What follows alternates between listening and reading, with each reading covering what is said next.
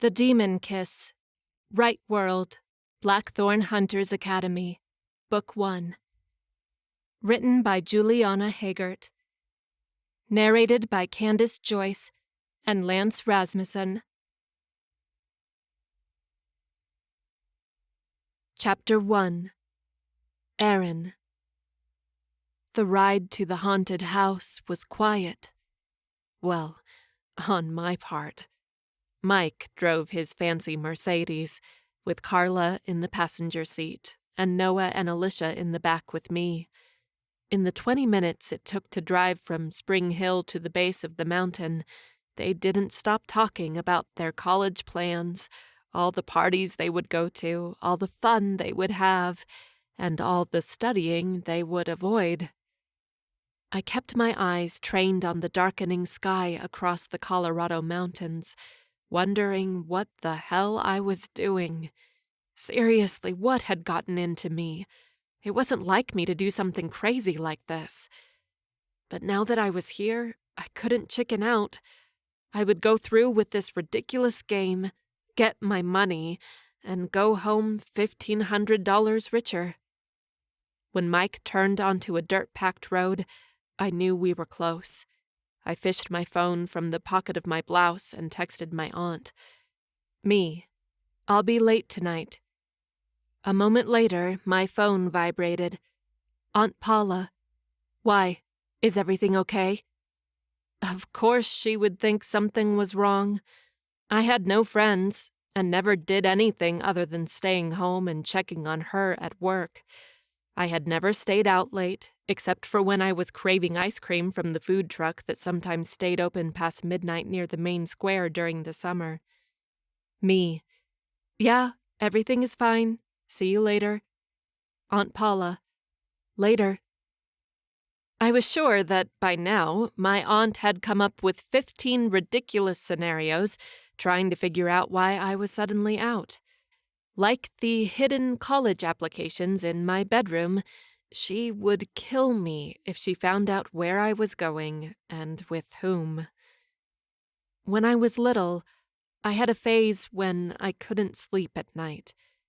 I thought there was a monster living in my closet. My aunt had been adamant that such things didn't exist. When I watched horror movies and became afraid, she would yell at me, saying it was all make-believe. Ghosts and any kind of supernaturals didn't exist, she always said. It took me a while, but I became convinced she was right by the time I was a teenager. As for the group I was currently with, my aunt didn't like them much. She had had some heated arguments with Carla's mother and with Noah's older brother. She always complained the rich people of Spring Hill didn't know how to spend their money and wasted it on useless stuff. She thought they were vain, selfish, and arrogant. I thought so too. A moment later, Mike stopped the car at the end of the road. He pointed to a faded wooden sign nailed to a large tree trunk. The house is supposedly that way.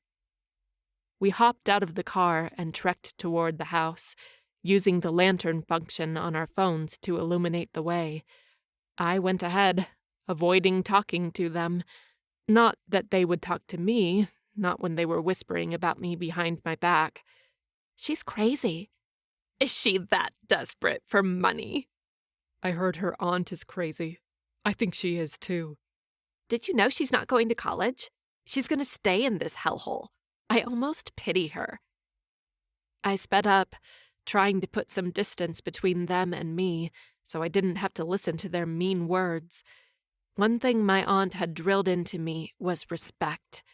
Even when you didn't particularly like someone or have anything in common with them, you showed them respect. I guess their parents hadn't taught them that. Blinded by my rage and stupidity, seriously, why the hell had I volunteered to do this? I only saw the house once I was practically at its doorstep. My stomach dropped as I lifted my head and took it in. The house was 3 stories tall, with a round turret on the right, a wraparound porch, and a balcony on the second floor. The wooden walls were rotten, the windows and doors broken, the roof, either missing or caved in, and the grass around it overgrown. As if teasing me, a chilly breeze brushed past me, sending a shiver down my spine. "Now that is one haunted house," Noah said from right behind me. "You could say that again," Carla muttered. Mike walked to me. "All right, Erin, see here?" He flashed the money in front of my face. $1,500. It'll all be yours if you stay inside the house for an hour. Shit. So much for easy money. I looked at each of them. They had gone to high school like normal kids, and now they all would be leaving our shitty town to go to college and pursue their dreams. They all also had way more money than me. A part of me resented them for having more opportunities at their feet. Another part of me was disgusted that I had come so low. Too late to back up now.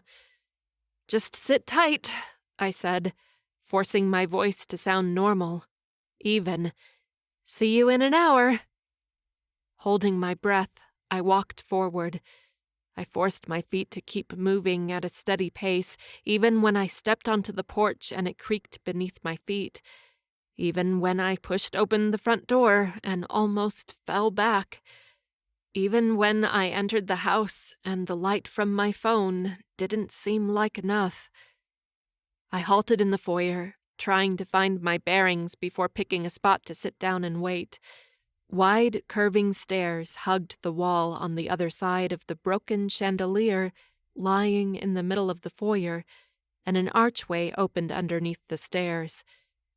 "Go farther inside," Mike yelled from outside. Groaning, I closed my eyes for a moment and thought about the money.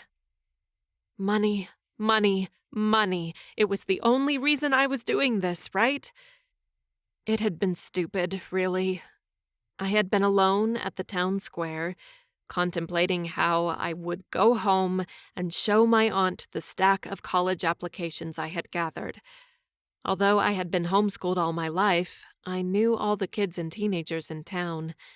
When Mike and his gang walked past me, talking about their bright futures and the many colleges that had accepted them, I felt angry, jealous. Why could they go and I couldn't? Because we didn't have money? Because I would have to move away? Those didn't seem like plausible excuses, even if my aunt was a freaking general and expected me to obey her every wish. I had thought about running away several times, to live my own life and go to college and do whatever pleased me, but I knew my aunt would just go after me and either drag me back or come with me. To her, I would always be a little girl. Then, these dumbasses had to talk about a dare. When Mike kept raising the bid for whoever went in the haunted house and none of them manned up, I volunteered. I guess the biggest dumbass here was me. Inhaling deeply, I opened my eyes and walked beyond the foyer. I crossed under the archway and found myself in a living room. Spider webs dangled from the high ceiling, and a few furniture items were covered by white sheets and dust.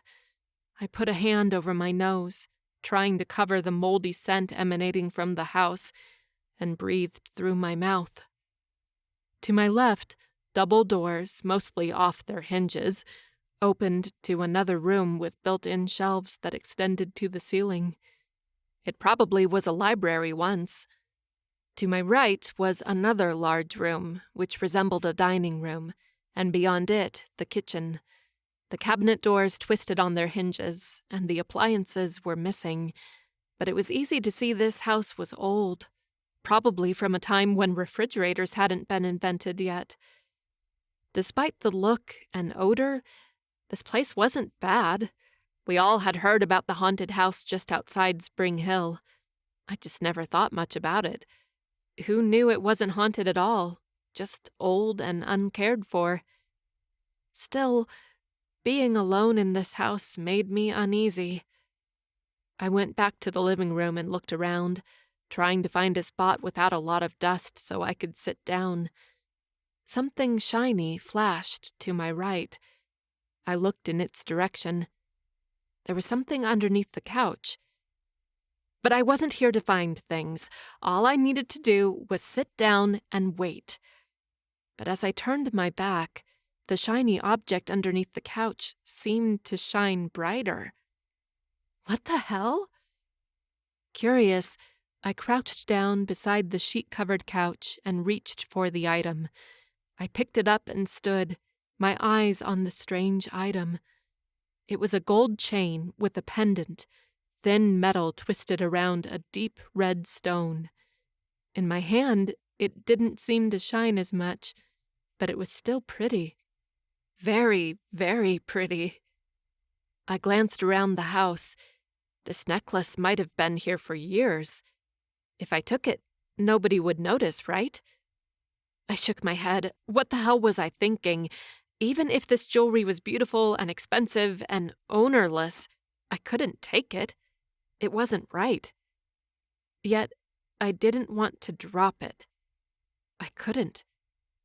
I put my phone down on the couch's armrest, opened the chain, and hooked it around my neck.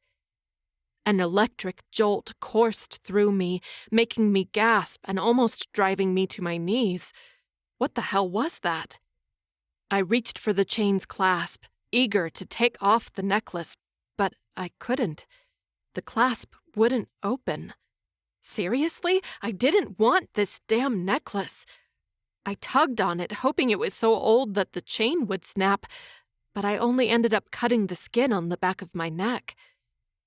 A moment later, a scream pierced the quiet. My blood chilled.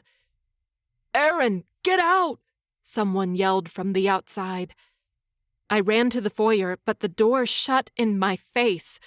Panic started in my stomach and spread as I grabbed the knob and tried to open the freaking door, to no avail. "This is not funny," I banged on the door. "Let me out!" Another scream echoed from outside. Then it all went quiet. "Guys, you're there, right? Open the door!" Nobody answered. I leaned my back against the locked door and inhaled deeply, trying to calm my nerves and think. This was a mean prank.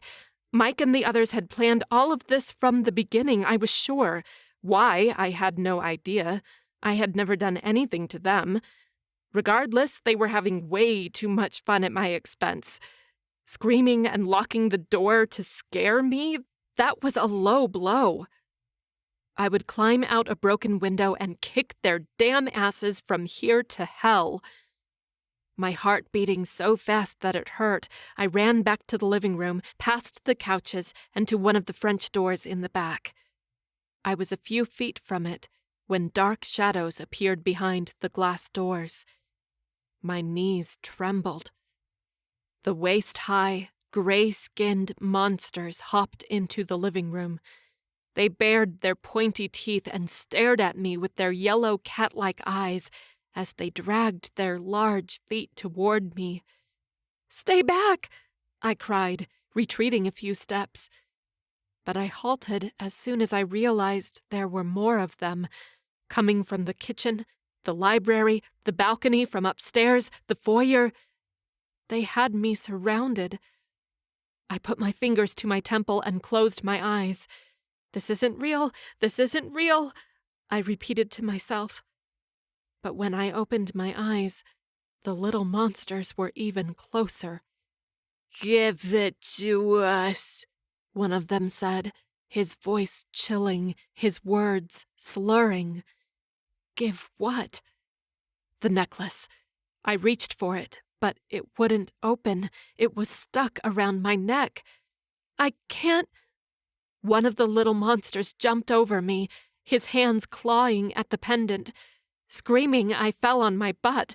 I tried pushing the monster back, but another one pulled my hair, while another tugged at my blouse and another grabbed my shoe. Holy shit, holy shit, holy shit! This couldn't be real!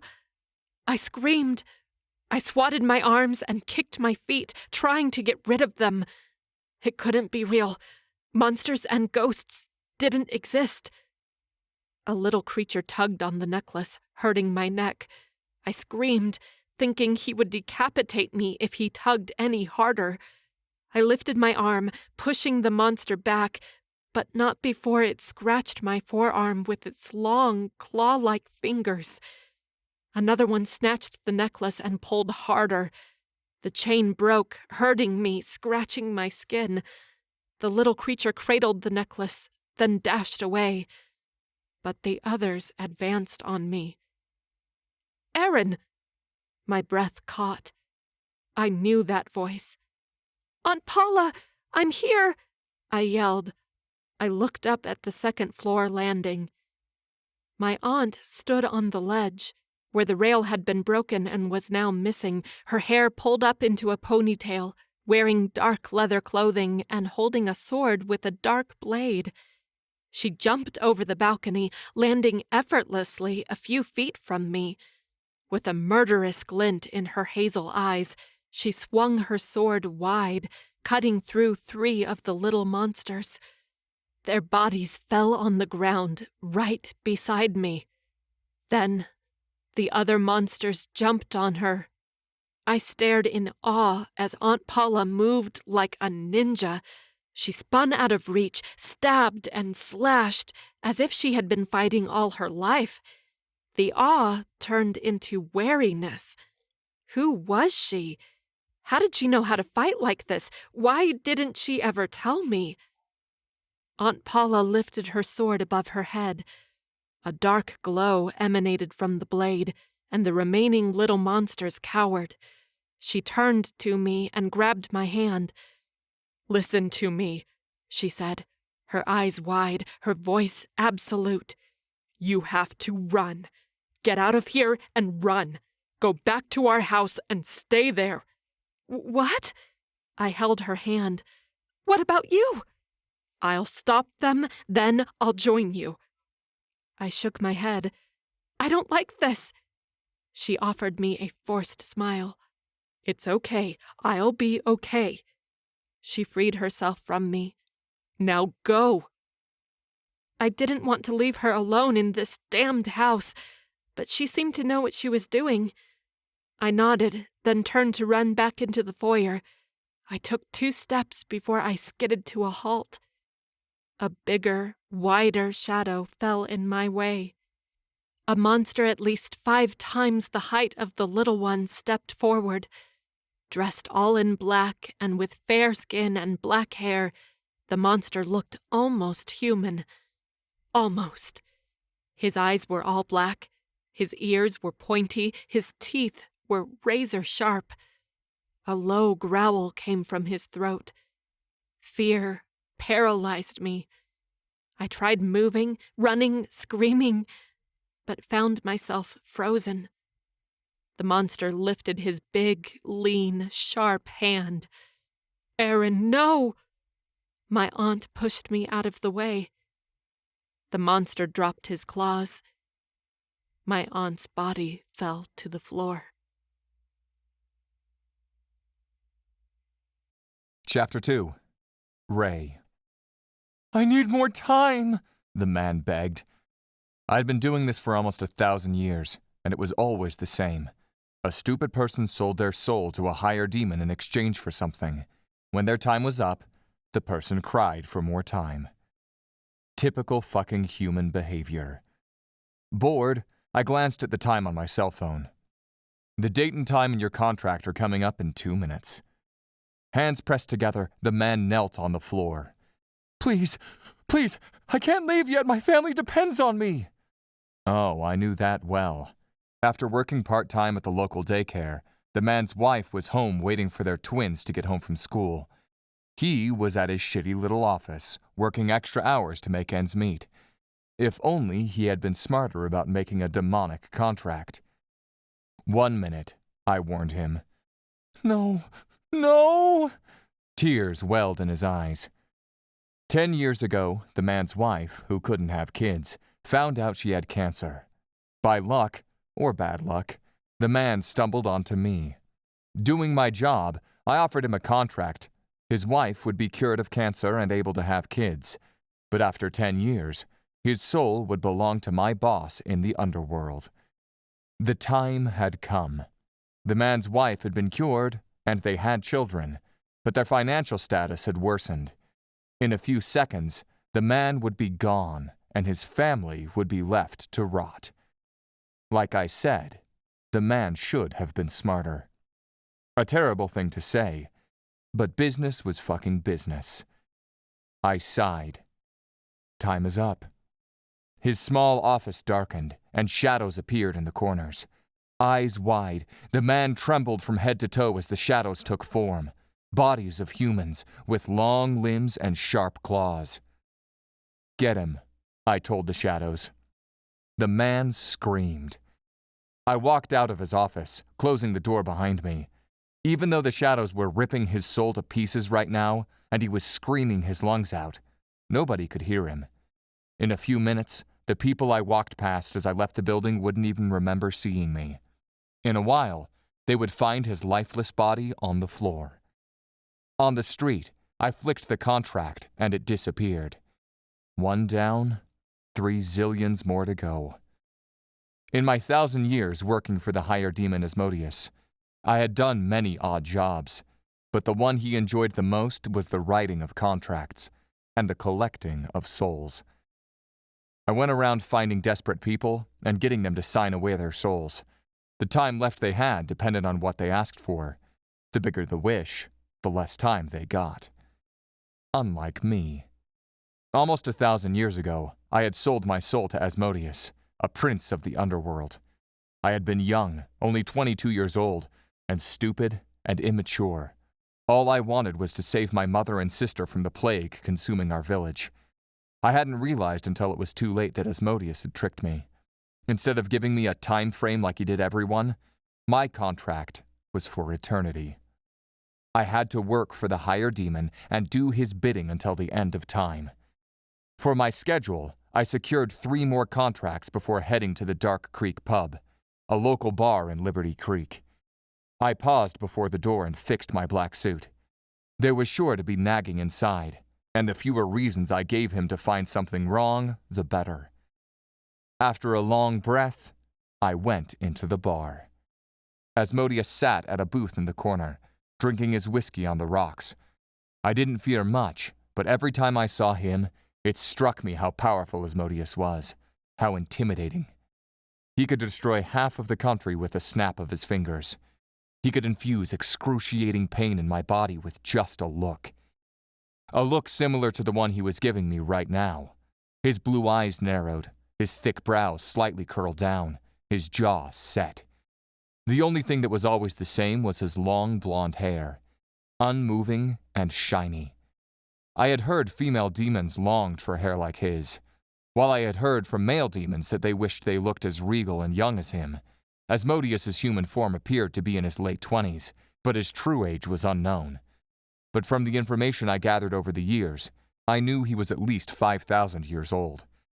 I took a seat across the table and placed the stack of contracts in front of him. Asmodeus lowered his gaze to the folders and counted them. Well done. He flicked his hand once, the contracts vanished, and a glass of whiskey appeared in front of me. Thanks, I muttered, reaching for the drink. I was more of an ice-cold beer kind of guy, but I wouldn't argue with him about such small matters. I should be able to collect 3 more contracts tonight. The high demon waved his hand. I have another task for you. Let's call it a special mission. I frowned. Usually I hated the special missions he sent me on. What is it? A new semester is about to start at the Blackthorn Hunters Academy. You'll go back there, pretend to be a student, and Randall's little puppy. He leaned forward, his elbows on the table. And you're going to kill him. But I pressed my lips tight, measuring my words. Despite what I said and what argument I brought up, I saw no way out of this. That's impossible. Randall was the first demon hunter and the headmaster of the Blackthorn Hunters Academy. He was immortal, incredibly powerful, and practically impossible to kill. Haven't you tried before? You're much stronger than I am." Asmodeus's face hardened. "I could have killed him, but other circumstances arose, and I had to give up." He brought his glass to his lips and drank the contents in one long swallow. "This time, we need to kill him." "May I ask why?" I dared to ask, though I braced myself. Surprisingly, he didn't hesitate before answering. "I want to take over the academy. We'll kill the demon hunters before they finish their training, so that our demons can come out of the underworld. They will be unhindered and can take over the world." A sly grin appeared on his lips. "We'll be the most powerful demons ever." I shook my head. "I can see the appeal. Randall trusts you," Asmodeus said, his voice eager, excited, as if this was already a done deal. "You can approach him without any suspicion and kill the bastard." "It's not that easy. Had I mentioned the hunter was immortal and fucking powerful?" "I'm willing to offer you payment for this job," Asmodeus said. I scoffed. He had offered me incentives before. What would it be this time? Money, more power, women? "Such as?" "Your freedom." My body went rigid. My breath caught. "What?" "Kill Randall, and I'll destroy your contract and give you your soul back." My soul. My freedom. I would once more be the owner of my fucking life. This was way too tempting. "What's the catch?" I asked, sure he was hiding a card up his sleeve. "No catch. Kill Randall before the end of the semester, and I'll give you your soul back. Simple as that." Asmodeus extended his hand to me. "Do we have a deal, my son?" I hesitated, but I didn't care about Randall. If killing him gave me back my wretched life, I would do it. I slipped my hand into Asmodeus's. "Yes, father." When I first met Asmodeus, I had no idea who he was. But he knew who I was. He knew he was my father. He told me I was a half-demon and that he wanted to take me to the underworld with him, but I refused. Then, my mother and sister got sick and were dying. He came back saying he would save them if I sold my soul to him. I didn't think twice. Because he was a higher demon, a prince of the underworld, he had given me a special place beside him. At first I had rebelled, but after about 300 years, I didn't care anymore. It all became automatic. Do whatever he told me, endure the underworld, command legions of demons. It was like breathing now. When I left the bar, the sun was almost set and nighttime was near. As I walked to my car, parked in the main square, one of the many shadows hiding in town approached me. It told me where to find a lesser demon who owed Asmodeus a favor and who had been hiding from us for a couple of months. If I went after him right now and made him pay before I headed back to the academy, Asmodeus would be satisfied. So, I followed the shadow's lead. I took my car out of town to the parking lot of a hiking trail. I left my car there and walked down the trail the shadow mentioned, my demon eyes adjusting to the darkening skies. Then, I steered away from it, going toward the base of the mountain.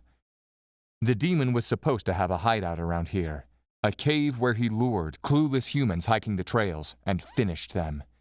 After looking for a few minutes, I found the cave, but besides some furniture, clothes, jewelry, books, and liquor bottles, there was nothing there. The demon wasn't here. I stepped out of the cave and extended my senses. Asmodeus had made me powerful, but I was still only half demon, and my senses didn't work the same way his did. I couldn't sense the damn demon, but I felt another disturbance in the air, somewhere to my right. I frowned in that direction. One thing Asmodeus had worked to erase was my curiosity. Unfortunately, that hadn't worked out well, though I was able to suppress it for the most part. Why should I bother suppressing it? The semester at the academy started tomorrow, and I would be back among humans. I could afford wasting a little bit more time. Following my curiosity, I went to the right, to the south. I only had to walk a few minutes before I stood in front of a ramshackle old house. I had heard of this house. It was said to be haunted, though I had never bothered to check it out. I could feel a faint hint of disturbance coming from it. Perhaps it was fucking haunted. Haunted houses didn't concern me, so I walked away. I had taken 3 steps when a scream pierced the quiet of the mountain. Without thinking, I ran toward the house. Chapter 3. Erin. I stared at my aunt's body on the floor. Her open, wide eyes stared up. Her chest didn't move. My brain didn't register those details as I crawled to her and shook her shoulder. "Aunt Paula," I said, my voice breaking. "Get up!" Her head lolled to the side. A scream ripped from my throat, and I scooted back. No, no, no. A hair-raising growl boomed through the living room. My blood chilled. The monster. I had forgotten about him. I turned and stood as the monster charged at me. I clambered back, my feet tripping on the dark sword. My aunt's sword. Hands trembling, I grabbed the weapon and pointed at the monster.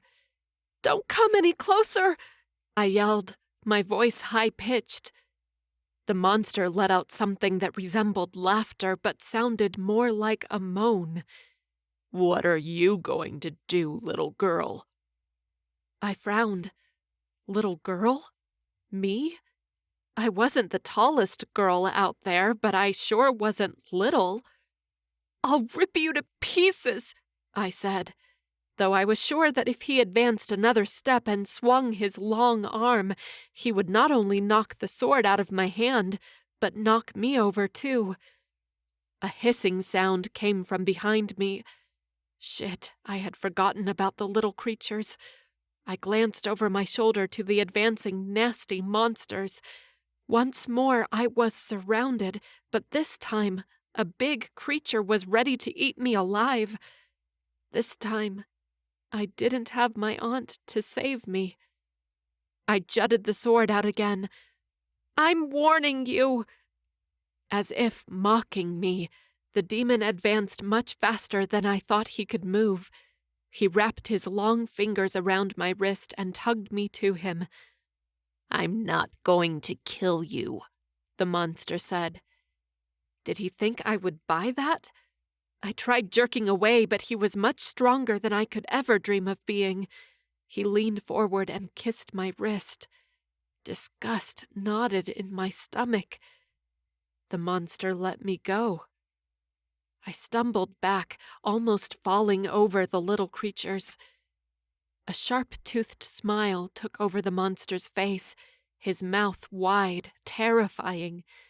"Now you're marked." I blinked at him. What? It didn't matter. I gripped the sword tighter. "Go to hell!" I lunged at him before he made a move at me. The monster flicked his wrist. A punch-like pressure hit my chest, and I fell back, falling on my butt and losing my grip on the sword. With his wicked grin, the monster leaned over me.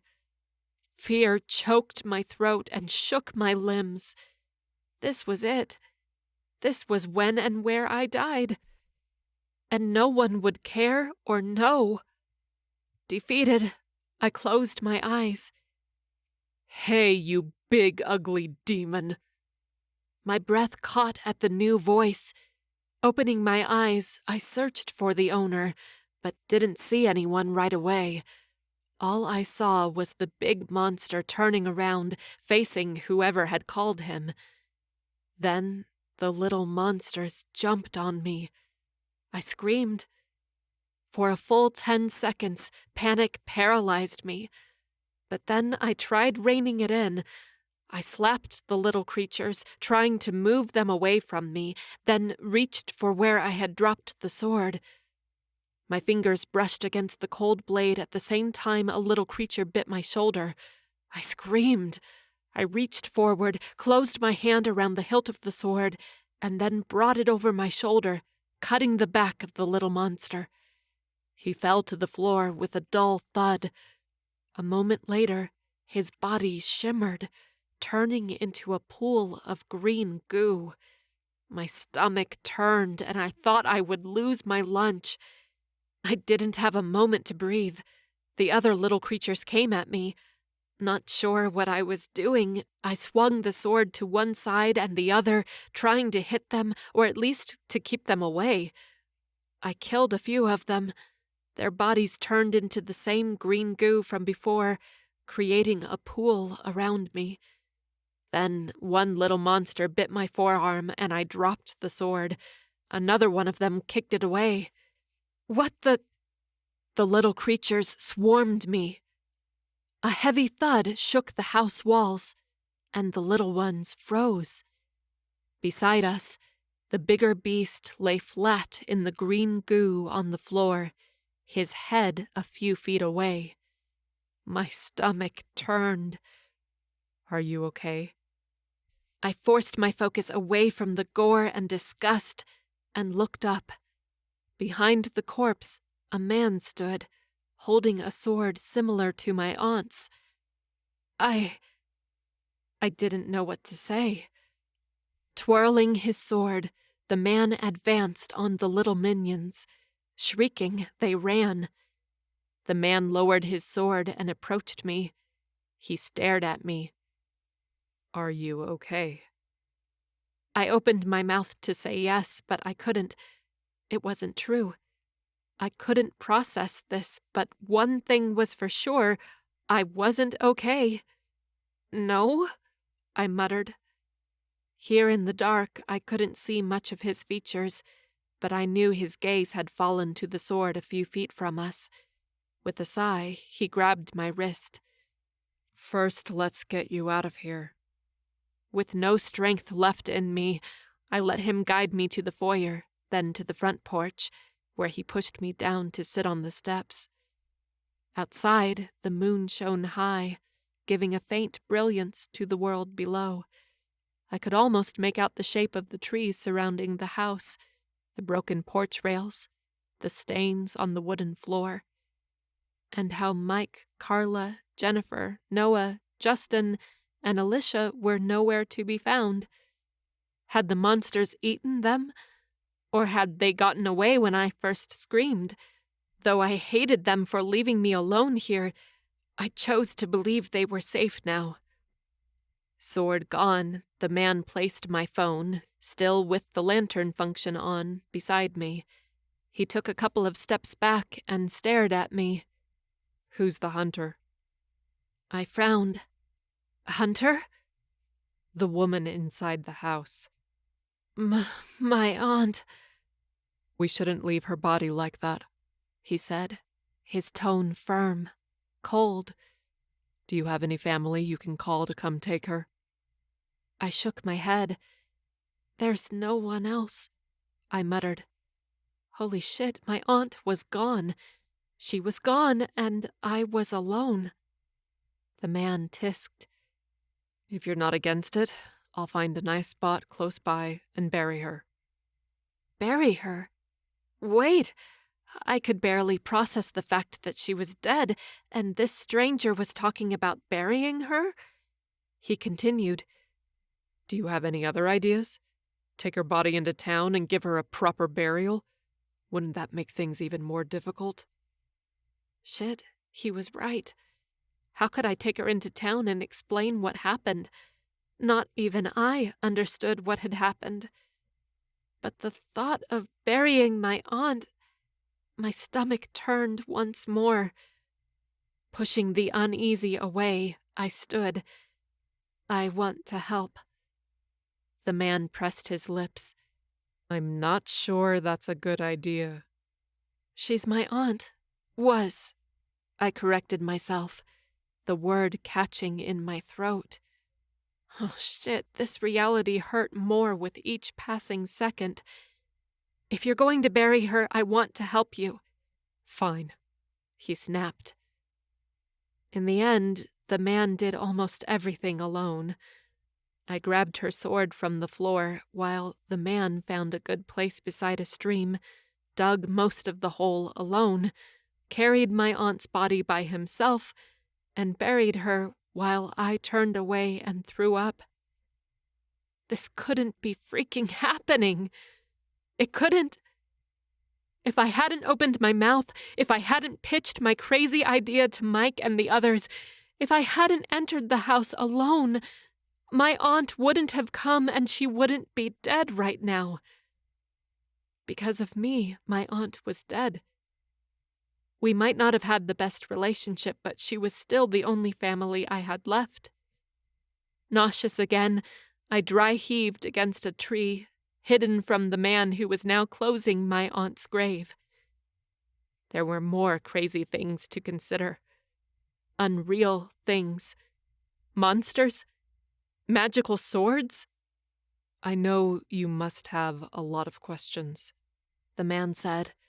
He appeared on the other side of the tree, his hands clean, despite the fact that I was sure I had seen him burying them in dirt a few moments ago. Why don't you come with me? We can go back into town where you might feel safer, and I'll explain everything to you. Go somewhere with this stranger?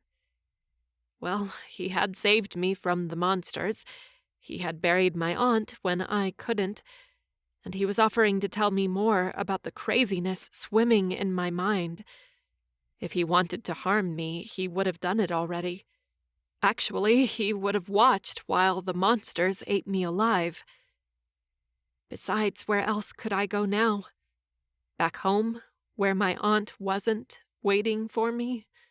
To that shitty town where I had lived most of my life and still barely knew my own neighbors? Not caring about right or wrong, I nodded. All right.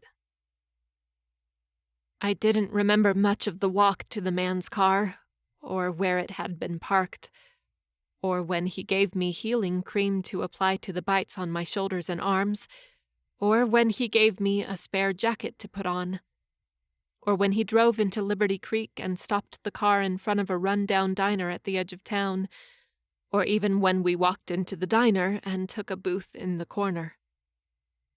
I finally woke up once the waitress brought the menus to us, and the strong scent of cigarette and cinnamon emanating from her filled my nostrils, bringing forth the nauseous feeling. All right, the man said, taking one of the menus. I think we could start with our names. I'm Ray Lowe. Right. I focused on the conversation so I wouldn't throw up again. Erin Delman. How old are you? Just turned 19.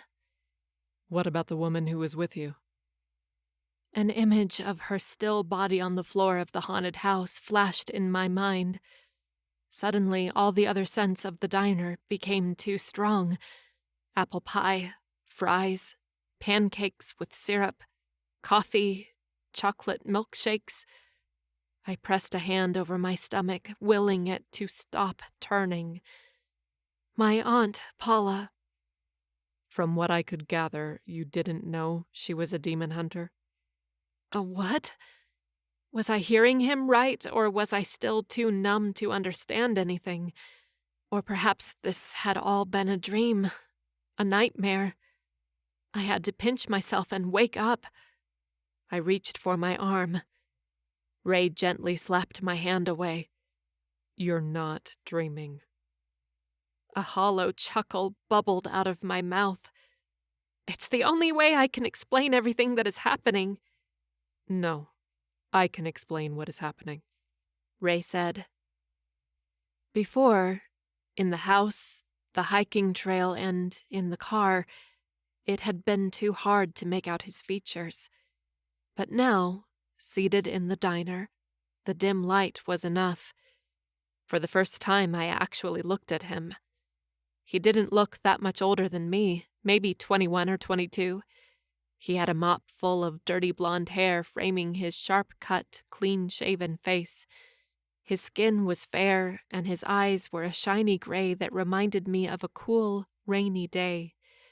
He had seemed tall when walking by my side, and now I could see his wide shoulders and slim arms under the black suit. Wait, black suit? Who went hiking in a suit? I frowned. What were you doing in the mountains? How did you find me? I was nearby on business, Ray said, his voice deep. I heard you screaming and went to help. I had no idea I would find another demon hunter in that house. What the hell? You keep saying that. What? Demon hunter? Yes, I don't even know what that means. I can... His voice faded when the waitress approached. Are you ready to order? She asked in her sugar-coated voice. Whatever mint she had to disguise the scent of the cigarette wasn't helping. My stomach was too upset to think about food, but Ray ordered food for us anyway. Once the waitress was gone, I started, "Please tell me something that makes sense, because honestly, what I just witnessed, it can't be real." I'm sorry to say it was all real, Ray said. Demon hunters are a type of supernatural with special abilities. They protect humans against the demons who come from the underworld and torment humans and their world. He paused. Your aunt was a demon hunter. I shook my head. She would have told me. Erin, I won't pretend to know why she didn't tell you, but there's one more thing you should know. That sword she had, the sword you used to kill the little imps, it has a name. It's called a Dawn Blade, and it can only be wielded by demon hunters. I frowned at him, not sure what he was trying to say. Then it dawned on me. No, not me. I would have known. If you had been raised in our world, maybe. But I believe your aunt, Paula, was trying to hide this world from you. If you noticed your increased strength or agility, she probably chalked it up that you were talented or whatever. I gaped at him. There had been a few situations when I did notice I was a little stronger than other people, a little more agile, sometimes a lot faster. When I asked my aunt about it, she said I was different. Like how some athletes seem to be able to do the impossible. She said I had many useless talents. But why? I whispered. I don't know, Ray said. What I do know is that your aunt is gone, and you're all alone. He reached across the table, grabbed my hand, and turned my arm so that the inside of my wrist was up. There was a dark, swirly mark where the monster had kissed me. This is a demon's kiss. That particular demon branded you, so he can later have your soul for himself in the underworld. I gasped. I killed him, but the mark will draw other demons in. I rubbed at the mark. How can I get it off? It'll fade with time, but only if you stay alive. The only place safe for you now is the place where you'll be protected by other demon hunters and learn how to fight back. I stared at him. And where's that? The Blackthorn Hunters Academy, he said, as if it was the most normal place in the world. It's where demon hunters are trained. It's where you could learn about your abilities and use them. I didn't care about any of that. Why would I? Until this morning, supernaturals and magic and demons didn't exist. Until this morning, I was complaining that the hardest part of my life was not being able to attend college. Until this morning, my aunt was alive. This was too much. I shook my head. I don't want to go anywhere. Then where will you go? How will you keep yourself safe? I looked down at the menu for a moment. The only option I saw was going back to my house. How would I live there without my aunt? How would I explain her absence? Where would I work and make a living? How would I fight off the demons that came for me? I didn't want to believe Ray. It didn't make sense that demons would want me. My brain still stumbled past believing demons were real, despite having been attacked by them. Before I could come up with an answer, the waitress came back with our food. Here you go, dears. She placed 2 plates with huge burgers and fries in front of us, followed by a coffee pot and 2 mugs. Enjoy. She walked away, and I stared at the food. You seemed out of it, so I ordered what I was having for you, Ray said. I hope it's okay. Yeah, it's fine. I turned the plate around so the fries were closer. My stomach still didn't feel too good, but I knew I needed something. I would munch on the fries and drink the coffee, but I didn't think I could handle the burger right now. You didn't answer my question, Ray pressed. How will you keep yourself safe? What do you care? I snapped. Ray's eyes widened. I let out a sigh. Sorry, it's just... I rubbed my fingertips on my temples. I felt a headache coming. This is too much to take in. I understand. He nodded. I really do. Unfortunately, I don't think you have much time. The demons will come soon. Besides, I'm going there tonight, to the academy. You can come with me. Right. He had a sword like my aunt's with him. You're a demon hunter. I'm a student at the academy, 4th and final year. Then I'll become a demon hunter. Tell me, what is this academy like? One corner of his lips tugged up. It's a great place, with fun classes and lots of people our age. More importantly, they can offer you something you won't learn anywhere else. You'll learn to fight demons and defend yourself. I let out a long sigh before sipping from my coffee. I needed more time to process all of this before deciding. Even if I had wanted to leave my previous life and run away and do something for myself, I had never imagined it could be something as crazy as this. I wasn't sure I was ready for all of this. I need more time, I muttered. Well, you have until I finish eating my burger. He picked up the burger. Until then, he had been eating only the fries. After that, I'm leaving. Shit. My mind hurt from trying to assimilate all of this. What would I do if I stayed? I didn't know. Sell the house? Go to college? What if demons came for me, like Ray said they would? Then I would end up dead because I doubted I would be lucky to have someone like him saving me a second time. But what if I went with him? I had always liked paranormal books and movies, and I often thought of how cool it would be to have superpowers.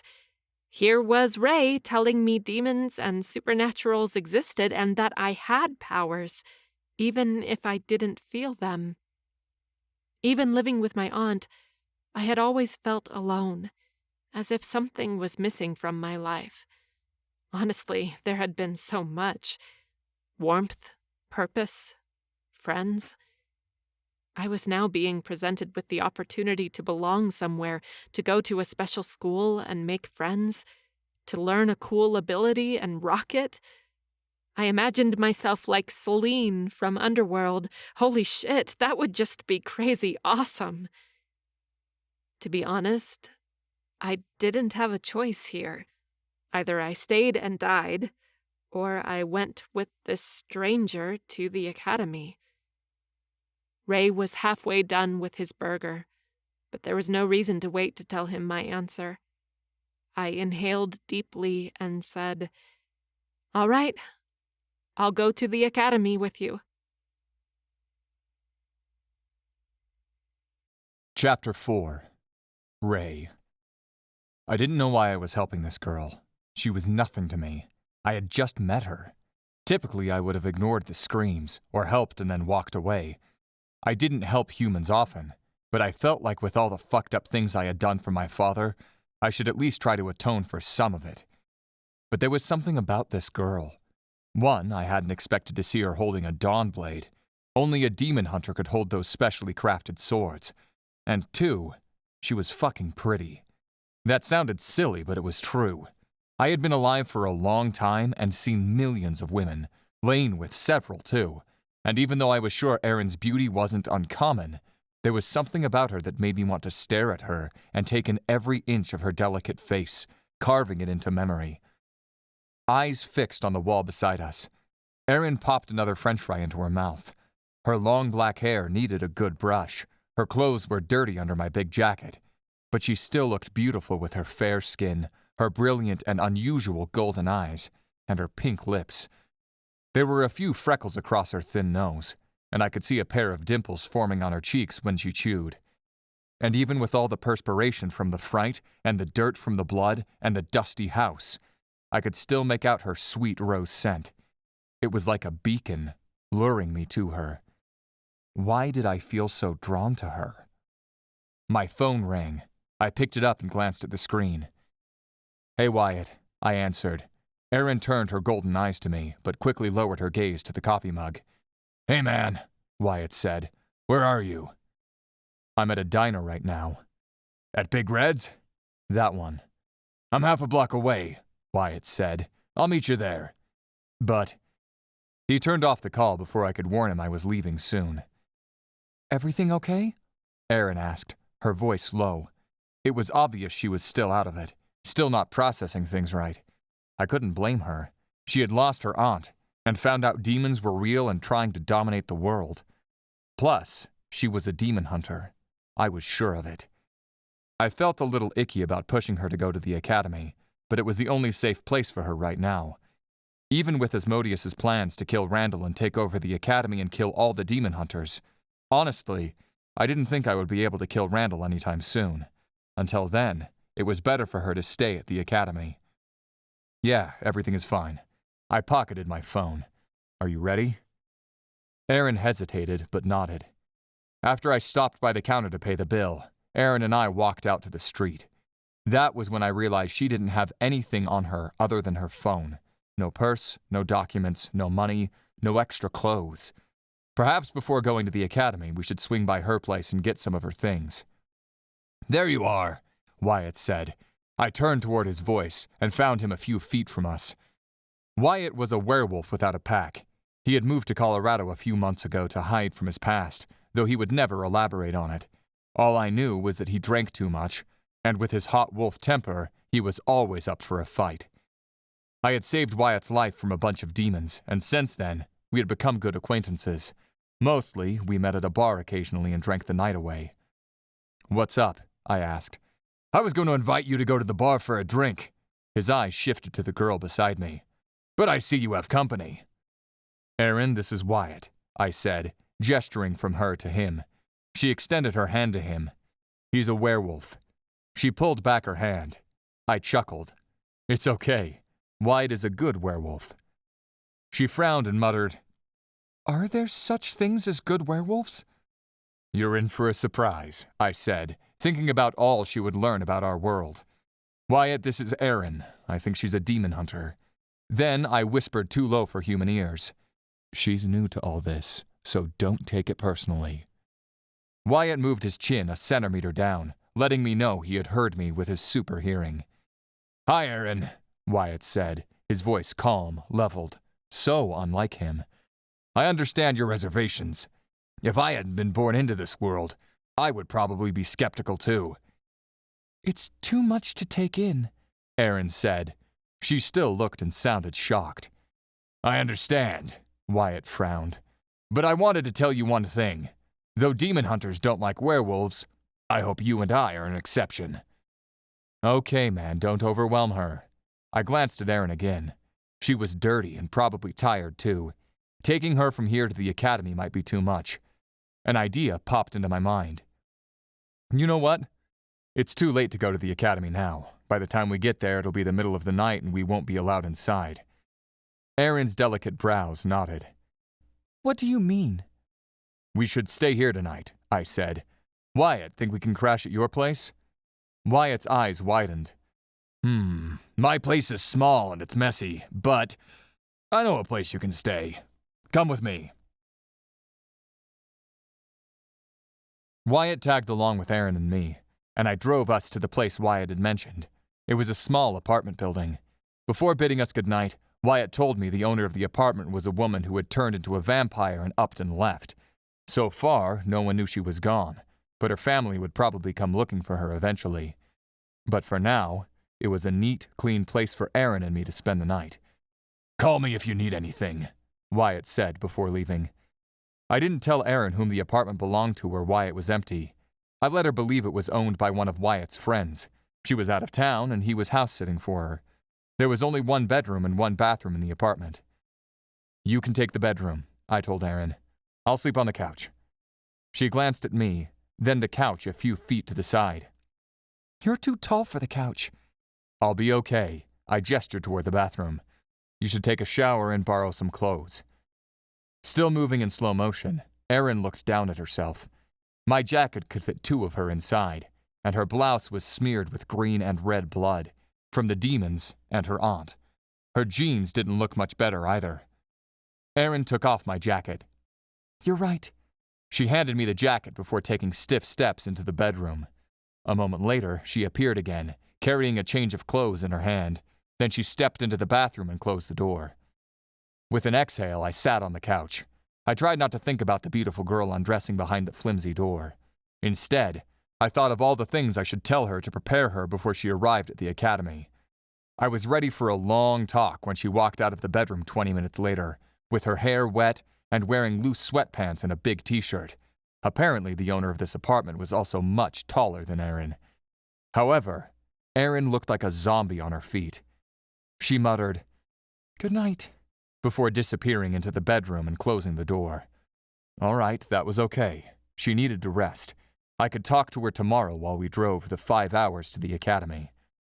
I glanced at the couch and sighed. Erin had been right. It would be too small for me. So instead of trying to squeeze on it and waking up with my back hurting, I grabbed a pillow and a throw blanket and lay on the rug on the floor. I closed my eyes, but my mind wouldn't shut up and my body was fucking restless. Still, I forced myself to stay still. It seemed I had closed my eyes when I heard a soft noise, almost like a mouse hiding in the corner. I sat up and looked around, but there was no one, no mouse. The sound came again.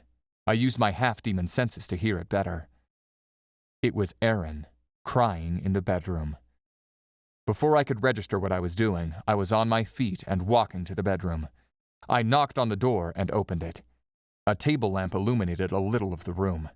Erin was on the bed, the covers bunched up around her bare legs, the big t-shirt barely covering her thighs. I swallowed and forced my eyes to her face. Erin, are you okay? Erin wiped the tears from her face and inhaled deeply, trying to calm down. Honestly, I'm not sure. She let out a strangled chuckle. I think I'm not okay. I stepped into the room. Want to talk about it? She shrugged. Talking about it won't change what happened. No, but it might make your heart lighter. I cringed on the inside. What the fuck was I saying? Had I become a therapist now? Yet I couldn't help myself. I sat down on the edge of the bed. Why were you at that house? It was so stupid. Tears welled in her eyes, giving them an even brighter golden shine. It was a dare. Worst part is, I was the one who proposed it. You thought the house wasn't really haunted? Right. I never expected demons to be true. If I hadn't gone there, if I hadn't been so stupid... She didn't finish her sentence, but I knew what she meant. If she hadn't gone in that house, her aunt would still be alive. Something like sympathy swirled in my dead chest, bringing forth feelings I had thought I had forgotten. I lost my mother and my sister, too, long ago. She wiped at her eyes, stopping the tears before they fell.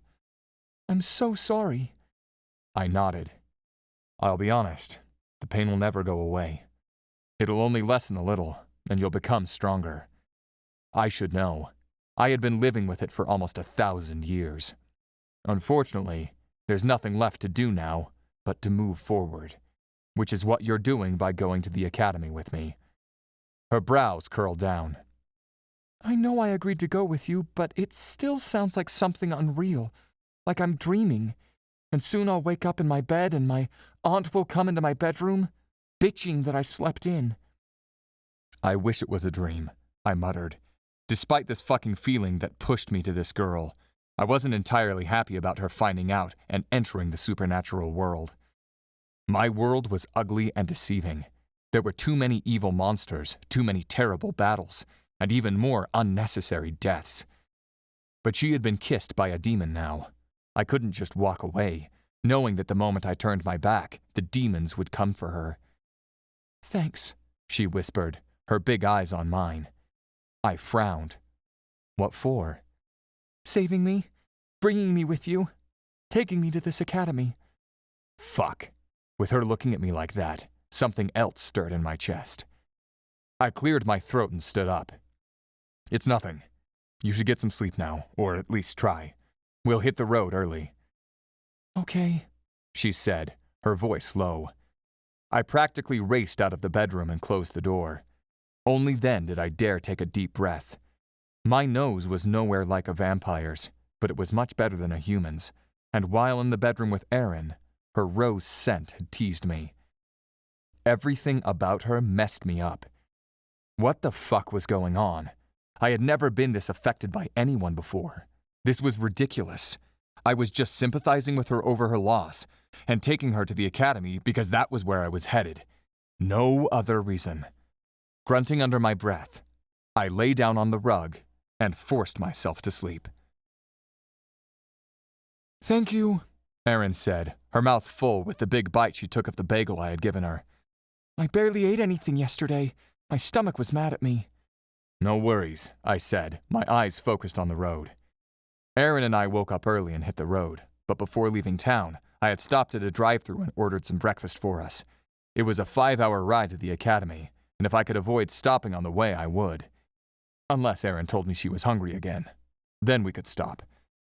What the fuck was I thinking? I shook my head and forced my mind to clear, to focus on the road. After she was done with her bagel, Erin twisted her body to the side and faced me. Tell me more about the academy, or about demons. What do you want to know? Anything. This is all new to me. Glad to have something other than her alluring scent to focus on, I started. Let's see, there are several rankings of demons. Lesser demons, neutral demons, higher demons, and grand demons. The lesser demons are the most common and numerous. Those imps that attacked you at the house were lesser demons. The bigger demon I fought was a neutral one. Don't let the term fool you. Neutral demons can be powerful. I paused. Most higher demons and all grand demons can shapeshift into animals, and some of them can shapeshift into humans. Erin frowned. They must like that to trick the demon hunters. I nodded. They do, but with time, hunters developed ways to detect when a demon is shapeshifted. It isn't 100% effective, but it works well most of the time. Eyes still on me, Erin rested her head on the seat back and relaxed. What else? It was hard to focus on the road, on the subject we were talking about, when she looked at me like that. I cleared my throat and went on. The other thing you should know is that the headmaster of the Blackthorn Academy is Randall Boucher. He was the first demon hunter. His descendants inherited his power and became demon hunters. You're one of them. You mean we're all related? In a way, I admitted, but you have to understand that Randall is old, like several millennia old, so the bloodlines have spread out a lot. She gaped. How is that possible? Good question, I answered. Nobody really knows how old he is, and how he managed to stay alive for so long. He's also the founder of the Academy, which has been around for 2,000 years. He was much older than that, though. Randall first created the Blackthorn Hunters, a group of specialized demon hunters. However, with time, the number of hunters increased, and Randall decided to create the Academy to prepare hunters before they joined the fight, and also to filter out hunters who might not be good at their work. Wow, I feel like he might be a celebrity. In a way he is. He's powerful, the most powerful of all of us. And that was why my mission was so fucked up. If I ever was able to kill Randall, then that meant suicide too. There was no way I could kill him without using all my power. "What else?" she urged. I thought for a minute. What else would she, a young woman who had been living as a regular human, want to know? Let's see, the academy is 4 years, and usually the students start at 18 or 19 and finish when they are 22 years old. It's a boarding school, so students stay in the dormitories, but most go home during winter break and summer vacation. I frowned. Oh, and cell phones aren't allowed. "What?" she practically shrieked. Yeah, I know. Everyone protests, but the headmaster won't change the rule. You can have it in your dorm room, but you can't carry it on campus. Also, no mention of the school or pictures of the school on social media. "Social media makes sense," she muttered. Other than that, it's like a normal school. Classes all day, meals in the cafeteria, library open late for studying, special events here and there. Nothing much. "Nothing much," she said with a snort. "For me, it's everything." She glanced out the window. "Everything is changing." I understood. I really did. But I couldn't do much about that now. The conversation died out. When I glanced to the side a few minutes later, Erin was sleeping. With her luscious hair falling to her waist, her face peaceful, her lashes touching her cheeks, she looked like an angel.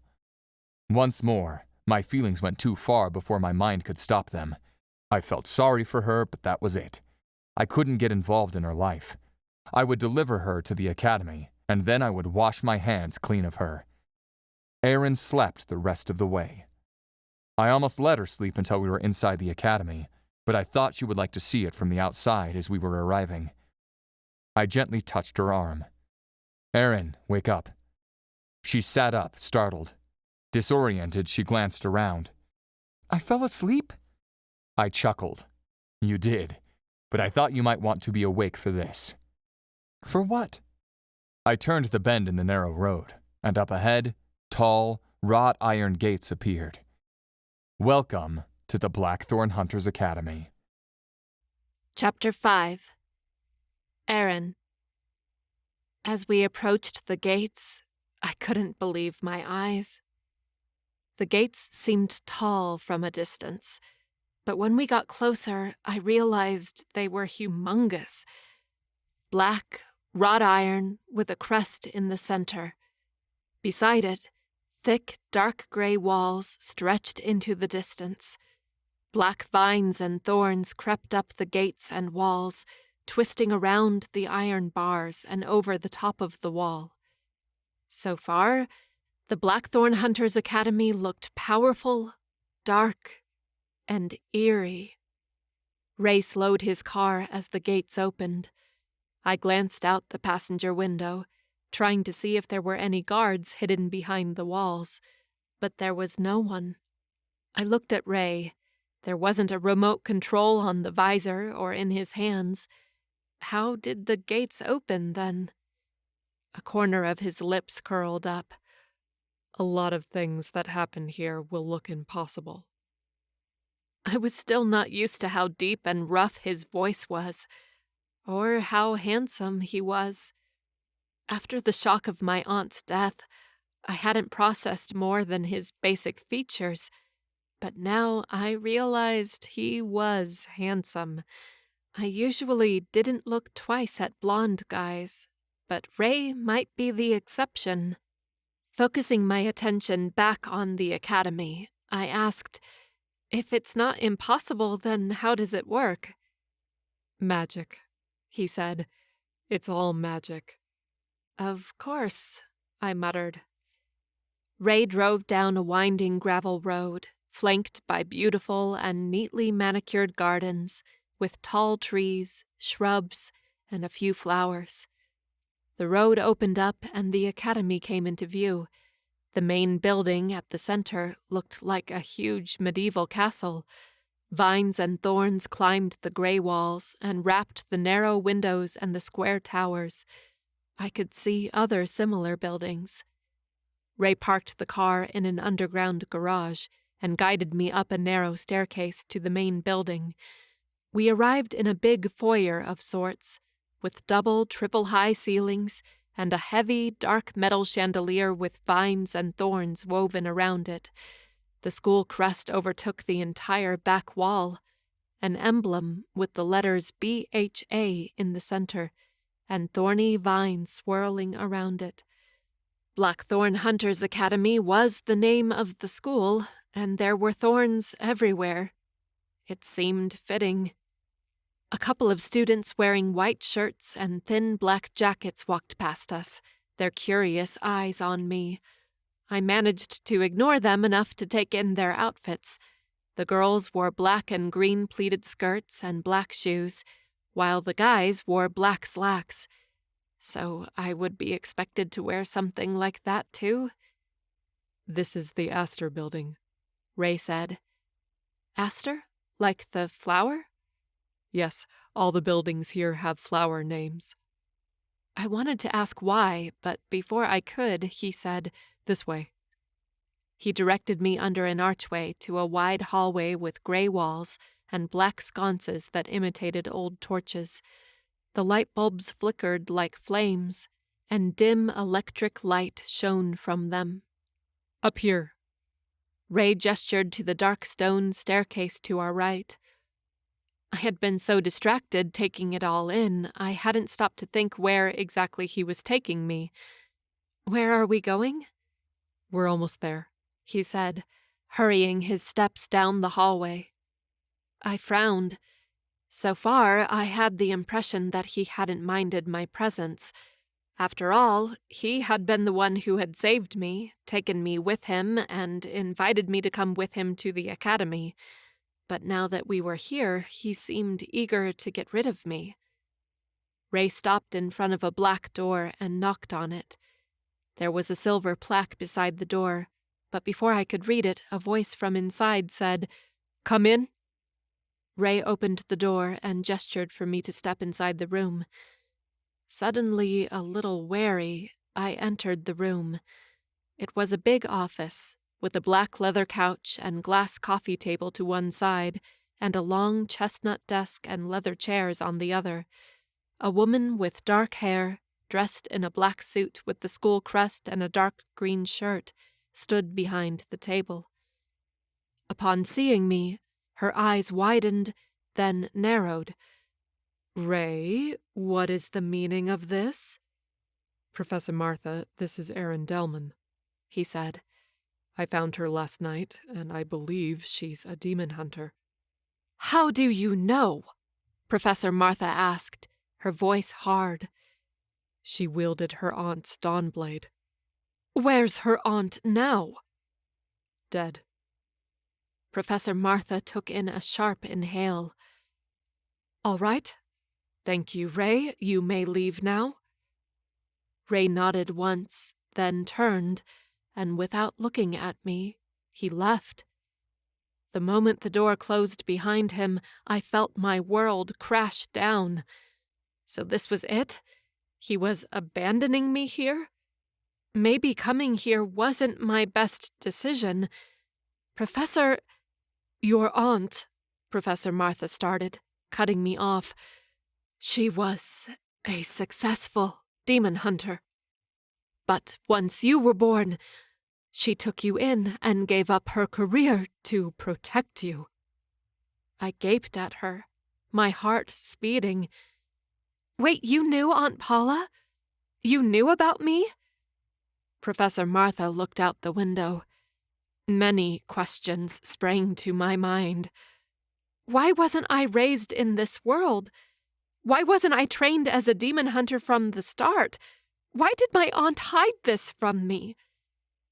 "Even if I knew the answers to your questions, I'm in no position to answer them," she said. Her hard hazel eyes turned back to me. "Since you're here, you might as well start classes tomorrow." Professor Martha sat in the chair behind the desk.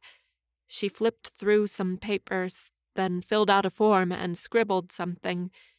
"Here." She extended the paper to me. "This is your class schedule."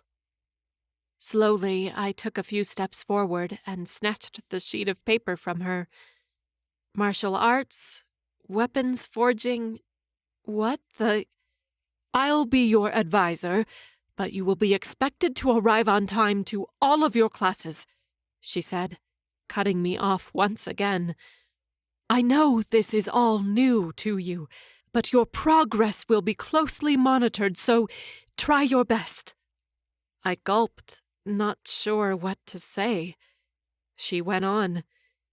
Because of your age, you'll be placed in the second-year class, which means you'll have a lot to catch up on, and I trust you're mature enough to do it by yourself. However, since most elective classes are already full, you'll have one class with the third years and one with the fourth. She pointed to the paper in my hands. You'll find your dormitory building, the gardenia building, and room number in the corner. I wrote down some directions to make it easier to find. I'll send someone to your room later with your uniform and books. She waved her hand at me. You're dismissed. I stared at her. That was it.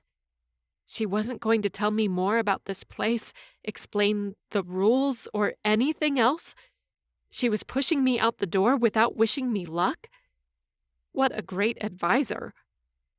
Feeling lost and a little angered, I walked out of her office and walked back the way Ray and I had come in. I paused in the foyer. I glanced at the paper in my hand and read the directions to the dorm. Exit the Astor building through the back door, turn left on the stone path, follow the signs for the... I rolled my eyes, an urge to crumple the paper and throw it away hitting me hard. What else could I do, though? Without much of a choice, I followed the directions Professor Martha had written down. Once outside the Astor building, I halted and gawked at the giant tree taking over the center of the courtyard between several buildings. Its trunk and branches were black, and there were no leaves, just winding branches, vines, and thorns. Lots and lots of thorns. Blackthorn. Was this where the Academy's name came from? All right, enough with the questions. My mind would implode with them. All I needed to do was find my room, read through my schedule, and make sure I knew it by heart.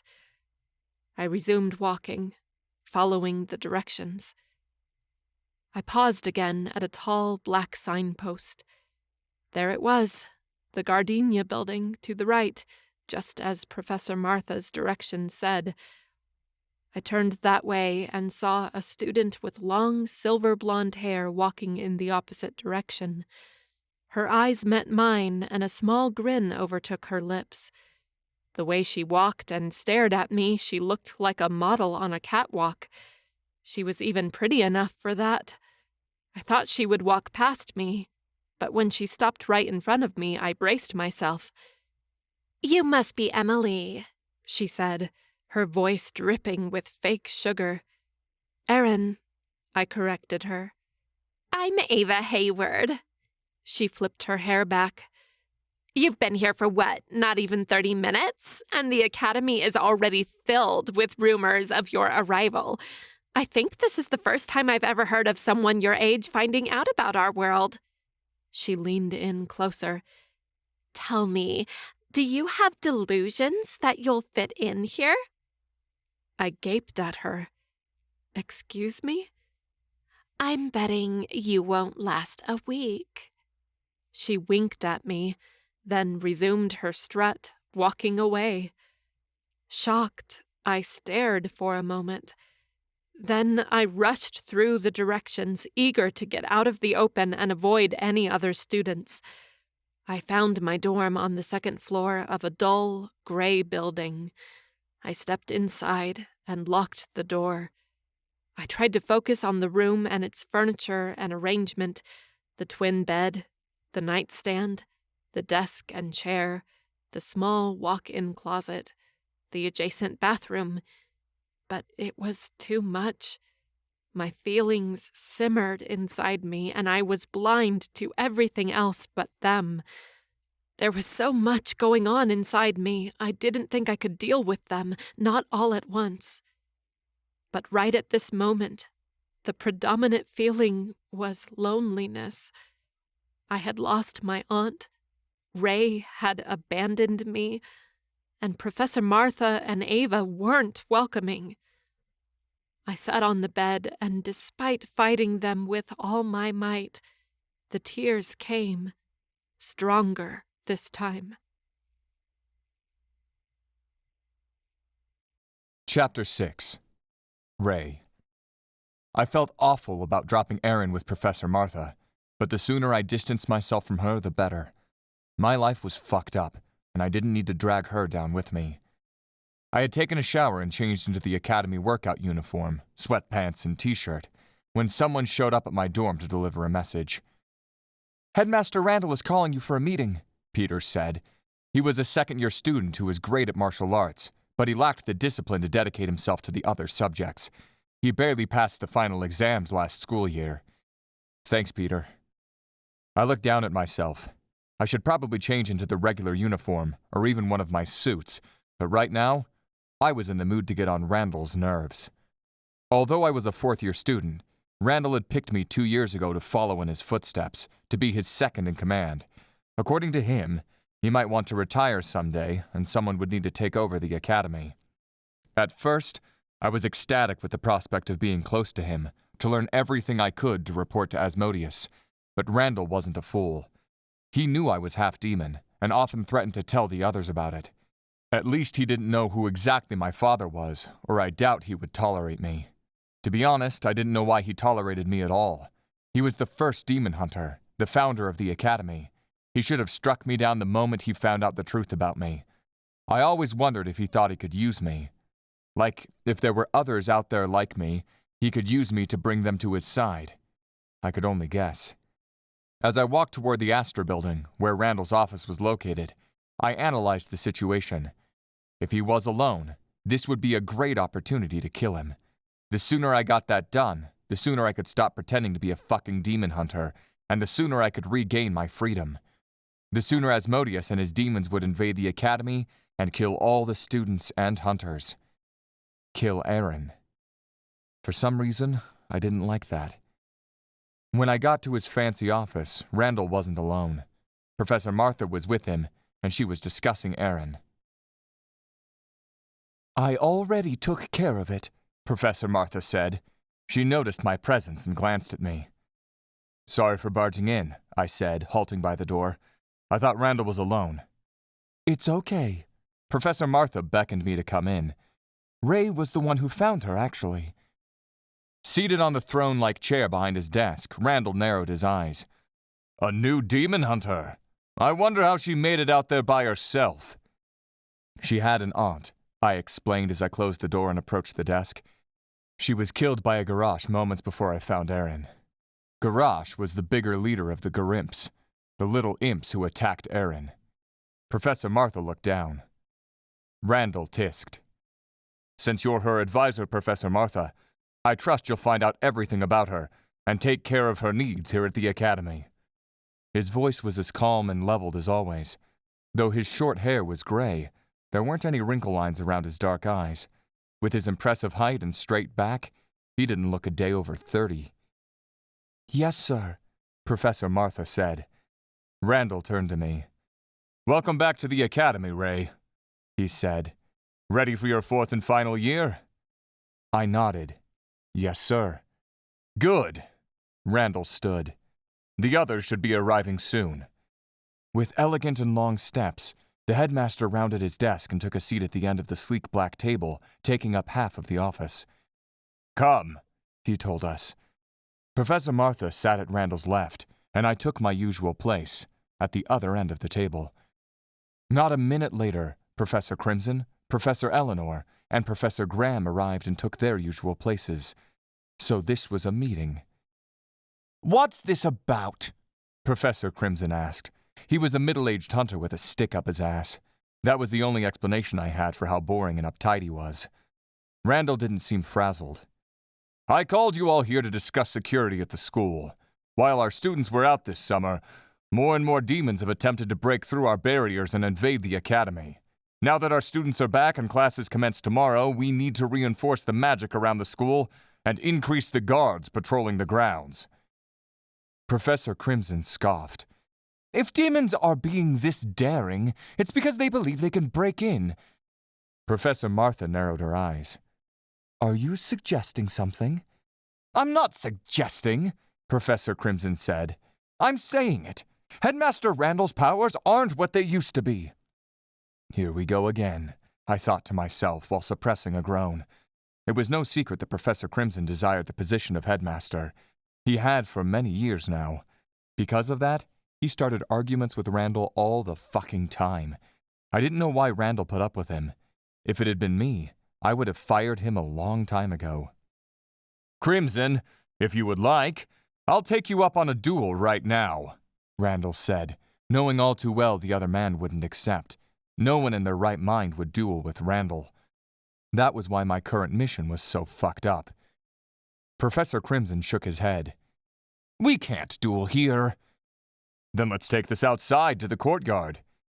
What about the blackthorn tree? Professor Crimson asked. He always came up with the worst excuses. If he really wanted to take up Randall's mantle, he should start by not being such a chicken. Can you two please stop? Professor Martha interceded. She was usually the most serious of all of us, and the one that broke them apart before their petty arguments turned into a brawl. You're acting like children again. Please, put your differences aside and think of what's best for the school. Right, Professor Eleanor said. We're talking about school security.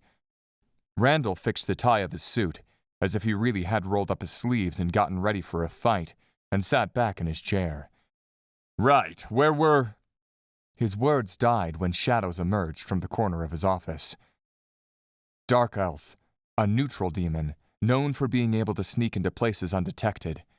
However, here in the academy, we had special protection that should have detected their presence. Randall, the professors, and I jumped off our chairs as the shadows shaped into tall and lean humanoids with pitch-black skin, a skeletal face, and horns on their bald heads. Their eye sockets were hollow, and their mouths were a long slit from side to side, filled with sharp fangs. What the? Randall shouted. Kill them! The professors and I called our dawn blades, the dark blade appearing the moment our arms extended at our sides. Without waiting for them to advance, I lunged at the nearest demon. With 6 of us, strong as we were, the neutral demons had no chance. In a matter of seconds, we had cut through them and cleared the room. Holding our breath, we waited a few more minutes, in case there were more hidden, but after a while it was obvious there weren't any demons left. What was that? Professor Martha asked. Dark Elf inside the academy is unacceptable, or any kind of demon for that matter. Exactly my point, Randall said, sitting in his chair again. He held his sword with both hands. His sword wasn't like ours. It was jet black with a wavy blade, and the hilt looked like a broken branch. Despite its simple look, his sword was powerful. It had come directly from the blackthorn tree, like the first generation of demon hunter swords had. Now, we didn't get them from the tree, but we magically forged them. There should never be demons in here. I waited for him to cut me a look, but he didn't. So what do we do now? Professor Eleanor asked. Should we do a campus-wide search to make sure no more Dark Elf are hiding inside the academy? That's a good idea, Professor Graham agreed. It is, but it's not enough. Randall lowered his sword. I'm putting Ray in charge of security. What? Professor Crimson shrieked. I've tolerated his invites to our meetings and his input, but Ray is a student. He shouldn't have any authority. Randall leaned forward on the table, his elbows on the smooth black top. I'm the headmaster, and I trust Ray. He is on his way to becoming the greatest demon hunter this academy has ever seen, and I am putting him in charge of security. He turned his eyes to me. Make sure those demons are gone, and that none of them can enter this academy. I nodded. Yes, sir. Meeting dismissed, Randall said, waving his hand at us. Because I didn't want to hear Professor Crimson bitching about me, I was the first out of the office. I was sure to lose my temper and do something I would regret later. So I kept walking, until I was sure I was far away from them. Feeling like I was being pulled in several directions, I halted in front of the blackthorn tree and stared at its black thorns. How would I be able to secure the campus and kill Randall at the same time? If I did one, it meant I was giving up on the other. Letting out a sigh, I went back inside the Astor building and headed toward the security office. Killing Randall could wait for now. Chapter 7. Erin. Last night, after crying more than I had ever cried before, I decided I wouldn't freaking cry anymore. Every time I thought about my aunt, sorrow and guilt overwhelmed me, but I fought through it. Crying wouldn't change anything. All I could do now was honor her by trying my best and becoming as good as she was. But that didn't mean I felt ready for this. I glanced down at my class schedule. I must have read the thing 300 times since yesterday afternoon. Last evening, a woman brought me clothes, books, pens, other class materials I would need, toiletries, and some snacks. I was especially thankful for the food, because then I could skip going to the cafeteria for breakfast this morning. Although I was rather eager to meet the other students, I didn't think the cafeteria was the best place for it. Every few seconds, Ava and the way she treated me crossed my mind. If all the students were like her, I was screwed. All right, I shouldn't worry about that now. I was here, wasn't I? I couldn't hide in my room. All I had to do was think this was like going to college. I had wanted to go to one so freaking bad. This was my chance. Although training to be a demon hunter was somewhat cooler than becoming a lawyer, a dentist, or a teacher. For all the classes, female students were supposed to wear a white shirt, dark green tie, black jacket, and a black and green pleated skirt with white socks and black shoes. But for my first class, martial arts, we were supposed to wear black tactical pants, a black thermal tee, and black combat boots. What was up with all the black?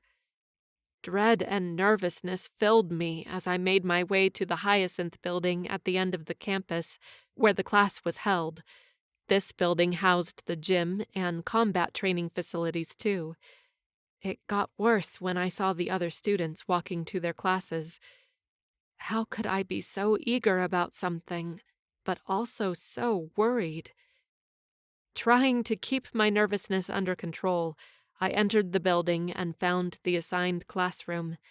It was a large room, with mats on the floor and one wall covered in mirrors.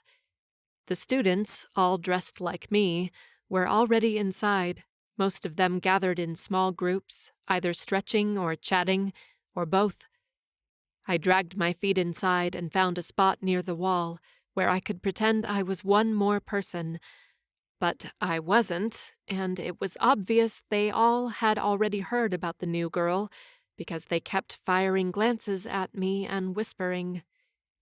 Ava was there. She stood near the mirrors with two other girls. Staring at me, she said something to her friends. Then they all laughed. I puffed out my chest, determined not to crumble, and started stretching my arms, shoulders, and neck. Not a minute later, a woman with a long gray braid and plump red lips walked in. She wore a black suit with a green shirt, the professor's uniform. She walked with sure steps to the center of the room. The students promptly circled her, all ready for whatever she was going to say. I scooted closer, but didn't push my way through. "All right, this is what we'll be working on today," said the professor, whose name I still didn't know. She beckoned a male student to come to her. The young man walked in a circle and stood in front of her, his feet apart, his hands up. "Attack me, Peter," she said. Peter rushed at her, his fist ready to land a punch. The professor took a small step back, parried his incoming arm with her hand, closed her fingers around his wrist, twisted his arm out and away from her body, hit him with her elbow, and landed a kick to his chest. All her movements were controlled and precise, and I bet she wasn't really hitting him that hard. Then she hooked that same leg on his ankle, bringing him down. "Ouch," he muttered. "If the supernatural you're fighting seems like he'll stand up after that, then you can land a punch." The professor crouched down and demonstrated, her fist stopping a centimeter from the student's face. "Oh, you can stomp on the sensitive areas." She stood and brought her foot to his crotch. Peter brought his hands down, protecting that area. A few students chuckled, but the professor cut them a hard look. "Understood?" she asked, looking around. "Yes, Professor Genevieve," everyone replied. At least I knew her name now. "Then get to work." She clapped once, and the class dispersed. "Erin Delman?" Her voice was hard, as if she was ready to reprimand me. "Yes?" I walked to her. "I understand you're a new student, but to remain in my class you'll have to catch up," she said. "I'll do my best," I told her, being honest. "Ava Hayward," the professor called. The blonde bitch skipped to us. "Yes, Professor Genevieve?" "Since you're one of my best students, pair up with Erin today," the professor said. My eyes widened. Hell no. "Please teach her some basic moves, then move on to today's exercise." "My pleasure," Ava said, a fake smile plastered on her face. The professor walked away, and Ava turned to me, her fake grin still on her face. "Are you ready to have your ass kicked?" I groaned on the inside. "It won't matter if I ask you to go easy, right?" "Right!" She didn't give me time to think. She lunged at me. Unprepared, I stood there as she landed a punch to my gut, then swiped my feet from underneath me. I crashed to the mat. Pain radiated through my back, and the air rushed out of my lungs. What a freaking piece of shit! Slowly, I got up. The moment I stood upright, Ava was on me again. This time I was expecting it and stepped to the side. I tried the technique Professor Genevieve had showed us, but I wasn't fast enough. Even if I had been fast, I wasn't sure what I was doing or trying to do. Ava brought me down again. She chuckled, watching as I groaned on the floor. I glanced at the professor. She walked around the room, stopping here and there, correcting some stances and moves from other students. She had looked our way, but if she noticed Ava, she didn't care. So that was how this was going to be? I took my time standing up, but once more, the moment I had both my feet under me, Ava jumped me. I moved a little faster this time, but I only lasted a second longer than before. She was an experienced fighter, or at least much more experienced than me. I had never been in a fight or had self-defense lessons before. At this point, I couldn't fight. I tried my best to stay up for as long as I could, but Ava always brought me down. By the end of the class, I had hit the floor about 100 times, if not more. When the class was dismissed, all the students walked out as if nothing had happened. Well, this was a normal class for them, after all. I couldn't move, though. Hurting all over, I stayed sprawled on the mat, trying to calm my breathing. Shit. If it hurt this bad now, I couldn't imagine how bad it would be later today, or tomorrow. I wanted to close my eyes and take a nap, but my next class started in less than 10 minutes, and I still had to stop by my room and change clothes. Pain shot up my legs with each step I took, but I had to rush. I arrived in the classroom for my next class, Demon History, with 30 seconds to spare. This classroom looked like an auditorium. Desks and chairs that formed a semicircle around a long black table at the bottom of the room. and a white board behind it that filled most of the wall. There was one open spot right in the middle of the room. I sat down only 2 seconds before the professor walked into the room. "You're the new girl," someone said in a low voice. I glanced at the girl sitting beside me. She had huge green eyes, black-framed glasses, and soft brown curls. There were lots of books and notebooks spread in front of her, more than I thought we would need for this class. "Yes, I'm Erin." "I'm Claire," she said with a smile. "Welcome to the Blackthorn Hunters Academy." I tilted my head. Could this girl actually be nice? Or was she playing a trick on me? "All right," the professor said loudly. The first thing I noticed about him was that he was short and stocky. He had messy black hair and thin glasses that rested on the tip of his long nose. "This year, we'll be reviewing the years 483 to 561 BC, when there were some interesting wars in the supernatural world. Please open your books to Chapter 1. This class was much easier than my previous one. At least this one I didn't need to get my butt kicked. Professor Graham, his name was written on the sheet he passed around the class, read some of Chapter 1 and explained a little more about it. Then he told us to gather in pairs or trios for the upcoming project, which was explained on the sheet he had handed to us. "Want to be my partner?" Claire asked, her voice soft. "Sure," I said, genuinely content about pairing up with her. She looked like she was good at studying, and so far, she had been nice to me. "Cool." She wrote our names on another sheet and passed it along so other students could sign it. When class was dismissed, she turned to me. "What do you have now?" "Nothing," I said. "Not until later in the afternoon, I think." "I'm heading to the cafeteria for an early lunch. Want to join me?" "I would love to." Walking out of the classroom with Claire, I felt so relieved. Despite my rough start, I had finally made a friend. I wasn't alone in this place anymore. While we walked to the cafeteria, I told her about Ava.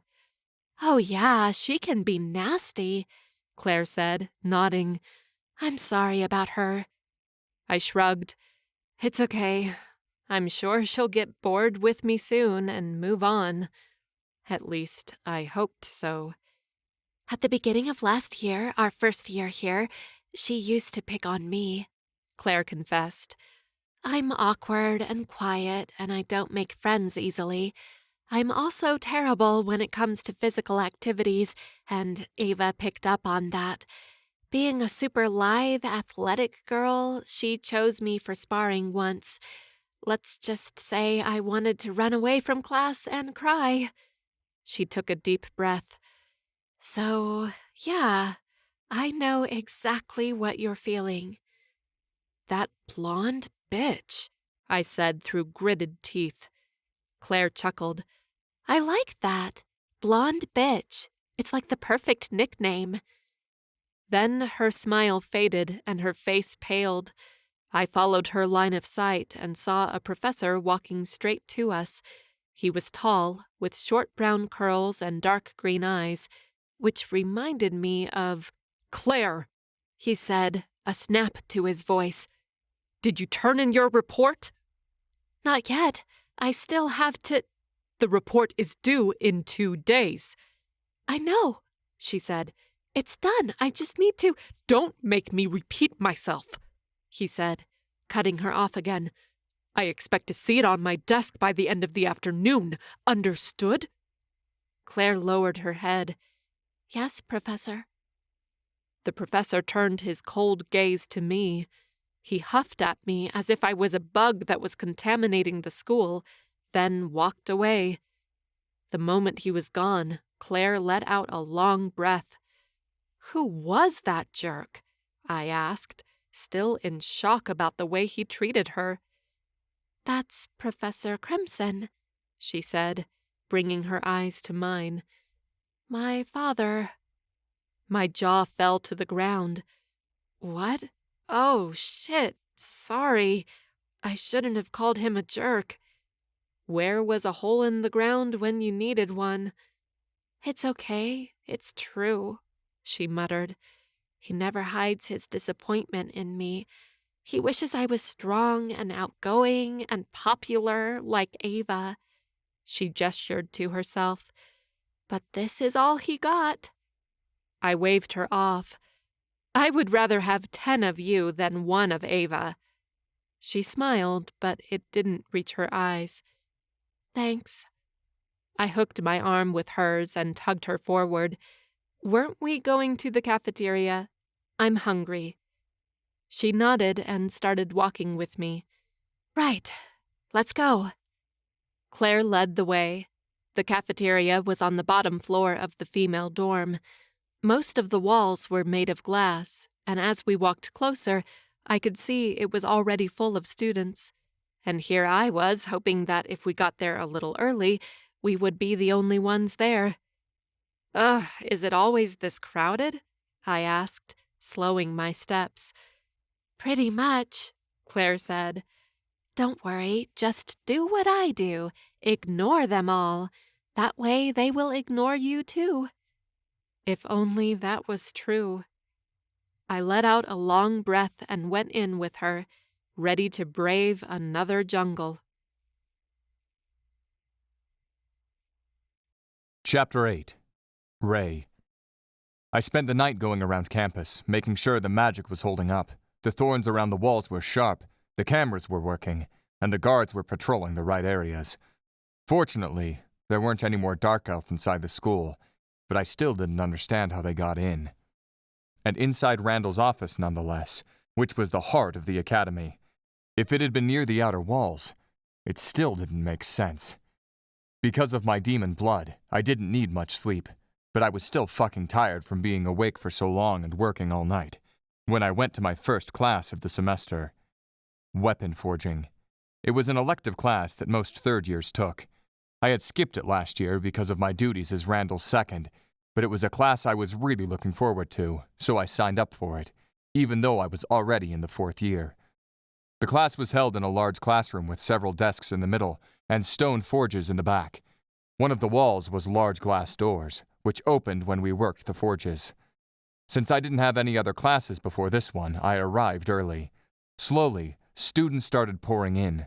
Like I predicted, most were third years, except for the girl with black hair and pretty golden eyes. Erin entered the classroom, throwing me off. I hadn't expected to see her in this class. Because of her age, she was a second-year student, but she should have been assigned to first-year electives. What was Professor Martha thinking? Her eyes met mine. She paused for a moment, then took a sharp turn and sat in an empty spot in the back. A few minutes later, Professor Astrid walked in. She was a short woman of about 60, who seemed too fragile to hold a fork in her hand, much less handle the heavy weapons we made. But despite her appearance, I knew she was agile and clever for her age. "All right, students," she called. "Because of the number of forges we have, I'll need you to pair up. Pay attention to the names I call. You'll be working together for the rest of the year." She started rattling off names until only 2 were left. "Erin Delman and Ray Lowe. Because you 2 are the only ones who aren't in the 3rd year, you'll use forge number 12. What the fuck? An urge to glance at Erin hit me, but I held strong. But once the professor told us to move to the forges, I had no choice. All I wanted was to avoid her for the rest of the semester, and yet, here I was, walking to her desk. "Hey," I said, feeling incredibly lame. "Hey." Erin closed her notebook. "Should I just leave my things here?" "Yeah, you won't need any of that at the forge." We walked to Forge 12, the closest one to the open glass doors. From here, we could see the extensive courtyard and a hint of the blackthorn tree in the distance. Erin stared at the forge as if it were a monster. I swallowed a chuckle before it slipped past my lips. "If a year ago someone had told me I would one day forge a weapon, I would have thought that person was on crack," she muttered. I could only imagine how she felt right now. For some reason, I felt like helping her out. "First, we should turn it on," I said, reaching for the little metal door underneath the stone forge. I showed her the button and knob beside the door. This is where we turn the fire on. I clicked the button and fire sparked to life. And we control the temperature with this. I turned the knob until it was set to 400 degrees. That was enough for now. "Tell me there's a magical option," she said, starting the fire. "Like a menu where I choose which weapon I want. Then I throw some metal inside the forge and the chosen weapon is spat out a few minutes later all ready and pretty." This time, I chuckled. That's a neat idea, but no, there's no easy path. I turned to the big crate in front of the forge, with a lot of metal pieces inside. "First, we need to decide what you want to make." I looked at her. "You don't have a dawn blade yet, do you?" I tisked. "But we would need more time to do one of those." I picked up the metal that had already been cut. "This could work as a nice dagger." "I'm lost here," she said. "I'm okay with whatever you choose." She was overwhelmed, I got it. I would let her off the hook and just show her everything today, but I would certainly require her to be more hands-on in the next class. "All right, let's do a dagger then." I cut the end of the metal for the tang, about 8 inches long. "This is called a leaf," I said, showing her the piece I had chosen. "This is different from what it'll be in the end." To mold the leaf into the blade I wanted, I put it in the fire, then used a hammer to shape it. All the while, Erin stood right by my side, just over my shoulder, watching everything with attention. I was aware of her so close by, of her rose scent tickling my nose, of how sexy she looked in that ridiculous collegial uniform. Next, I worked on annealing the blade, then grinding. Because the class was only 2 hours long, we didn't have time to finish the dagger, but I felt like we had made good progress. "I confess, it seems like hard work, but it's also pretty cool," Erin said as we walked out of the classroom. "Is that how you make a dawn blade?" "Yes and no," I said. "A dawn blade uses a magical metal, so we don't need a lot of melting and shaping, but it's still hard work and a long process." She frowned. "Do all students have a dawn blade?" "They receive it when they start classes the first year. You should talk to Professor Martha. I'm sure she can have one made for you." Brows still curled down, she nodded. Then, she picked up a sheet of paper and read it. She halted and glanced around. "I have to meet Claire at the library to start working on our project." She looked down at the paper again. I leaned a bit closer and saw it was a campus map. "It's that way, right?" "Not quite." I placed my finger on the map. "We're here." I dragged my fingertip to another point on the map. "And here is the library, in the Iris building." "Oh," she sighed. "This place is so huge. I'm still lost." She started walking away. "Thanks." "Wait," I called before I could stop myself. "Come on, I'll show you another way to get there." Erin hesitated, but she ended up following me. I took her down a narrow stone path that cut between the dorms and rounded near the outer northwest wall. It was isolated here, and it made the walk twice as long, but there was something here I thought she would like to see. Before this class, the last time I had seen her was when I dropped her at Professor Martha's office. It had been only yesterday, but for some reason, it felt longer than that. At the time, I wanted to get away from her for her own safety. I should still keep my distance. I should keep our interactions to the classroom, but I didn't want to. She wasn't saying or doing much, but I was enjoying her company. Wanting to hear her voice, I asked, "Should I ask how your first day was?" She groaned. "Not good. Well, it depends, actually." She told me about sparring with Ava and having her ass kicked, then about meeting Claire and finally making a friend. She also told me about bumping into Professor Crimson and being shocked at how he treated his daughter. "He's like that with everyone, but worse with Claire," I told her. Next, she told me about lunch in the cafeteria and how everyone had stared at her. For some reason, I felt like stopping there tomorrow during lunchtime and sitting with her. I was sure they wouldn't stare then. But that was something I shouldn't do. I shouldn't even be showing her this shortcut. I should have sent her to the library and gone to my next class. "Then, the weapon forging class," she said. "I confess it sounds super cool, but I'm still intimidated by it all. Just looking at that forge makes me nervous." I fought off a grin. I could tell. She shook her head. "Sorry, you asked me about my day, but I'm sure you didn't expect a full report. It's just I'm so overwhelmed. Sorry. It's okay. I understand. To my dismay, I wanted to know the details of her day. Suddenly, the neat green grass changed into bushes of black vines, thorns, and red roses. The red roses had magically been inserted among the bushes, just to make them prettier, and right now, they reminded me of Erin, of her beauty and her sweet scent. "This place is incredible," she said, spinning around, her amused gaze on the rose bushes. I fought a smile. "Glad you like it." She halted and looked at me, her eyes narrowed. "Are you showing me this on purpose?" I brought my hand to my neck, not sure how to answer that, but before I could, something prickled my skin. I sensed it a split second before it appeared. A muttmog jumped out from behind a bush along the outer wall. Erin screamed. With an arm out to protect her, I twisted out of the way. The gray-green-skinned creature kept coming, snarling. Standing on all fours, the muttmog looked like a big, furless wolf, and instead of ears, it had two big, curling horns. My dawn blade appeared in my hand. As if by magic, two more muttmog appeared beside the first one. "What the fuck?"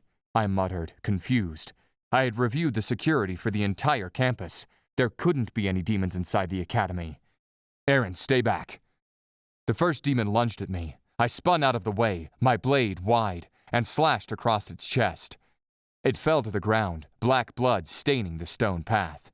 The second one shrieked before attacking me.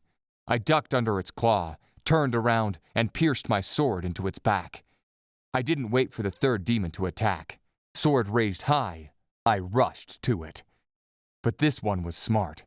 Instead of coming for me, it went for Erin. At first, Erin stared at it, frozen. But a second later, she acted. She threw the thickest of her books right at its head, then ran toward me. I smiled as the demon shook its head, apparently dizzy from the hit, then turned to me. But I was already a foot from him and cutting through his midriff. I stepped back, taking in 3 corpses on the ground. 3 demons. These 3 demons had been able to break through my tight security, and they attacked me. Didn't they know who I was? As a half-demon, they should be able to sense me. They wouldn't attack me for no reason. Unless there was some other big name in the underworld trying to undermine Asmodeus's plans. That was the only explanation I could come up with right now. I turned around and found Erin with her hands over her face. She spied through the cracks of her fingers. "They are gone," I told her. "I know, but the bodies and the blood, it's just too gory." I picked up her book. It was dripping with black blood. "I think we'll need to get you a new book." She lowered her hands a little, keeping them over her nose and mouth. "Oh shit, that's nasty." I dropped the book beside the corpses. I needed to investigate what was going on, and then send someone to clean this mess up. But first I needed to send Erin away. If there were demons lurking, then it was too dangerous for her. "Erin, I need you to go," I said. She dropped her arms. I pointed behind her. "Just follow this path, and you'll be back at the main courtyard in less than a minute. Actually, you should run." "But what about you?" "I need to investigate this," I told her. She frowned. "Investigate?" "Long story short, I'm more than a student at the academy, and right now, I'm in charge of campus security." I pointed to the mess beside us. "This is my responsibility." "I see," she said, her voice low. Disappointed. She was disappointed. About what? I can't worry about your safety right now," I tried to explain. "I would feel better if you're with the other students and professors instead of here, where another demon could appear." Erin took a step back. "I get it." "One more thing," I said, feeling like a jerk. "Please, don't tell anyone. I don't want people freaking out." "Okay." Her eyes fell to the mess behind me again, and her nose wrinkled. "Just be careful." She spun on her heels and dashed away. I watched her for a moment, wishing I could say more. I did want her gone, but I also wanted her near me, which was wrong, so very wrong. After I saw her at the end of the path, where it joined the main path again, I turned my attention to the corpses at my feet. Were these the only demons on campus? And just how did they get inside? I marched to the nearest guard outpost, where the campus guards stood, watching over the wall, and from where they patrolled the estate. There were several outposts, tall stone towers, spread out along the estate's perimeter, and the nearest one was only a few yards from where I stood, hidden by thick bushes and tall trees. Fuck. There was red blood smeared at the outpost entrance, and the scent of death was thick. I braced myself and walked in. As I expected, the guards had been slaughtered. The cameras here were turned off, and the magic was weak. Double, triple fuck. Randall would have my neck for this, and since I had just increased security and made sure this wasn't supposed to happen, I would have to accept the consequences. But after that, I would make sure no demon entered this damn academy anymore. At least, not until I finished Asmodeus's wishes by killing Randall and invited them all in. Chapter 9. Erin. I couldn't say things got better as the weeks passed, but I think I learned how to deal with most of it. In martial arts class, I wasn't paired with Ava anymore, but I was so far behind that it didn't matter who my sparring partner was. I still got my butt kicked. Demon history always gave me a headache. Since I had missed the previous year of school, I had to study for both this year and last year. Claire helped me with that late at night at the library, so I understood what was going on in my textbook. Speaking of books, when Ray showed me the shortcut to the library 2 weeks ago, and we were attacked by that demon, I had thrown my demon history book at it. That same night, a new book arrived at my dorm. No notes, no explanation, but I could only gather that Ray had sent it to me. And that always reminded me of the way he told me to go that day. I understood why he had done it. He was the head of security at the academy, and he had much more experience fighting than I did. If more demons showed up, then he would be distracted trying to save me. Still, I couldn't help feeling disappointed that he had asked me to leave. As he requested, I had kept quiet about the attack. During one of our weapon forging classes, Ray told me that he had dealt with that issue and tightened security, and that was practically all he had said to me in the last 2 weeks, other than class matters, like the forge temperature and what kind of hammer to pick to mold the metal this way or that way. Since the beginning, he had been hot or cold. One moment he was taking care of me, the next he was abandoning me entirely. I should have been used to it by now. I should just go with the flow and not care. But I did care. Maybe it was because he had saved me that night and brought me here, but I felt like we had shared something special. Apparently, it was all in my head. One unexpected thing that happened, and I was immensely thankful for, was having most of my things brought to me. As my advisor, Professor Martha said she would take care of my aunt's affairs. She had my things packed and delivered to my bedroom at the academy, along with a few other things. A few pictures of my aunt and me, her badass hunter clothes, which I guess she kept hidden, and her dawn blade. At first, my suite, our rooms were a nice-sized square with a small walk-in closet and bathroom, felt crowded. But after I organized everything and even got rid of old clothes and shoes, it felt more like home. I placed my favorite picture of my aunt and me on the nightstand beside my bed. It was a simple picture of the two of us eating ice cream in the backyard of our house on my 16th birthday. But what made it so precious was that it had been a rare moment when the two of us had bright smiles on our lips. Looking back, I guess I had been happier growing up with her than I first thought. Another thing I was grateful for was Claire. Since we first met, she had been by my side, and she was proving to be a great friend. She told me more about her family. Her mother died when she was a small child during a hunt, and her father was never the same. Growing up with him had been hard on her, and I guessed that was the reason why she was so quiet and shy. In return, I told her about me. The stupid dare that had brought me face to face with dangerous demons. My aunt, who had been a demon hunter all her life and died trying to save me. And Ray, who found me and brought me to the academy.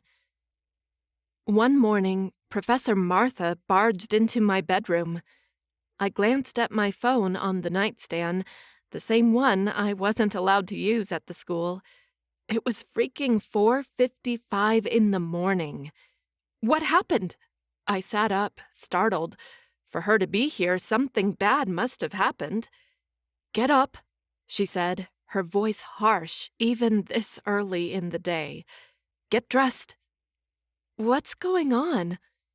We're training, she said. Now. Without another look at me, she walked out of the room. I stared at the door for a moment longer, a little lost. What the freaking what? Despite feeling the urge to argue and go back to sleep, I knew Professor Martha well enough to know she wouldn't let me off the hook. If she said we were training, then we were training, even if she had to drag me by my hair. Grunting, I rolled out of bed and put on my tactical pants, thermal tee, and boots. I tied my hair into a tight ponytail, washed my face, brushed my teeth, and met her in the hallway. What about breakfast? I asked her as we left the building. A chilly breeze rolled by, and I hunched my shoulders. It was only September, and it was already too cold in the mornings. When the training session is done, she said. Holy shit, I was sure to hate whatever she had planned. Professor Martha took me to the same classroom I had my martial arts class in. She stood in the middle of the mat, and only then did I realize she wasn't wearing her usual school suit, but clothes like mine. She set her feet apart and lifted her hands, closing them into fists. Whoa, so you're just gonna come at me? I asked, so not up for this at this unholy hour of the day. If it wasn't for her stoicism, I would have given her the finger and stayed in bed. Since I've been hearing how one of my students is terrible at fighting, I will be teaching you proper fighting stances and basic technique. We'll build from there. I frowned. Why? Why what? Why do you care whether I fail? Because I'm your advisor, and how you do reflects on me, she said, her tone curt. Now mirror my stance. Legs apart, hip width, knees slightly bent, core braced, arms and hands tight. I did as she asked. I already know how to position myself for a fight. The problem is the actual fight. First things first. She twisted to the side, landed a powerful side kick to my stomach. The air rushed from my lungs. I stumbled back, almost falling on my butt. Holy shit! I gasped for air and willed away the damn pain radiating through my stomach and chest. Depending on your opponent, his strength will be enough to destabilize you, but even then, you should be able to hold your own.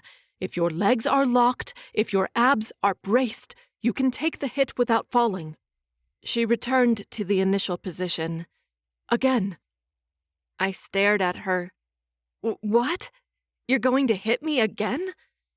I am going to hit you until you wobble, but don't move your feet. That is torture, I snapped. Usually, I viewed myself as calm and easygoing, until someone woke me up at 5 in the morning and wanted to beat me up. No, it's a lesson, she snapped. You're the only student in the second-year martial arts class who can't hold her own. Even the ones who struggle don't lose the fight 5 seconds after it's started. But you do. If you want to be a demon hunter, if you want to fight demons and not die, you need to pass that class with flying colors. She narrowed her eyes. I've seen your grades, and if you keep going like this, you'll fail. You've seen my grades? I asked, confused. I didn't even know we were already being graded. I'm your advisor. I know everything about you. I narrowed my eyes at her. Yes, from what I could gather from our first conversation, she did know a lot about me and my Aunt Paula, but she refused to tell me anything. She went on, "Do you want this? Do you want to be here and become a demon hunter?" I thought for a moment. This place was part magical and exciting, but also confusing and terrifying. On the one hand, there were the hard classes, the getting my ass kicked all the time, the bitches who liked to bother me, and the overall army-like discipline of this place.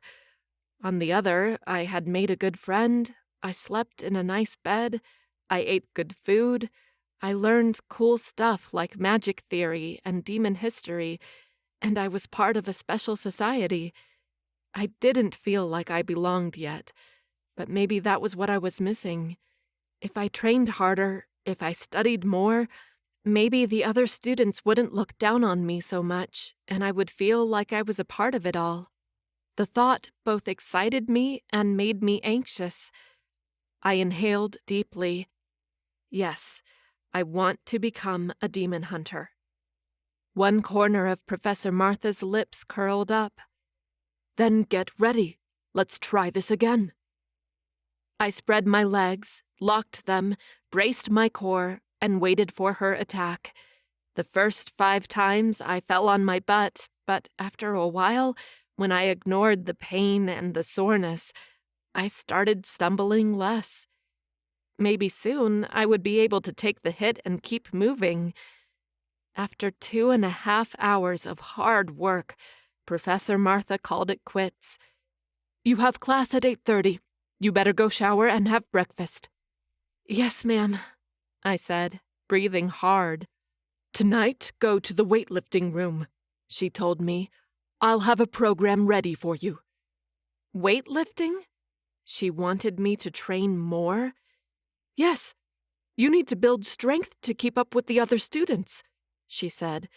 "Go to sleep early, though. I'll meet you here again at 5 tomorrow morning." With that, she marched out of the classroom. Tired and disheartened, I laid down on the mat and tried to catch my breath. "Hang on, just about 30 minutes more," Claire urged. I laid my head on the book and closed my eyes. "I'm done. Too tired. Everything hurts. Can't move." She chuckled. Someone shushed us. After our classes were done for the day, Claire and I met in the library so she could help me with the lessons I missed from the first year. When she first offered to tutor me, I had declined. I mean, I wouldn't put her through this just because I needed to study more. But when she proved to me she loved studying and reviewing the material, I accepted her offer. "Didn't Professor Martha say you should work out before bed?" Claire whispered. I groaned. Could I pretend I hadn't heard that? Today had been the first day of this new, crazy training schedule, and after being in classrooms all day and studying more with Claire, I was brain and muscle dead. Even if I made it to the weight training room later, I doubted I could lift a freaking half-pound plate. Holy shit, I couldn't imagine doing all of this again tomorrow. "I don't wanna," I said with a grunt. "I'm amazed that Professor Martha is doing this, though." I turned my head so my cheek was pressed to my book and looked at Claire. "What do you mean?" "Haven't you noticed how tough and cold she is?" I nodded. "Yup." "So, for someone who is so tough and cold, why would she bother waking a student up so early to train with her? It doesn't make sense." She told me that since she's my advisor, she's responsible for me, I told her. If I fail, it'll look bad on her, and she wants to impress the headmaster. Claire's brows curled down as she seemed to consider this. "That makes sense, I guess." She nudged my shoulder with her elbow. "Come on, one more chapter and questions and we can get out of here." I seriously think I'm done for today. Everything hurt. My legs, my arms, my core, and my butt from falling on it so many times. and my brain from trying to keep up with so many names and titles and codes and years. Demon history was no joke, and that was only one of the subjects I had to catch up on. "No giving up," she said. "If you do this, I'll go with you while you work out." "Shit, no working out for me tonight." Claire pouted. "How about if I sneak into the kitchen and steal a bar of chocolate?" I sat up. "Wait, can you do that?" She put her finger over her lips. "Shh. I've done it once last year. I had a bad argument with my father and needed something sweet. I was caught, but because of whose daughter I am, nothing was done. I bet they wouldn't do anything again." She smiled at me. "What do you think?" Chocolate as a reward for another 30 minutes of studying and working out, or ditch it all and go to bed. I so wanted some freaking chocolate, but I didn't think I had the strength to hold my pen upright. I closed my book. I think I'll pass. Ray walked into the library. Wearing a black suit like the teacher's, he was probably here as the head of security, not a student. Holy shit, with that tall frame and lean body, he looked so handsome, so strong, so serious. He stopped by the front desk/counter and talked to the lady who worked there. Everyone who worked at the academy was from demon hunter families, but didn't want to actively hunt demons, or they had failed their classes and were expelled from the academy. But because the human world was so different from the supernatural, they had decided to stay and work here instead of trying their luck somewhere else. That was what would happen to me if I failed my classes. That, or I would tuck my tail between my legs and leave this place, pretending it never existed. The woman grinned at Ray, but he didn't grin back. She opened a small door for him, and he stepped behind the counter. He leaned over a computer and worked on it while the woman stayed right behind him. "You know, every time he's around, you stare at him." I turned wide eyes to Claire. "What? I do not." She chuckled. "Shh, don't raise your voice." "And yes, you do." "No, but—" I glanced at the front desk again. Ray was still at the computer. I didn't know what to say. Why did I keep staring at him? I mean, he was clearly handsome. Who wouldn't stare at him? "See?" Claire said. "You like him." "No," I said automatically. I cleared my throat. "It's not like that. I just think he's handsome, that is all." "I'll pretend I believe you," she said. Then the amusement left her face, replaced by worry. "Are you sure you don't want to study more? If you're really hurting, we can stop by the infirmary at the Daffodil Building and ask for something for pain." "Nah, I'll be fine." I gathered my books in a pile, but my action was lost when Ray stepped away from the computer. He said something to the woman, then walked out of the library. He didn't even see me. What did it matter if he saw me or not? It wasn't like we were friends. He had barely said a word to me even during class. I let out a long sigh. "Are you ready?" "Give me 2 minutes." Claire leaned over her notebook and resumed writing. I finished packing and waited for her, while staring at the front doors, as if Ray would be back here at any second. I was so freaking stupid for hoping something like that. Ray didn't come into the library again, but Professor Genevieve rushed in. "Everyone, please, may I have your attention?" she said. All the students in the room turned to her. "All students are required to go to their rooms immediately." Whispers spread through the library like wildfire. "What happened?"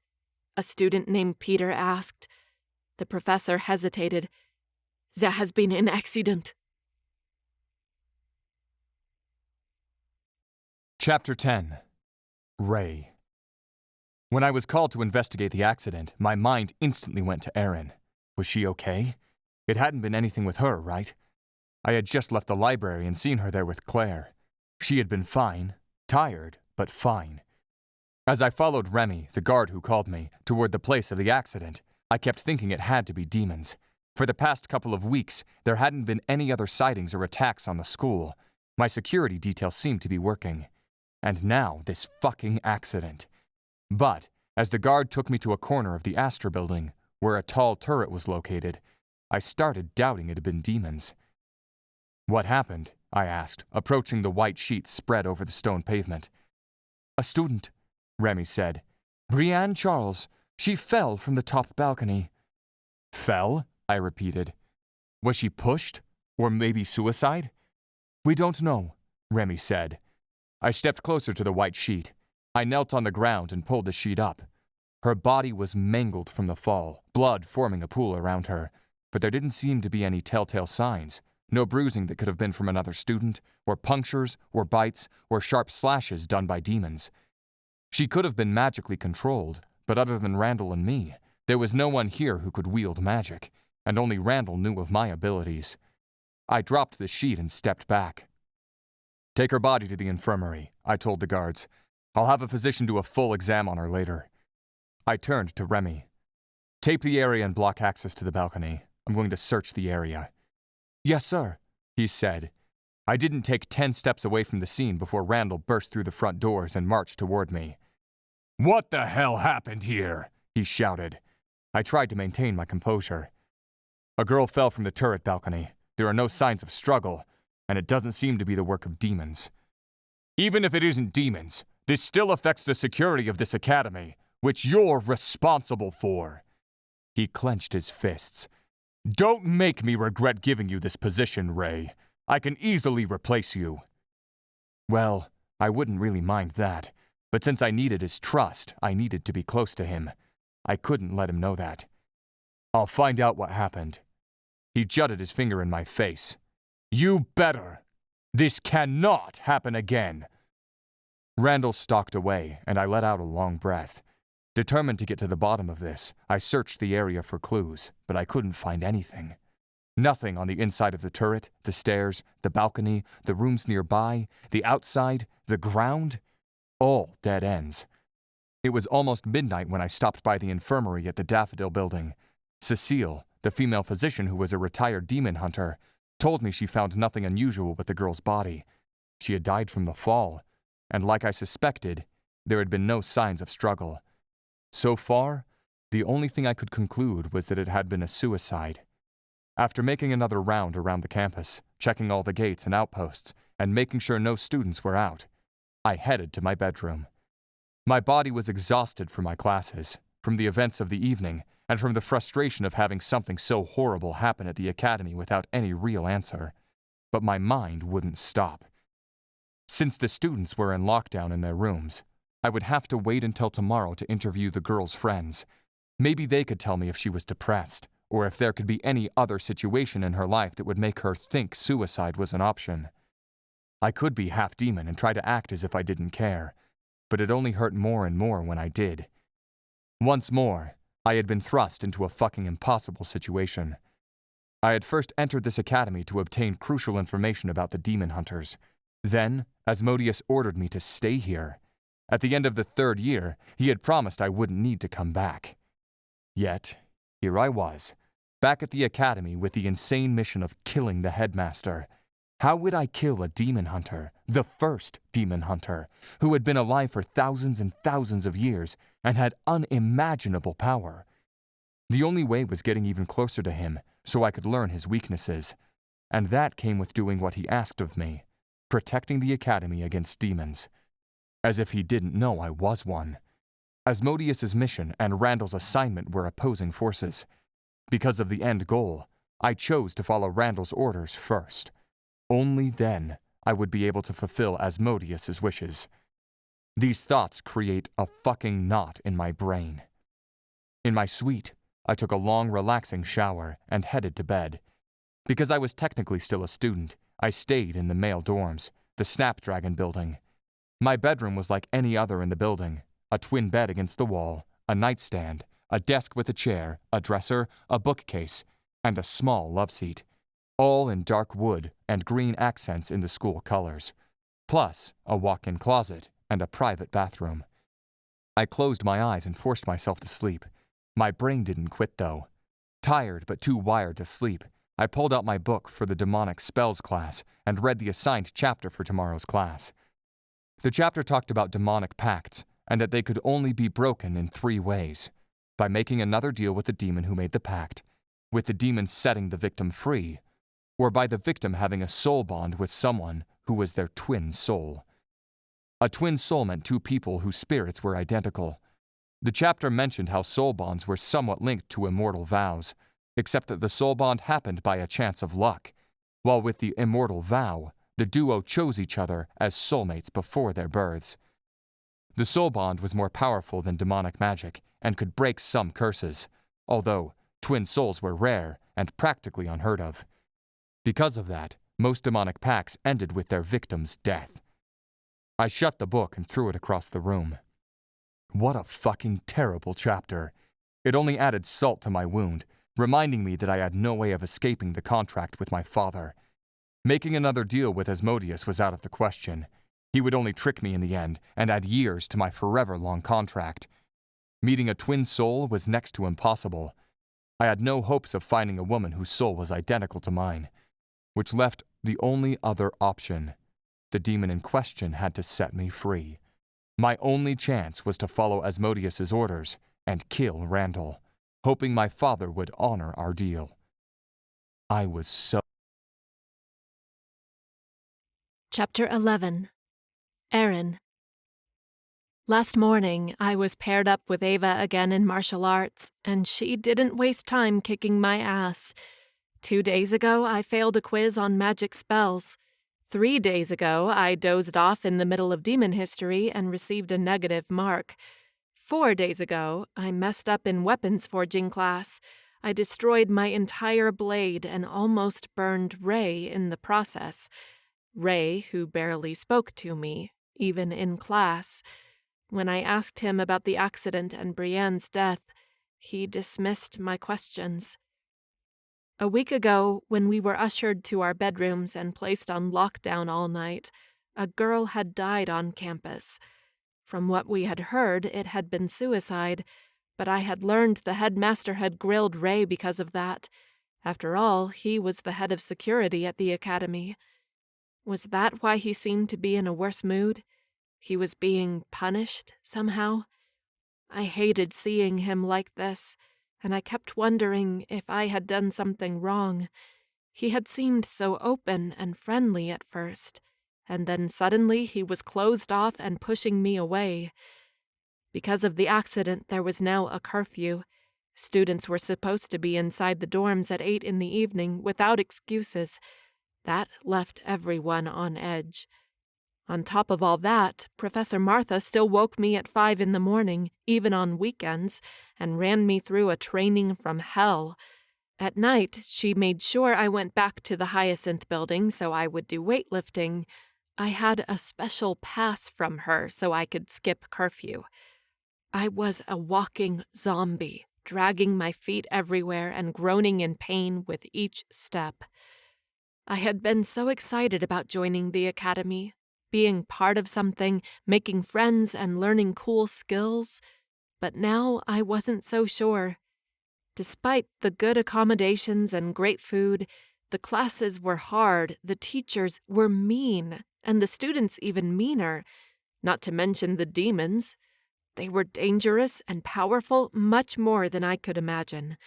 I couldn't see myself fighting one and winning. With the level of skills I knew now, I was sure I would lose, even to the little imps who attacked me back at that haunted house. It hurt, because from the little Professor Martha had told me, my aunt had been an amazing demon hunter. I wanted to make her proud, but so far I had only embarrassed myself, embarrassed her. "You don't look well," Claire said, as we walked toward our next class, potion making. It was my least favorite class. I had never been good with cooking, and mixing the ingredients to make potions was no different. At least we never made anything too complex. Because we weren't witches or warlocks, the latter a kind of supernatural who had recently resurfaced, or so I heard, and didn't have any magic. We couldn't make a large variety of potions, thank goodness. I scoffed. Try working out until almost 11 at night. Then I couldn't sleep because of all the pain in my legs and core and arms. Oh, and let's not forget, I was up and getting my ass kicked again at 5 in the morning. She chuckled. I shot her a glare. Sorry, it's just, you're walking like a pregnant duck. Everything hurts, I groaned. I know, I'm sorry. She patted my arm as we entered the classroom. We took our usual seats at a long table, and I instantly laid my head on my books. Let's stop by my room after lunch, Claire said. I have a tea that is supposed to be re-energizing. It might help. I didn't believe much in teas, which was odd since I was currently waiting for my potion class to start. If these freaking concoctions we put together were supposed to work, why wouldn't a simple herbal tea? Sure, I muttered, trying not to surrender to the sleep wanting to take me. Oh no, Claire muttered. What? I straightened in my chair and glanced up ahead. Professor Crimson, Claire's father, had marched in the room and halted behind the instructor's table. What is he doing here? She shrugged. I don't know. Attention, Professor Crimson said, his voice loud and hard as usual. Professor Wesley had an important appointment this morning and couldn't come to class, thus I'll be his substitute. Shit, I muttered. Open your books to Chapter 6, he said. We'll be working on a truth elixir today. Had I mentioned we never made complex potions in class? Well, this one was a complicated one. Harvey, the student who broke the most hearts at the academy, raised his hand. Professor Crimson, Professor Wesley said we wouldn't be making those kinds of potions in class. Well, Professor Wesley isn't here, is he? Professor Crimson barked. Now get to work. A rubber band had been pulled tight across the classroom as every student opened their books and started to read the potion's instructions.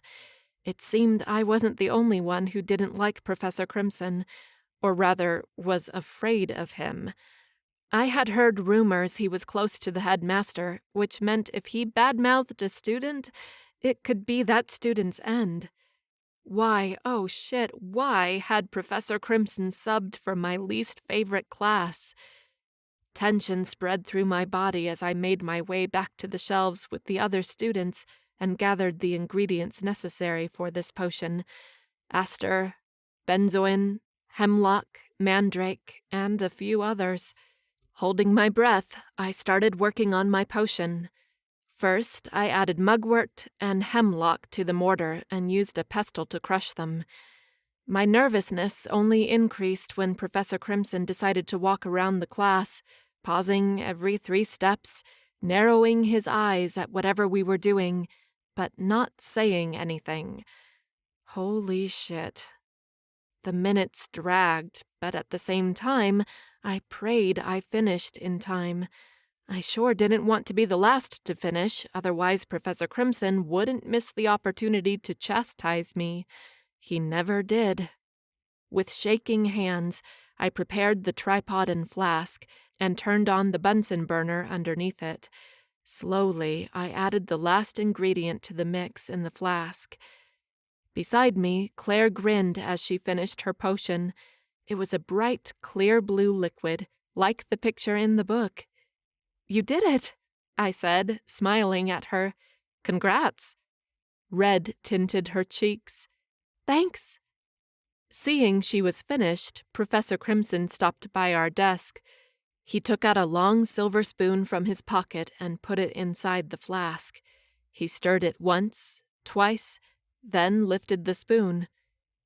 It's a little thicker than it's supposed to be, he said. Do it again. Claire's shoulder deflated and her jaw slackened. Clueless to his daughter, Professor Crimson walked away, stopped by another student's desk, criticized his work too, and moved on. Still, Claire didn't say anything. She didn't even move. "Don't listen to him," I whispered to her. "Your potion looks perfect." "But he doesn't think so," she muttered.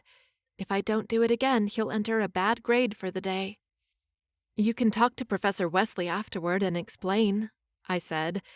"I'm sure he'll understand." Shaking her head, Claire dragged her feet to the shelves in the back of the room to gather more ingredients. What a freaking clown Professor Crimson was. Why was he so hard on his own daughter when she was the best student in the entire academy? Though she might not be great at martial arts, she knew the theory and got A's in her other classes. If she were my daughter, I would be damn proud of her. Fury and frustration boiled in my blood. Holding the ingredients, Claire came back to our desk. "Just forget about it," she said, dropping the ingredients on the desk. "Finish your potion before it's too late." I closed my hands into fists. If only I could slap some sense into him. Claire nudged me with her elbow. "Erin, I'm serious. Just focus on your work." Professor Crimson changed rows and was approaching from the other side. Shit, she was right. He would soon be by my side, and I would never hear the end of it if I wasn't at least close to finishing the damn potion. I rolled my shoulders, trying to expel some of my pent-up feelings from my muscles, and added a bit more rosemary to my mixture. The liquid, which was clear until then, started turning green. Claire eyed my flask. "What did you add?" "Rosemary," I said. I pointed to the little petri dish beside the tripod. She brought it to her nose. "No, this is something else." She picked up another petri dish that was on the other side of the table and sniffed it. "This is tarragon." "Oh, shit," I muttered. Tarragon wasn't even on the list. The green liquid started bubbling. Professor Crimson yelled, "Stand back!" But it was too late. My flask exploded, sending the wrong potion mixture and glass everywhere.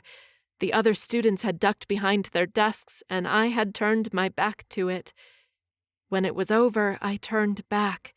The green potion was a goo on the desk and the lab instruments. It had gotten on my jacket and burned a hole through it, but thankfully it hadn't gone deep and gotten on my skin. "Oh no," Claire whispered beside me. I turned to her, and horror washed over me. The green liquid had splattered all over her clothes, her hair, her hands, her face. Holes appeared in her clothes, and ugly red marks spread over her skin. "No, no, no," I chanted, reaching for her. "Don't touch me," she yelled, taking a step back. She groaned, and from the tears in her eyes, I was sure it was hurting like hell.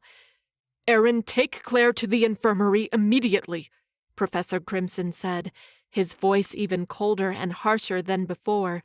"Then report to my office." That meant I was doomed, but I didn't care. He could expel me from the academy, and I wouldn't care right now. All I cared about was helping Claire. Under everyone's curious and scolding gazes, I ushered her out of the classroom. I wanted to hold on to her and pull her faster, but she kept yelling at me to not touch her. Tears brimmed in my eyes when we finally arrived at the infirmary. Claire stepped inside and immediately fainted. Not caring about getting burned, I wrapped my arms around her and tried to hold on to her, but she was just as heavy as I was. "Help!" I screamed as we both went down. At least I broke her fall. A woman in a white lab coat rushed to us. 2 other people showed up. They took Claire through the foyer, while I stayed sprawled on the floor, unable to move. If I answered any of the questions, I didn't remember. At that moment, I felt numb and mute. It was like watching my aunt stepping in the way of the demon and being killed all over again. Because of me, my aunt was dead. Because of me, Claire was hurt. One of the physicians approached me and asked a zillion questions. What happened? What was in the potion? Did she ingest it? Are you hurt? I was taken to another stretcher across the room, where the physician cleaned a burn on the top of my hand. It seemed I had gotten a little of the potion on my skin when I touched Claire. From here, I watched as they worked on a fainted Claire. They cut off most of her clothes, cleaned the wounds, and injected something in her. Guilt squeezed my insides, making me out of breath. Erin, the physician called me. I turned my eyes to her. You weren't badly burned. Keep applying this cream and the wound will go away soon. She put the cream tube in my hands. You should go now. Go to your dorm, take the rest of the day off. I'll write a note and let your professors know. You won't be penalized for missing your classes. What about Claire? Would I be penalized for hurting the only friend I had made so far? I wanted to ask her how Claire was, if her burns had been severe, if she would have any permanent marks, if she would be okay. My heart squeezed. They didn't seem desperate, so I didn't think her life was in danger. But with burn marks, there wasn't much the doctors could do. If she had been severely burned, then it could go either way. The physician grabbed my arm and dragged me back to the foyer. I was so numb she had to push me out the door. I stood in front of the Daffodil Building, the warm late morning sun shining down on me, the beautiful and eerie blackthorn tree in front of me. A tear rolled down my cheek. My insides hurt with guilt and sorrow. This was too much. On top of all the other bad things happening, I also hurt my best friend. Obviously, this demon hunter life wasn't for me. I wasn't sure why I had ever believed I could do this. Determined, I went to my room and packed a small bag with some clothes, toiletries, a little money, and a picture of my aunt and me. I looked around at all the things I would leave behind, including my aunt's dawn blade. It was okay. I couldn't carry it all with me, and I wasn't even sure I wanted them. Everything here would just remind me of how I had killed my aunt or hurt Claire. I checked my phone. We couldn't use it around the campus, and the internet in here was limited, but I downloaded a map of the region, so if I got lost, I could count on it. I changed into my workout clothes, slung my backpack across my shoulders, and went to the back of the Hyacinth building. Thankfully, all the other students were in class, and I didn't see anyone in my way. Professor Crimson was probably waiting for me in his office. He could wait for me forever. A few yards from the Hyacinth building and the running track was the back outer wall and the guard outpost. I swallowed hard and approached it. "What are you doing here?" one of the guards asked. "I'm going for a run," I lied. I had heard there were 2 trails outside the walls for students to walk or run.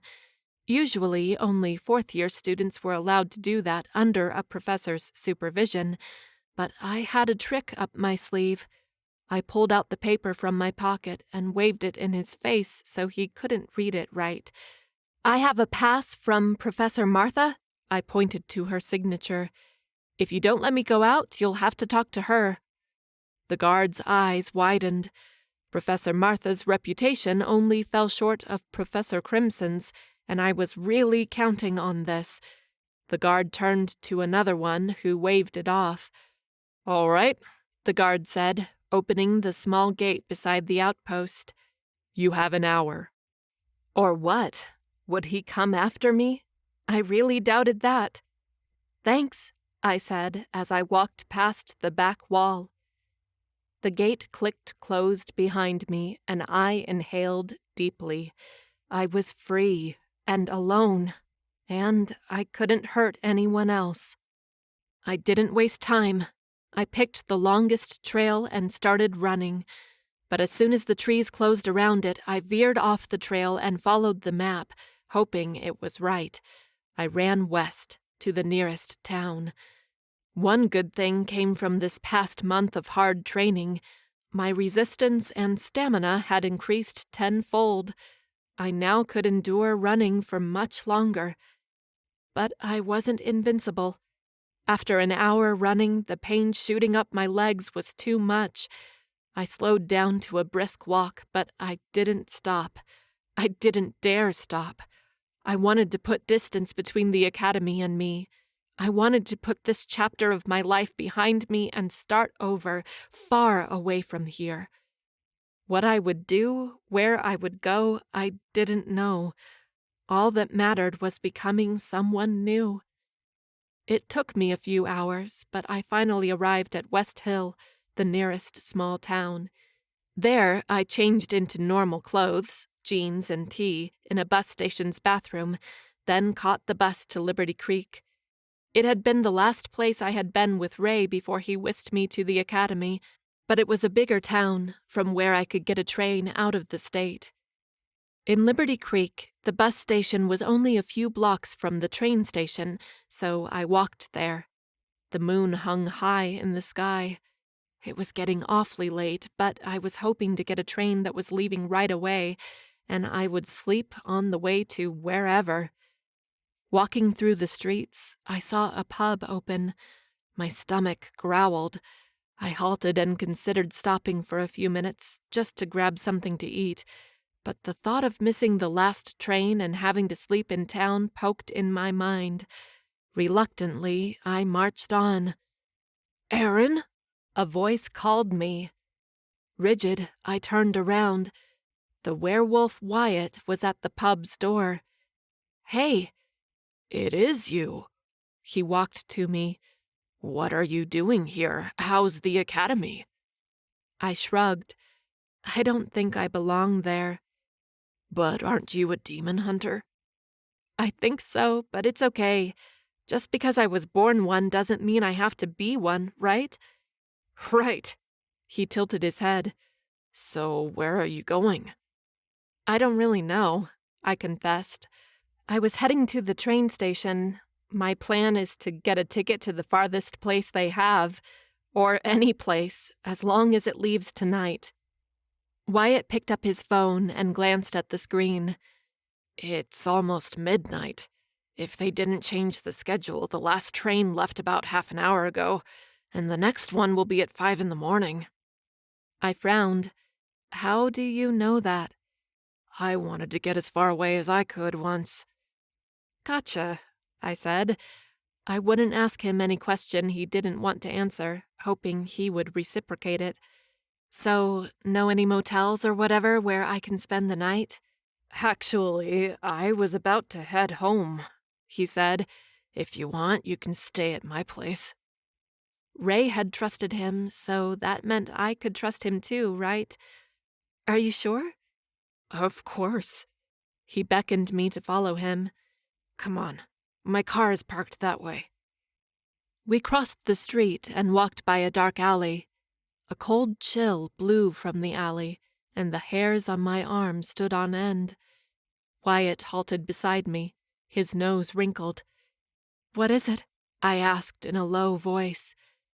"There's something." He closed his eyes, and I believed he was using his wolf ears to listen. "Watch out!" He grabbed my wrist and pulled me out of the way as a dark shadow lunged out of the alley. I had to scramble not to fall, but once I was behind Wyatt, I took a good glance at the shadow. Only it wasn't a shadow. It was a freaking Scrainer. I had studied them earlier this month. They had long, dark gray bodies slick with what looked like slime, huge mouths in a round-shaped head, and no apparent eyes or ears. "Erin, run!" Wyatt said, his voice thicker than before. I quickly realized why. He was shifting. In no time, his clothes ripped off, and he stood in front of me, a big, light brown wolf. He growled at the demon. More Scrainers stepped out of the alley. I retreated, but they quickly surrounded us. "It's you," one of them said, his voice a thin drawl. He pointed at me. "We want you." I glanced at my wrist. The damn demon mark. It still hadn't gone away. Ray had been telling the truth. This mark would really attract demons to me.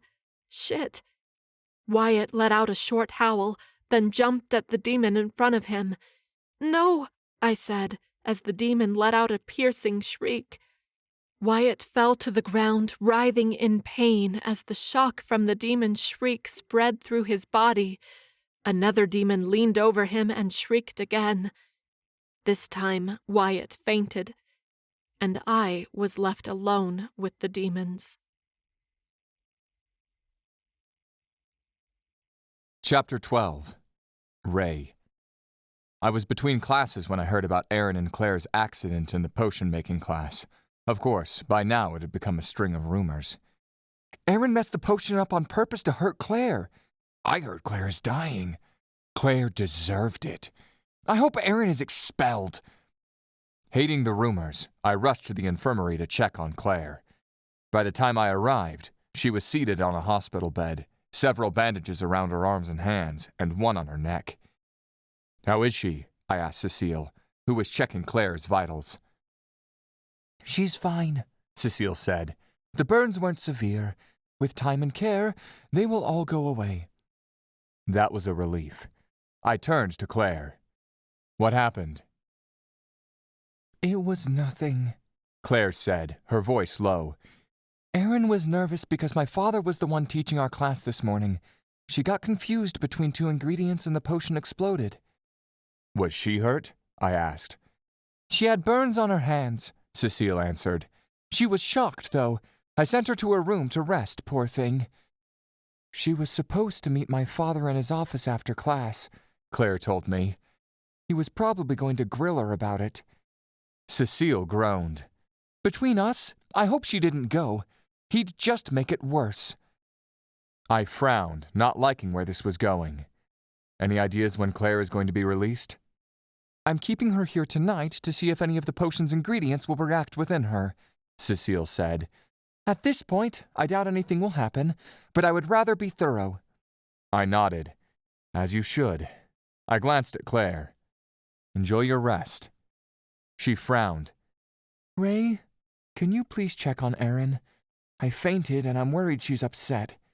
I hesitated. "Sure I will." She offered me a small smile. "Thanks." I nodded, then walked out of the Daffodil Building. I groaned.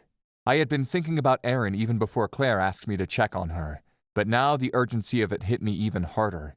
If Claire had passed out, Erin might still be upset. Fuck. I had vowed to stay away from her, but here I was, walking to her dorm. I couldn't even lie to myself that I was going because Claire asked, or because, as the head of security on campus, I wanted to make sure she wasn't hurt. Me, the half-human, half-demon, screwed-up Ray, wanted to know if Erin was okay. I ran inside the female dorm, raced up the stairs to the second floor, and knocked on the door of her room. No answer. Was she sleeping? "Erin," I called. "It's Ray. Open the door, please." No answer. I knocked again. "It's school business. I need to check if you're okay."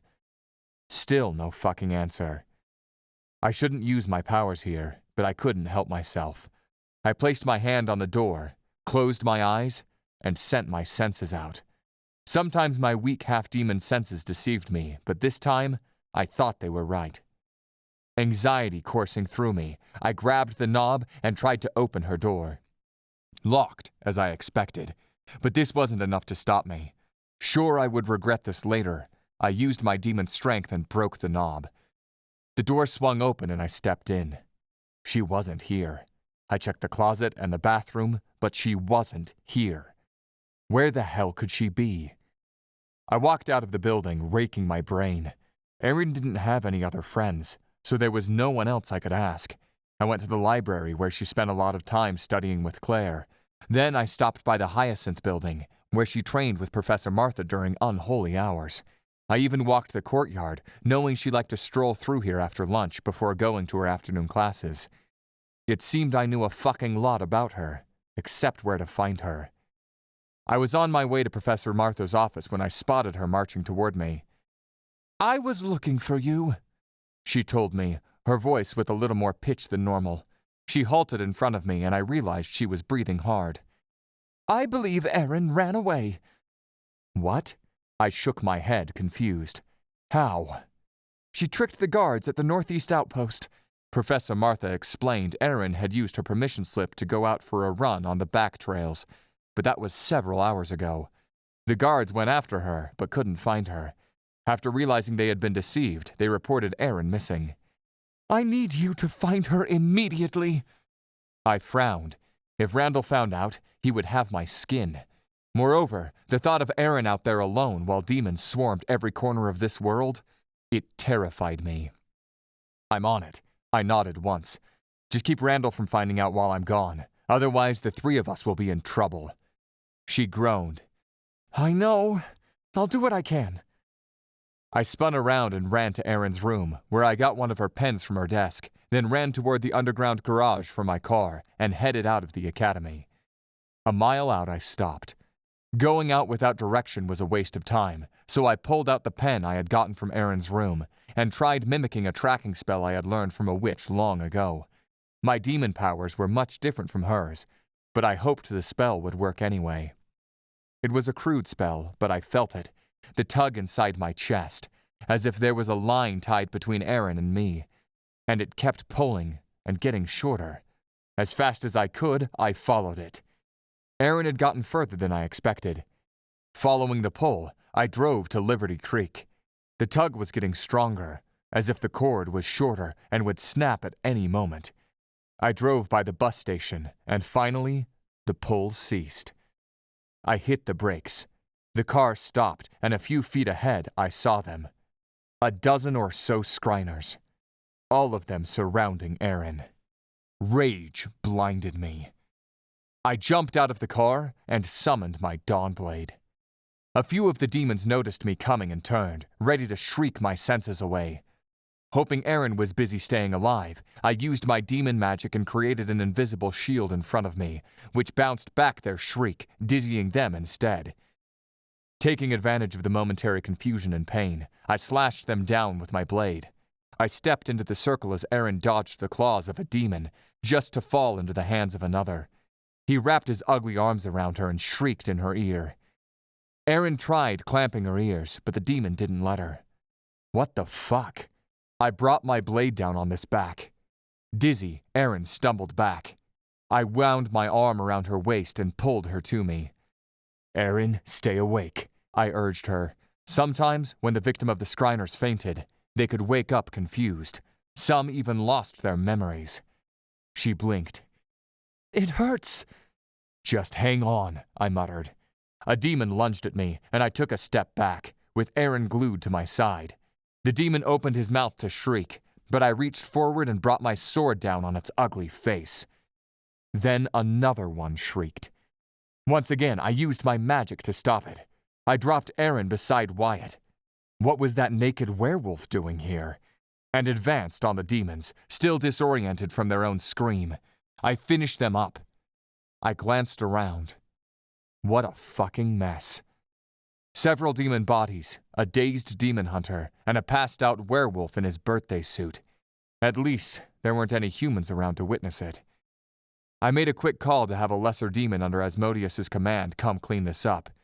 I picked up Erin in my arms and loaded her into my car. Then I grabbed one of my bigger jackets from the trunk. A demon hunter on the road always had his trunk full of everything he might need.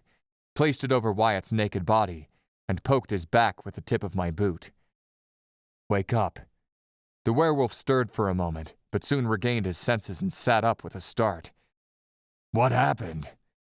"Since your clothes are gone, I'm assuming you shifted, and when the demons knocked you out, you turned back into a human." He shook his head, probably still a little dazed. If he had been a normal human, he wouldn't have woken up for hours, but since Wyatt had werewolf genes, his healing powers and his metabolism processed it all faster. His eyes went wide. "Where's Erin?" "In my car." I pointed to my jacket barely covering his body. I would have to burn the thing afterward. "Put that on and let's go." I didn't wait for him. I turned and went back to my car. I sat behind the wheel and glanced at Erin. We needed to get out of here before she attracted more demons. Wearing my coat, Wyatt approached the car. I lowered the window to talk to him. "Aren't you coming with us?" I asked. "My car is right there." He pointed to his car of the week. Since they were all stolen, he switched it every few weeks.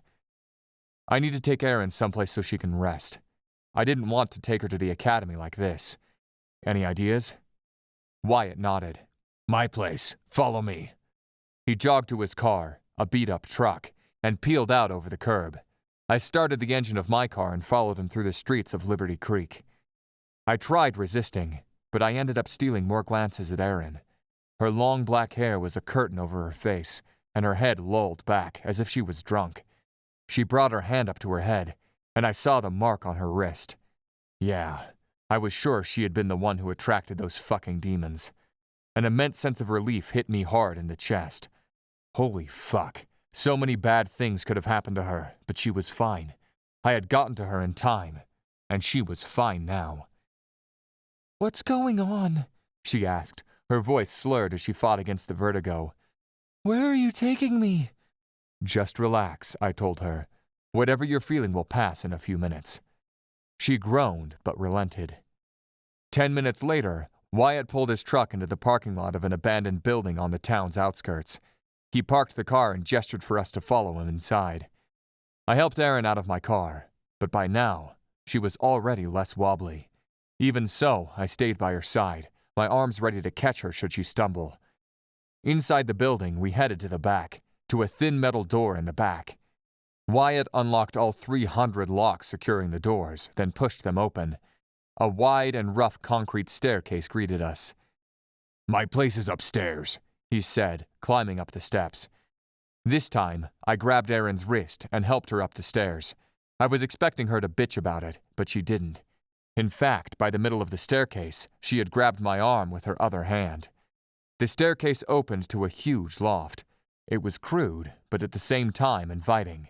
A wide area with a huge velvet sectional, the biggest flat TV I had ever seen, an island with 5 metal stools and a kitchen with outdated appliances, and in the far back, a king bed in front of a wall of glass that overlooked a wide valley.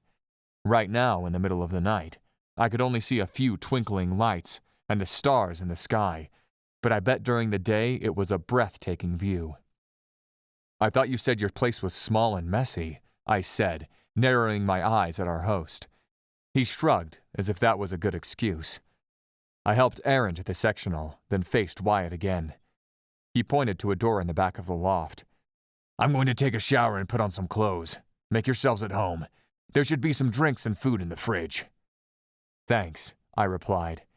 He disappeared in what I assumed was the bathroom. Erin groaned. "I want some water." She started getting up from the couch, but I gently pushed her down again. "I'll get it for you." I went to the kitchen and found bottles of water in the fridge. I grabbed one and handed it to Erin. She thanked me, then took a big swallow of water. By now, the effect of the demon shriek should be almost over. Those fucking demons. Once more, I thought about all the shitty things that could have happened to her, and the relief I felt seconds ago disappeared, quickly replaced by rage and frustration. "What the fuck were you thinking?" I practically shouted. Erin's eyes rounded, startled by my outburst. I went on. "I told you it wasn't safe for you outside the academy. Do you really think you could make it alone out here? Or did you think I was joking?" Lowering her gaze, she dropped the water bottle on the side table. "I wasn't thinking."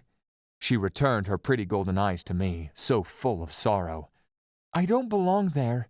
Even if I am a demon hunter, that's not my place in this world. I can't go back." I clenched my fists.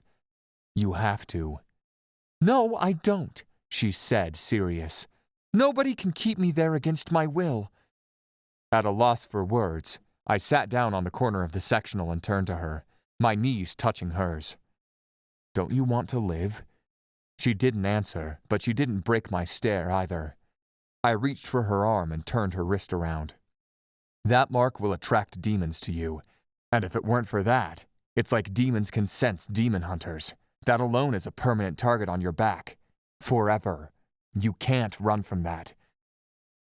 I don't belong there, she repeated, her voice low. Why do you say that? She scoffed. Where to start? I'm terrible at martial arts. I can't seem to wrap my head around demon history. And let's not talk about potion making and how I almost killed Claire. Claire is fine, I told her.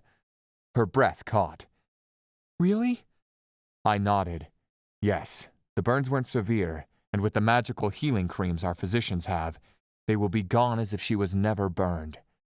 A long sigh of relief escaped her lips. Oh, thank goodness. I was so worried she would be scarred for life. She'll spend the night in the infirmary today just for precaution, but tomorrow she should return to her normal activities, I told her, sounding like a fucking professor. I cleared my throat. I'll bet she'll want to see you.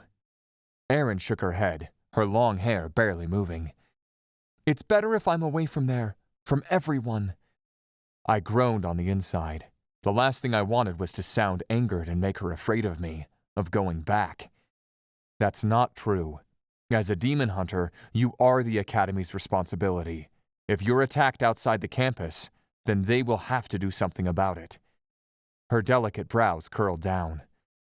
I don't get it.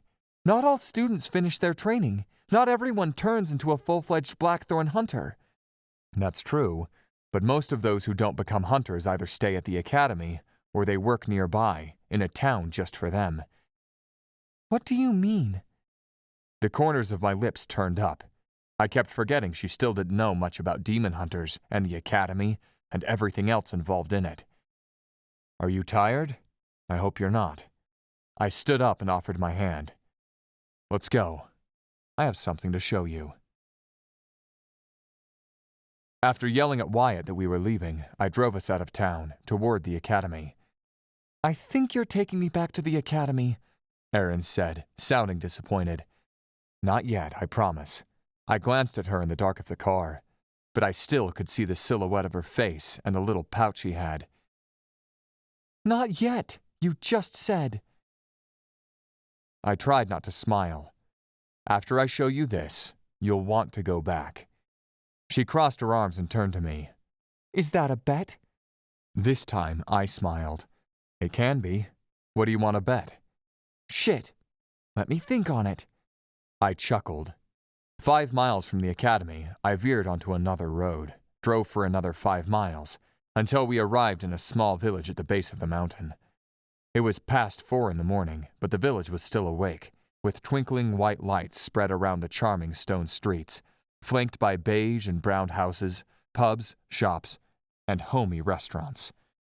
People with their phones out milled in the streets, taking pictures left and right, talking, laughing, entering the shops, leaving the restaurants. I parked the car in a spot on the street and hopped out. On the other side, Erin got out of the car, her eyes wide and her mouth open as she looked around at the place. What is this place? She asked when I halted by her side. This is Chaucer Village. It's a town the hunters created centuries ago. Most demon hunters who don't join the Blackthorn Hunters full-fledged group come to live here. Each family or hunter has a house and a business. I gestured around us. But these people you see are all humans. Why are they here? This is Chaucer Village. It's a town the hunters created centuries ago. Most demon hunters who don't join the Blackthorn Hunters full-fledged group come to live here. Each family or hunter has a home and a business. I gestured around us. But these people you see are all humans. Why are they here? Chaucer Village was created to be a tourist town. I tugged at her sleeve and we strolled down the sidewalk. The humans come here to this hidden gem and spend their money, thus providing for the demon hunters who didn't make the cut. But you just told me it's not safe for a hunter to be outside the Academy. This place is an extension of the Academy. It's protected the same way, you just can't see it. Moreover, even though these hunters didn't join the main group, most of them were trained. They can defend themselves and each other if demons show up. Which made me think, why were demons breaking into the Academy and not here? How have I never heard of this place? Erin asked, bringing my thoughts back to the here and now. It's so close to where I was raised. I should have heard about it. I shook my head as a group of humans hurried past us. Let's just say this is a hidden treasure. This place is not advertised. It's discovered. Another group ran past us. Erin watched them, curious. But how? I could tell you. I leaned in closer to her and whispered. But then I would have to kill you. She shot me a glare. I'm serious. An animated group exited the restaurant behind us, and while chatting happily, they crossed the street and went into a jewelry store. Okay, what's going on? Everyone seems so busy. It's a treasure hunt. What? Despite myself, I was enjoying how confused she was. The tourists who come here are handed a map and a clue. From there, it's a treasure hunt. And what's the prize? A free stay at the castle.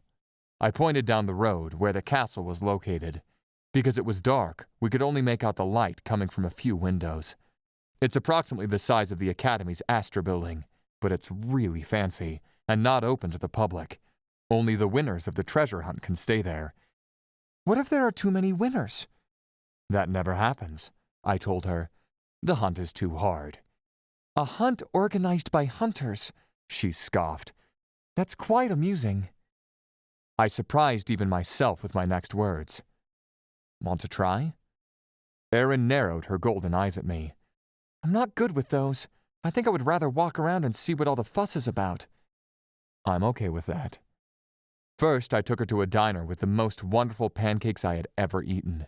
Erin was shocked when I greeted everyone by their names. What did she expect? The demon hunter community wasn't large, and since I was the chosen one, as some people like to call me because Randall favored me, I knew everyone. As I expected, Erin loved the pancakes. What I didn't expect was to have my stomach tighten every time she took a bite and moaned. Holy fuck. Next, I took her to a series of small shops. Perfumes, jewelry, watches, house goods, makeup, clothing, all handmade. In the perfume shop, she tried one on. Without thinking, I grabbed it from her and put it down. Hey, I was going to try that, she argued. You don't need perfume, I said. What do you mean? I stared into her bright eyes. The one you're using is already perfect. Her cheeks tinted red. Heat spread through my core. I lowered my gaze and exited the shop. From there, we went to the biggest and most popular shop in Chasseur-Villers, the Noir Coin. The Black Corner? That's a curious name, she said as she entered the store. Every nook and cranny was crammed with small boxes, flasks, crystal balls, crystal shards, herbal bags, and more. Everything here is magical, I told her. Once more, she looked at me with huge eyes. For real? In some way. I picked up a flask with a label that read Love Potion.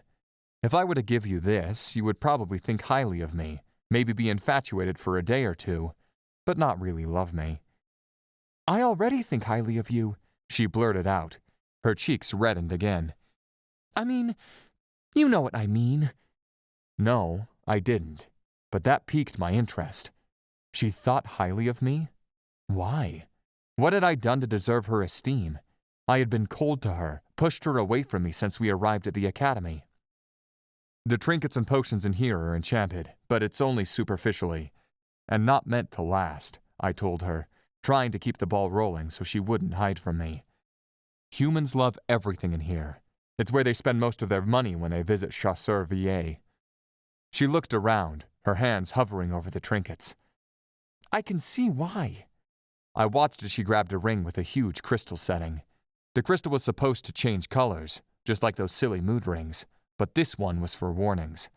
Pink meant a loved one was close. Blue meant something good was about to happen. Red meant something bad. Black meant death. My gut tensed when the crystal in Erin's hand turned red. What does red mean? She muttered, reaching for the label on the shelf. That you're loved, I spat out, improvising. I took her hand and slipped the ring off her finger. Come on, there's one more place I want to show you. The Noir Coin was across the street from the castle gates. Erin eyed the closed gates. I thought only the winners of the treasure hunt could stay there. True, but I know the guards. We can peek inside. As I thought, I knew the guards on gate duty, and they didn't object to me taking Erin on a tour of the castle. The castle was like any other on the outside, tall, a stone facade, with long windows and a couple of towers. Inside, it looked like the most impressive mansion on this side of the world. The foyer had marble floors and crystal chandeliers, a winding staircase, and windows, and there were too many rooms to count inside. A drawing room, a game room, a music room, 3 sitting rooms, 2 dining rooms, 3 studies, a gym, an Olympic-sized indoor pool, a huge library, and 8 guest suites. I took Erin to the balcony atop the tallest tower of the castle when I finished the tour. For a moment, I felt distressed there, thinking of Brienne, who had committed suicide by jumping off a similar balcony at the academy. That case had been so weird. After no clues were found, it had been ruled a suicide. That hadn't rubbed well with me, but I had been so busy going to classes, doing all the other tasks Randall asked of me, and overseeing the campus's security, I had already forgotten about it. I thought of myself as a bad guy. My half-demon side was dominant, and there was nothing I could do to fight it. Yet I didn't like seeing senseless death. "This is incredible," Erin whispered, leaning over the iron rail to look at the village below. An urge to hold on to her, to make sure she wouldn't slip and fall, hit me. I was being ridiculous. Shaking my head to expel those thoughts, I leaned on the rail beside her. "Isn't it?" I never took much time to appreciate the little things in life. Not after my contract with Asmodeus and an eternity of demon servitude. But at the moment, I was glad I was here with Erin. The village stretched below us, a faint silhouette in the night, framed by the bright white twinkling lights illuminating the streets. Above us, billions of stars dotted the sky, and a crescent moon shone atop the mountain behind us. "This place is magical," she smiled at me. "Thank you for bringing me here." I stared into her eyes and became easily lost in them. I had realized she was a pretty girl the first moment I saw her at that haunted house, but the more time I spent with her, the more I saw her, the more beautiful she became. Perhaps it was this place working its magic in my dead chest, or perhaps it really was because I had never laid eyes on a more beautiful young woman before. I wasn't sure. All I knew was that I wanted to lean into her. I wanted to wrap my arms around her and pull her to me. I wanted to kiss her. Shocked, I took a step back. "You're welcome." I ran a hand through my hair, trying to control my feelings and thoughts. Misdirection. Distraction. I cleared my throat. "So, are you convinced demon hunters are cool yet?" She shot me a fake glare. "Cool as in, wow, they have a secret town and are tricking humans kind of cool?" "You know what I mean." I leaned back on the rail, but this time not so close to her. "Even if you fail your classes and don't become a full-fledged hunter, I'm showing you that you have a place to go after. A cool, magical place. If you want, of course." She frowned. "Are they forced to come here? I mean, if they fail, are they forced to either work at the academy or move here?" "No, not at all," I said. "Demon hunters can leave, but most that leave die, or spend so much time fighting demons that they come back. And with that mark, one day wouldn't go by without demons knocking on her door. If only I could make her understand that." "Okay," she whispered. "Okay?" "I'll go back to the academy with you." I gaped at her. "Just like that? I thought I would have to grill you." She shrugged. "Like you said, I'm in danger out here alone. I can try leaving again once I finish at the academy and can defend myself." She turned her arm around and glanced down at her wrist. "When this mark is off my wrist." "You're making the right decision," I told her. A wave of relief coursed through me. Yes, she was going back with me. She would be safe. That was all that mattered right now. I nudged her with my elbow. "All right, the sun is almost up. We'd better get back." She glanced at the village once more, then to the sky. The shine of the moon bathed her fair skin, her pink lips, her long neck. I felt myself reaching for her, wanting to run my fingers along her throat. She turned to me, clueless of my desire, and smiled at me. "All right, Let's go. Chapter 13. Erin. Once I was back at the academy, I had to sit through several lectures. One from Professor Martha, who I thought would hit me while she yelled at me. A second one from Claire, who promised she wasn't mad at me and knew it was an accident. She made me promise I wouldn't run away again. And lastly, from Headmaster Randall. I had seen him around campus a few times, but this meeting was my first time talking to him. Like Martha, Randall said he was disappointed in me, only in a much lower voice, but no less intimidating. He went on to say that I had put not only myself in danger, but jeopardized the safety of the entire campus, and that I would have some kind of punishment. I dreaded that, but my punishment wasn't too bad. Instead of waking up at 5 to train with Professor Martha, I now had to wake up at 4 and run, inside the campus's walls. The first week was brutal. The second, not so much. By the fourth week, I was noticing my resistance and stamina improving. Ray had returned to his quiet and cold self. After showing me a magical time, telling me that my perfume was perfect, telling me that I was pretty, and then confessing he had broken the doorknob to my dorm room because he had been worried about me, something that had already been fixed. He practically disappeared. Now I only saw him in our weapon forging class, and even then he only spoke to me about class-related subjects. My heart broke a little because of it. I thought we had shared a moment, a connection, and I was sad to see it had just been me. One thing that hadn't changed, though, was Ava and her friends Stella and Ruby. They were still as mean and hateful as usual. Ava's new hobby was to tease me about running away. She kept saying she had kicked my ass so much I had decided to quit. Well, it wasn't entirely wrong, but that had been one thing among 30 others. I did my best to ignore her, though. One sunny afternoon, Claire and I went to our monster identification class. Harvey, the star student after Claire, was always in a bad mood during this class since his mother, Professor Eleanor, was the teacher. Claire told me she had been an amazing demon hunter, the best one of the Blackthorn hunters, but she had gotten injured during a hunt, and now she couldn't hunt anymore. "Open your book to Chapter 12, Professor Eleanor said. She sat at the edge of her desk, her book in hand.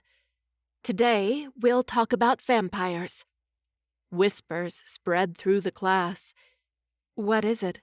I asked Claire. "It said she killed an entire coven by herself," Claire whispered to me.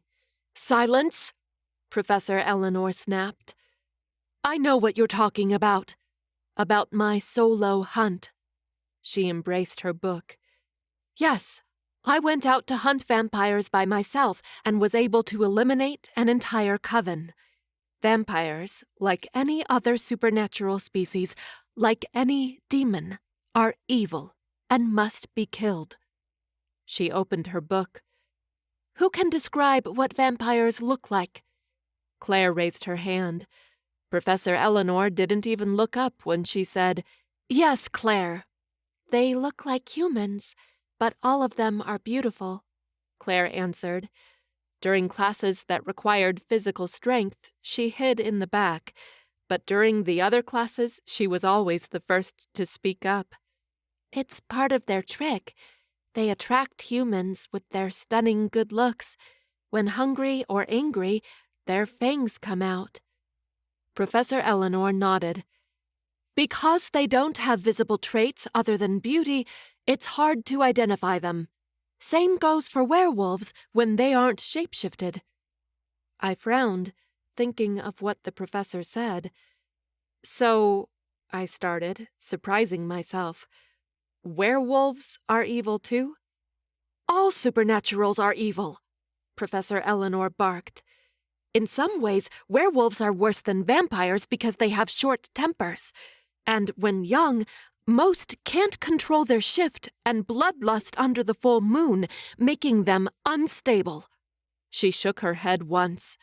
All supernaturals are evil. Know that. Live by that. But how could she be right about that? Wyatt was a werewolf, and he had been nice to me. And he was Ray's friend, Ray, who was a demon hunter like me. It didn't make sense. I kept quiet the rest of the class so I wouldn't be yelled at again. I was glad when we were dismissed. Before all the students filed out of the classroom, Professor Eleanor approached Harvey's desk. "Why didn't you raise your hand and answer my questions?" she asked, her tone sharp. "Not even once." I picked up my things and nudged Claire, who was still writing notes, to go. I didn't want to hear whatever they were going to talk about. "I didn't want to," Harvey said, his voice unusually serious. From the corner of my eyes, I saw him lean back in his chair, as if he didn't have a care in the world. "All of this is bullshit." His mother slapped her hand on his desk. It startled me, and I pushed on Claire for us to go, now. "You disappoint me," Professor Eleanor said. Didn't she realize there were still a few students in the classroom? She didn't care we could hear her? "You disappoint your father. He's an amazing demon hunter, and if you keep up with this," she gestured to him, "attitude, you'll never live up to his legacy." "Who says I want to?" "Harvey Walton!" she yelled. I grabbed Claire's arm and pulled her out of the classroom, but not before I could hear the rest of Professor Eleanor's sentence. "Keep that up, and I'll disown you. I'll cut you off, and you'll have nothing." Heavy footsteps followed, and I assumed she was stomping out of the classroom. "Go, go, go," I urged Claire. From there, we went to the library for our free period. I still had plenty of studying to do in last year's subjects, and Claire never passed on the opportunity to check her homework for the 10th time. Ava and her snob friends were also in the library, pretending to study as usual. She kept firing me glances and whispering, probably trying to irritate me. She would be disappointed to find out I really didn't care what she thought of me. Was she going to tease me about running away for the rest of my life? Who cared?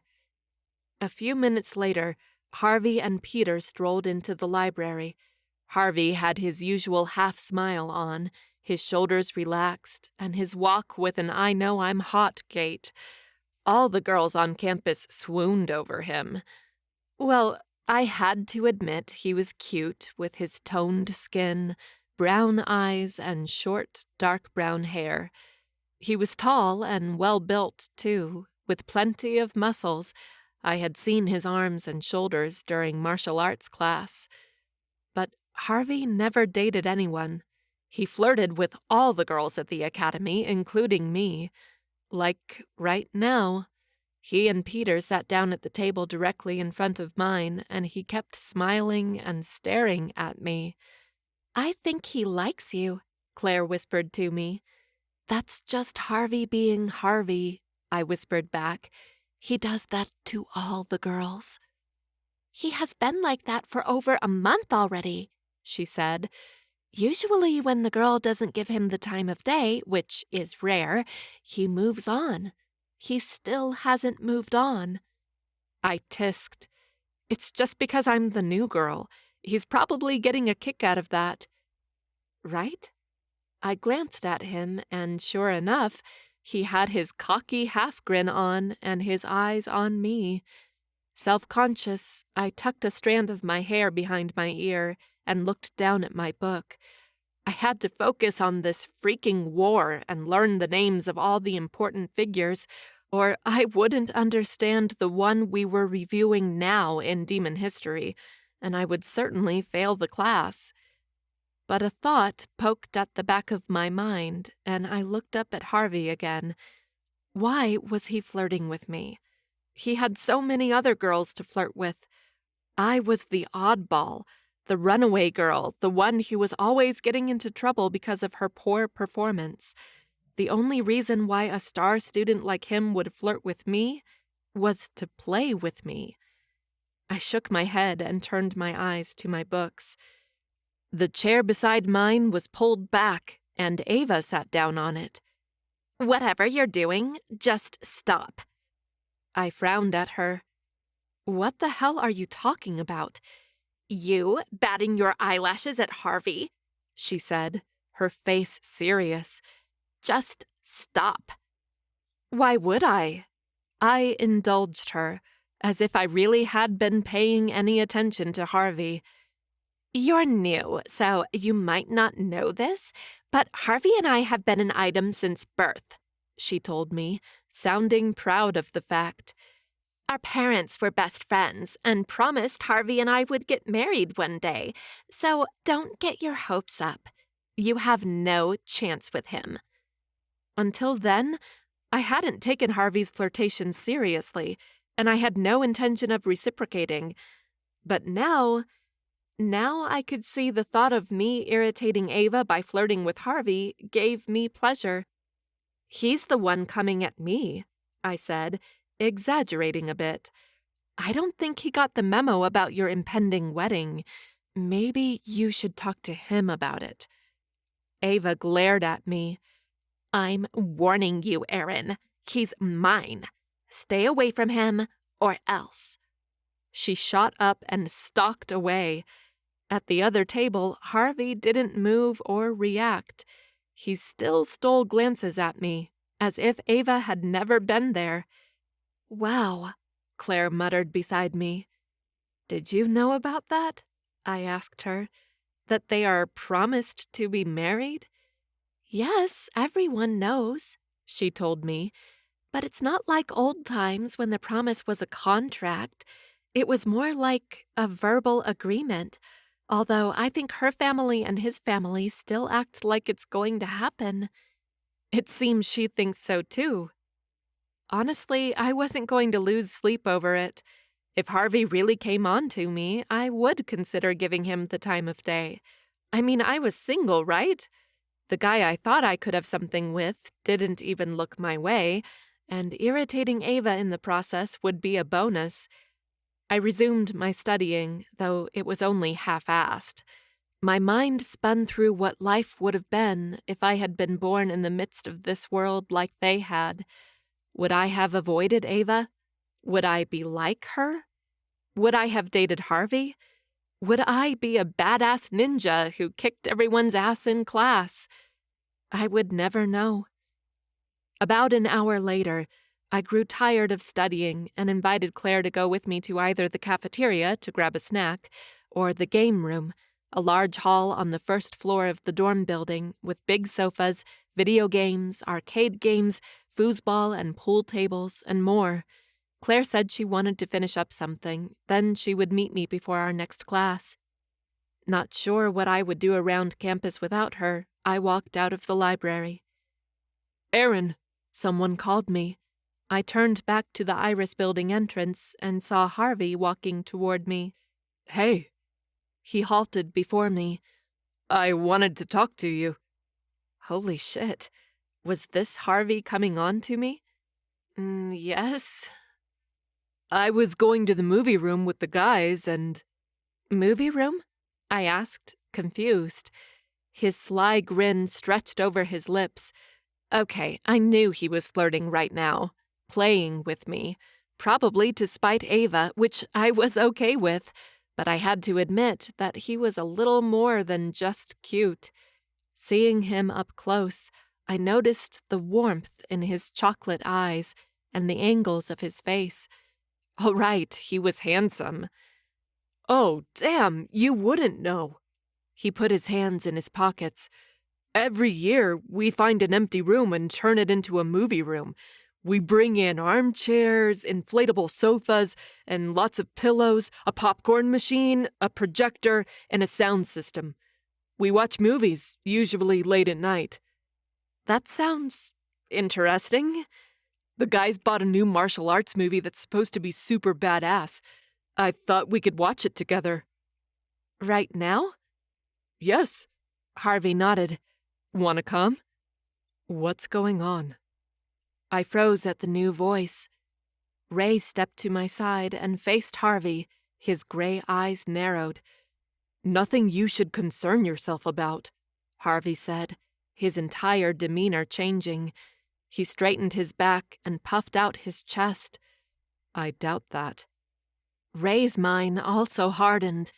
The two guys stared at each other, and I got the gist that there was a big beef between them. I would have to ask Claire if she knew anything about that. If you'll excuse us, Erin and I were leaving. Harvey reached for my arm. Ray slapped his hand away. The fuck you are. He wrapped his fingers around my wrist and tugged me closer. He looked down at my arm. What the fuck? He rubbed his finger over the demon mark. This is still here? Yeah, I said, jerking my arm free. It should have come off already. His brows slammed down. You need to come with me.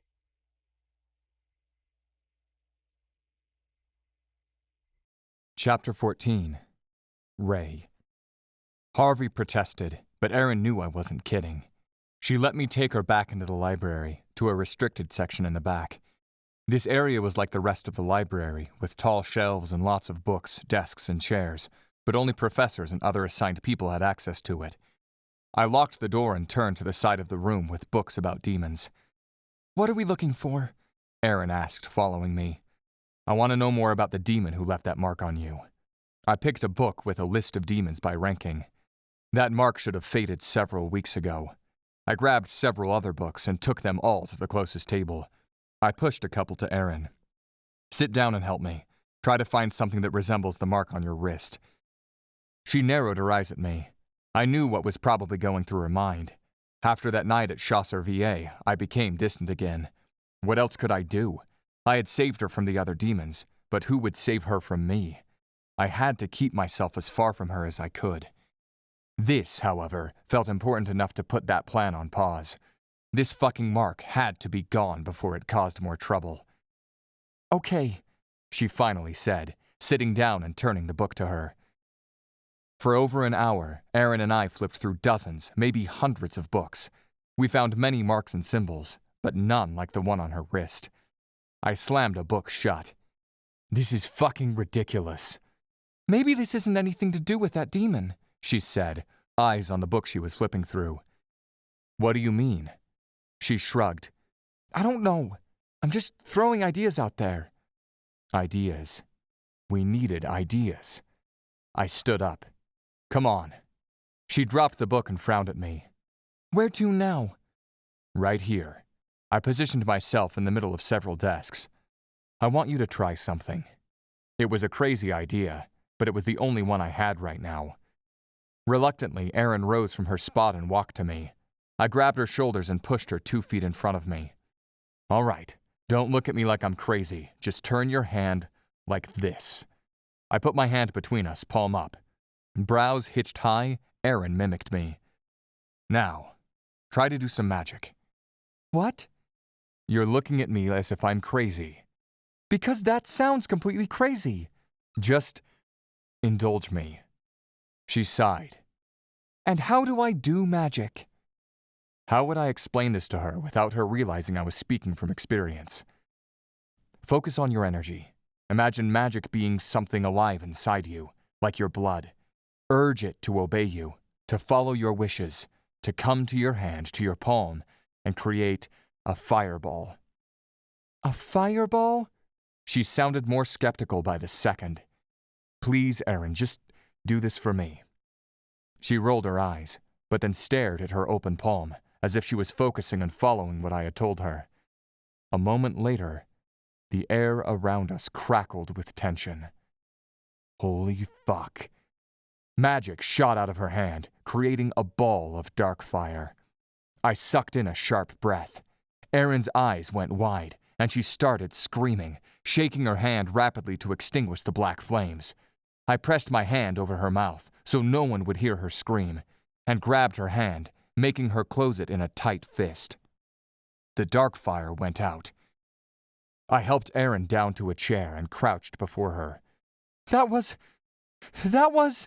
She was shaking all over. That was magic, yes, I finished for her. If the other hunters find out I have magic, they will think I'm a supernatural, she muttered. They will kill me. She recoiled, her eyes round. You will kill me. No, I won't, I assured her. But she was right about the others. They would kill her on the spot. Unfortunately, there was more to it. Erin, I have something to tell you. She turned her glassy eyes to me. The kind of fireball you created, it's dark fire. That is demon magic. For you to be able to use that kind of magic, you're either part demon, or you signed a contract with one. One that liked her too much, and gave her powers to boot. She shook her head.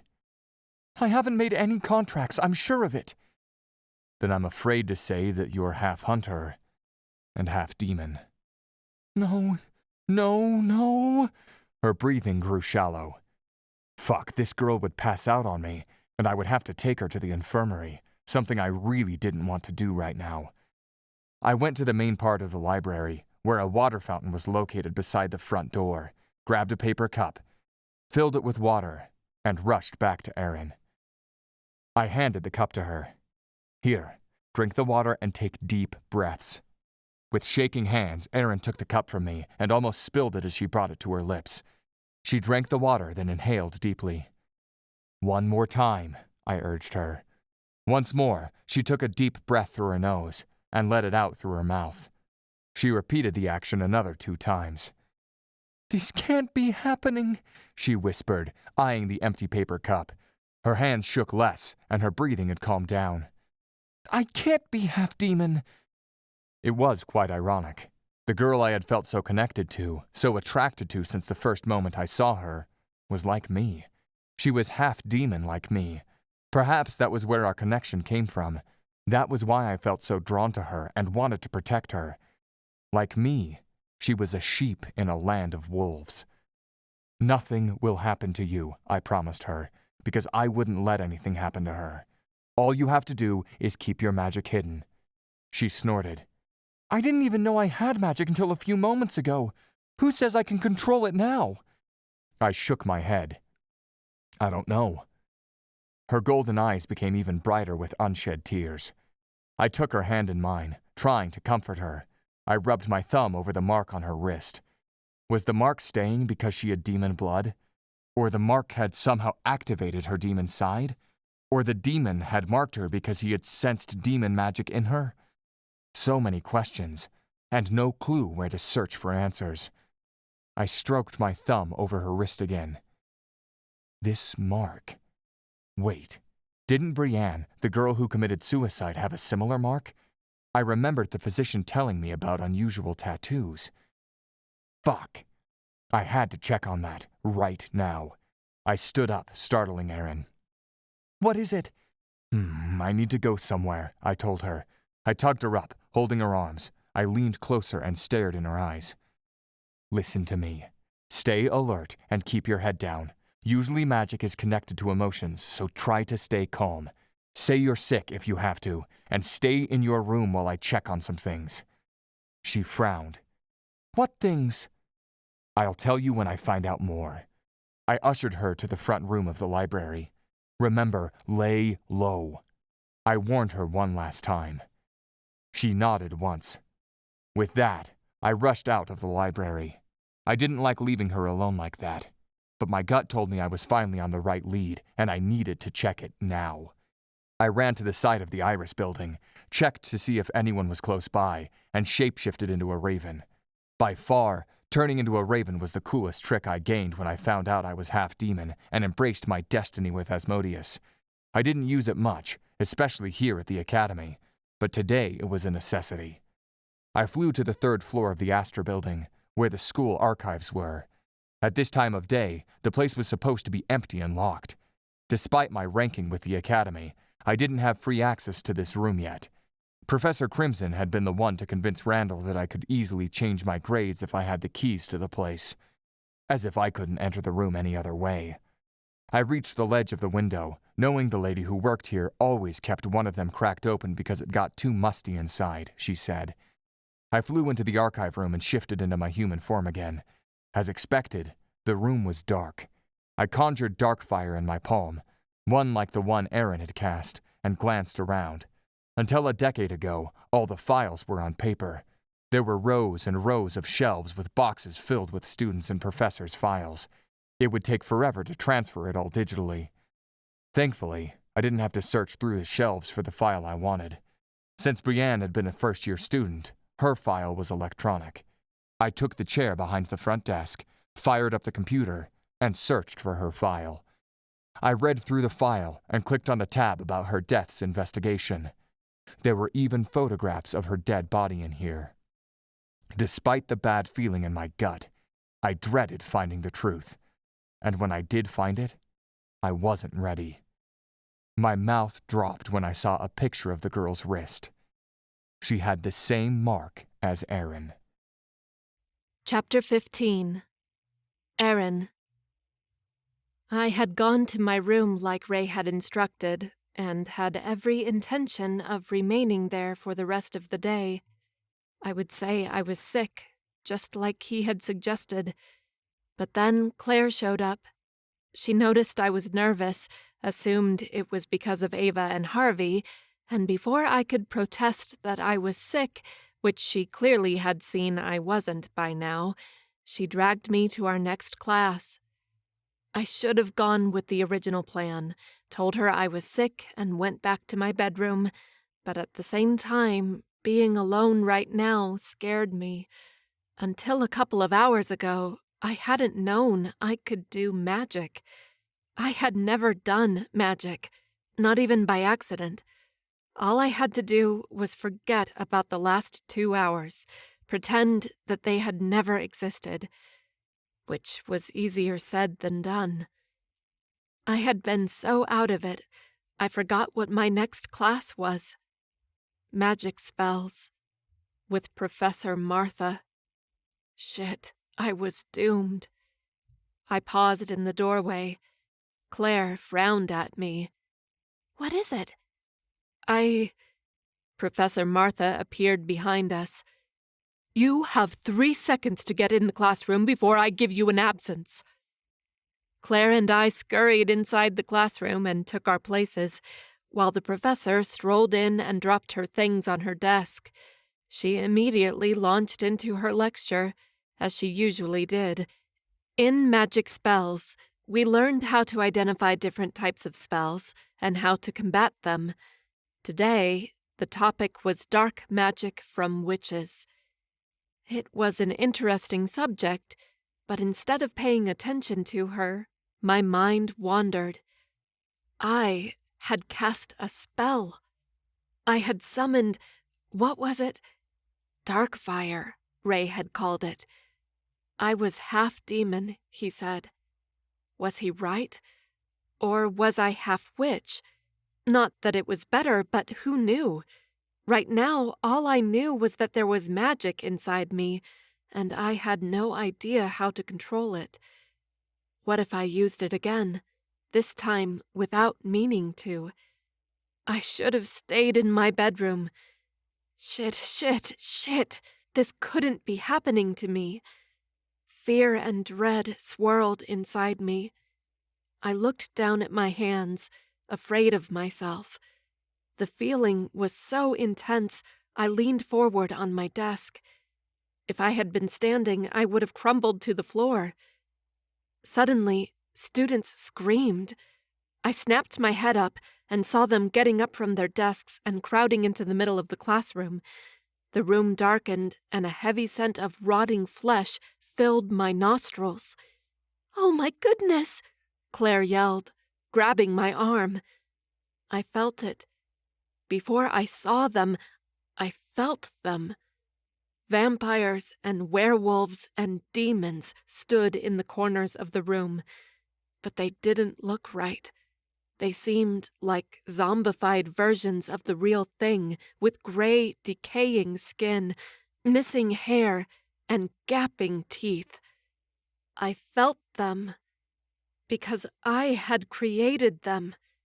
Stop, I ordered myself. Stop! But nothing happened. My fear and despair grew. The zombies advanced. Chaos ensued. The students tried attacking the zombies as if they were real demons. Claire held on to me, her hands shaking with fear. I tried disentangling myself from her before I ended up hurting her again, but her grip on me was suffocating. My panic threatened to overcome me, and with it, the zombies of the supernaturals turned stronger. I closed my eyes, wishing, praying, chanting it would go away, that I could somehow regain control and make them go away. A zapping sound echoed through the room. When I looked up, Professor Martha danced around the room with her dawn blade in her hand. She cut through the zombies, causing them to explode in a cloud of dust. In a couple of minutes, all the zombies were gone, but the students didn't relax. "It's okay now," Professor Martha said. "Those were illusions created by powerful magic, a demonstration of what you may encounter out there." "That was terrifying," Ava snapped. Several students muttered their agreements. "I'm sorry it was too much," Professor Martha said. "I'll make sure not to repeat it." "I thought it was cool," Harvey said, a cocky grin on his lips. "Me too," Peter said. "That would be cool for sparring." "Right," Harvey agreed. "Since this seemed like an intense experience," Professor Martha went on, ignoring the boys, "I'll dismiss class early today. You may go now." Still shocked, but relieved at having the class cut short, the students grabbed their stuff and headed outside. My insides were still tight, and my hands still shook when I picked up my books and headed to the door. "Erin," Professor Martha called. Claire and I halted and looked at her. "Come have a word with me?" Claire shot me a glance, but she scurried out of the classroom like a scared mouse. Holy shit, what could the professor want with me? I swallowed hard and approached her desk. "Yes?" Professor Martha lifted a finger, telling me to wait. She watched as the last student left the room and the door closed behind her. Then she turned her eyes to me. "You need to learn to keep your magic under control." My jaw hit the floor, but I quickly picked it up.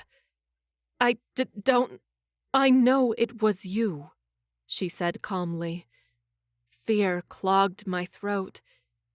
"You're going to turn me in," I rasped, feeling a little dizzy. Professor Martha shook her head. "No, I won't.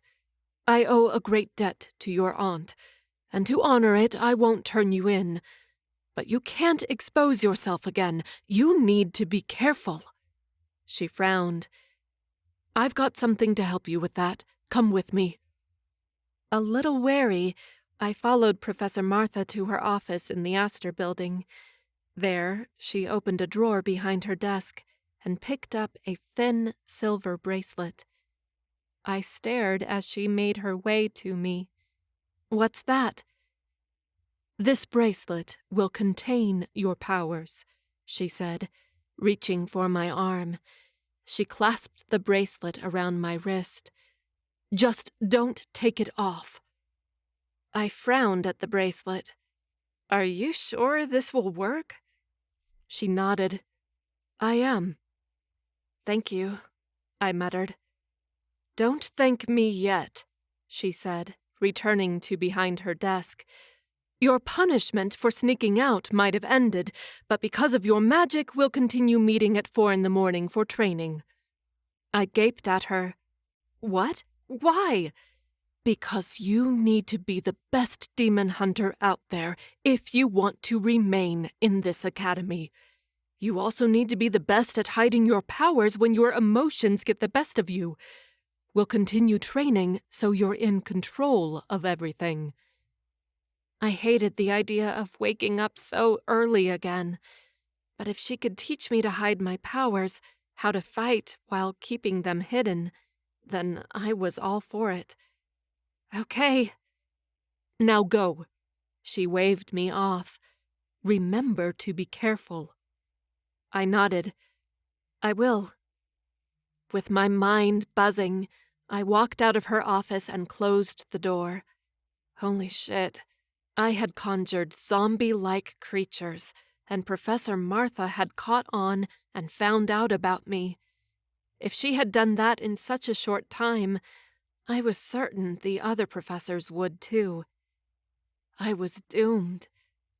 As I made my way to my dorm room, a new thought sneaked into my mind. What if Professor Martha was lying? What if she had a plan to expose me? How long did I have until she told my secret to everyone? Once more, I found myself lost in this place, where I was supposed to belong, which was so ironic now. If I was half demon, I certainly didn't belong here. Was there any place I belonged?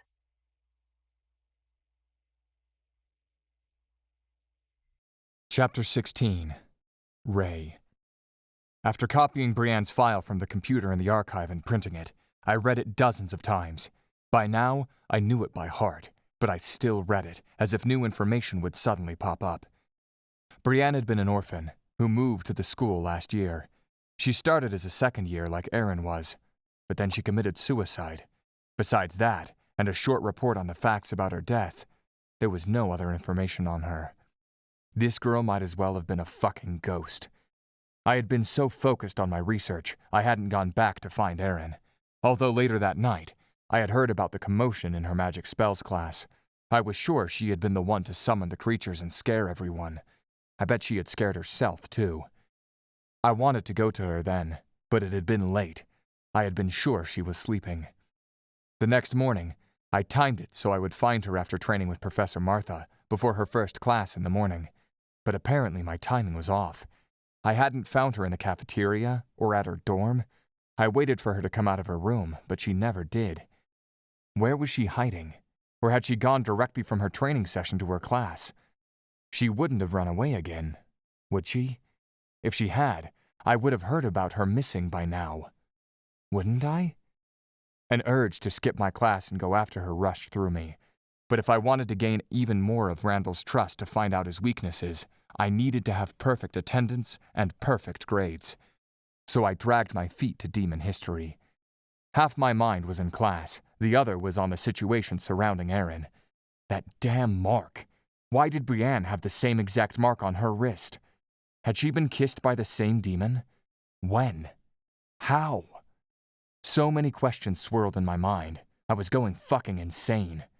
Suddenly, a girl started crying in class. The professor stopped talking and everyone turned to her. She kept crying, clueless that she was interrupting the class. "Harper," the professor called her. She didn't hear him, or she couldn't answer. He called her again. When she didn't answer, he walked to her and touched her arm. She jumped, startled. "What's the matter?" She only shook her head and cried harder. The professor glanced at me. "Ray, would you mind escorting Harper to the infirmary?" Yes, I minded, but I wouldn't say that to a professor. I stood up. "Of course." The girl was so out of it, she barely noticed as I tugged on her elbow and guided her out of the classroom. It was only when we exited the building into the sunny day that she blinked and stared at me with misty eyes. "I'm sorry," Harper said, crying even more. "For what?" "For having to deal with me," she whispered. "I'm a mess." I stayed quiet. I really didn't have time to worry about other people's lives. If she needed help, all she had to do was ask for it. I didn't go poking around other people's business. I tugged her forward, and we continued to the Daffodil Building.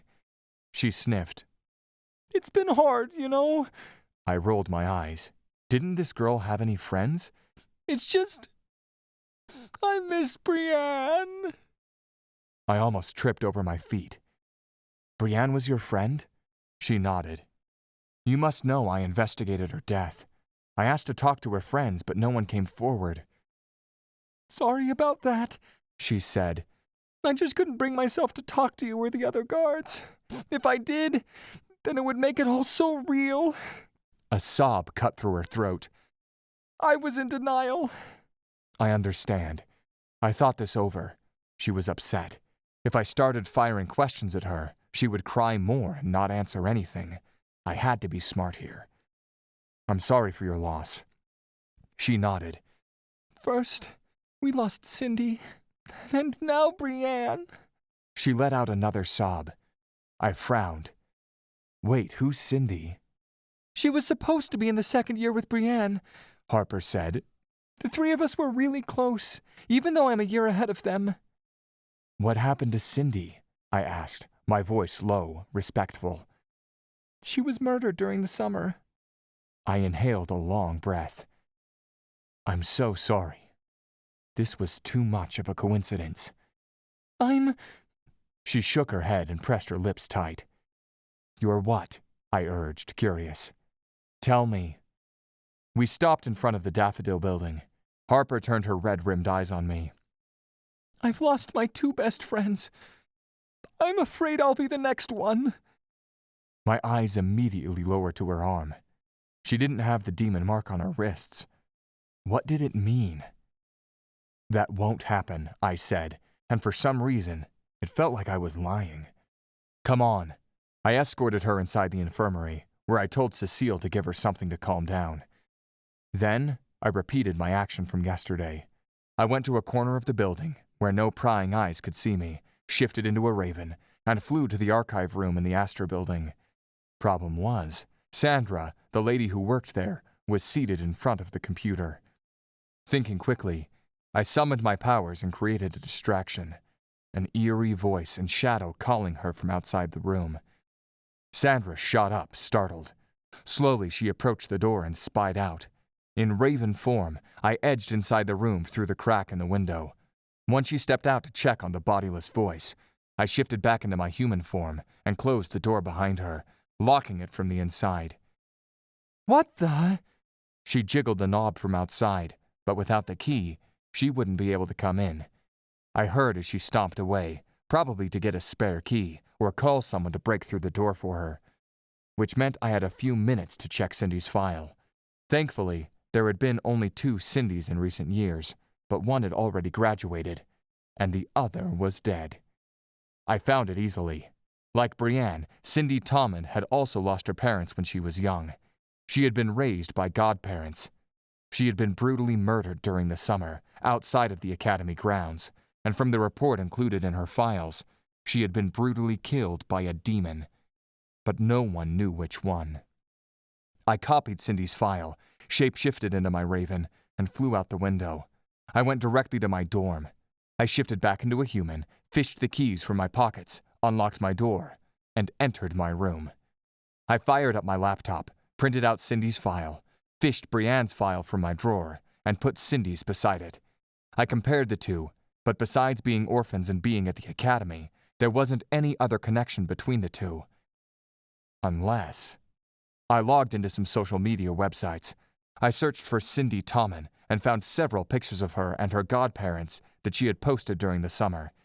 In most of them, I could see she had the same fucking mark on her wrist that Brienne and Erin had. What the fuck did that mean? That whoever had the mark was killed by a demon? Then what? Erin was next? I took 3 long steps toward the door, intent on finding Erin, and being by her side until I found out what was going on, and how to stop this demon before he killed her too. But when I opened the door, one of Randall's secretaries stood in the hallway, her hand raised to knock on the door. "Ah, glad to find you here," she said. "Randall is asking for you." "I see," I said, trying to think of an excuse. "You can set—" "He said to drag you there if I had to." She tilted her head. "I won't have to do that, right?" I wanted to see her try, but I got the fucking message. The headmaster wasn't happy, and I was supposed to be there 10 minutes ago. I exhaled through my nose. I'm on my way. Chapter 17. Erin. It seemed the bracelet Professor Martha gave me was working well. Since I had started using it yesterday, I hadn't caused any accidents, and I couldn't even feel anything awake inside me. Not that I was trying to. If I had my way, I would pretend there was no magic in my veins until the day I died. When I got to martial arts class, I found a note on the door. Apparently, Professor Genevieve wasn't feeling well, and we were supposed to go to monster identification instead. Along with the other students, I dragged my feet to the Orchid Building, where monster identification was held. I bumped into Claire on the way. "I'm guessing your class changed too?" I asked. "Yeah," she said. "I was supposed to have demonic spells, but because Professor Genevieve is sick, they moved around classes. I think this is the first time this has happened." In the usual classroom, Claire and I took our seats. I felt Harvey's flirting stares and Ava's hateful glares bouncing off my head, but I didn't even look their way. Yesterday, I had been intent on playing with Harvey and irritating Ava, but things had changed. The fewer interactions I had with anyone at the academy for now, the better. Professor Eleanor marched into the classroom. "Put down your books and pens. We're having a test." Protests and groans rose from the students. I admit I groaned too. A few feet from me, Harvey cursed his mother. If she heard him, she pretended she didn't. "Why put down the pens?" Stella, one of Ava's friends, asked. "Because it'll be a practical test," Professor Eleanor said. "The grades of this quiz will determine your partner with whom you'll work for the rest of the semester. Now come forward and make a single line here." For a couple of minutes, the classroom was filled with the sound of desks being dragged back, the shuffling of feet, and whispers. Once all our desks were squeezed in the back and we were in a line, the professor opened the door and let 4 guards enter. "What are they doing here?" Harvey asked. If I was not mistaken, that was the first time he had spoken in this class without being spoken to first. "They will help with the test," his mother said. "Here's how the test will work. The guards will attack you, and a picture will pop up on the projector." She pointed to the white wall behind her.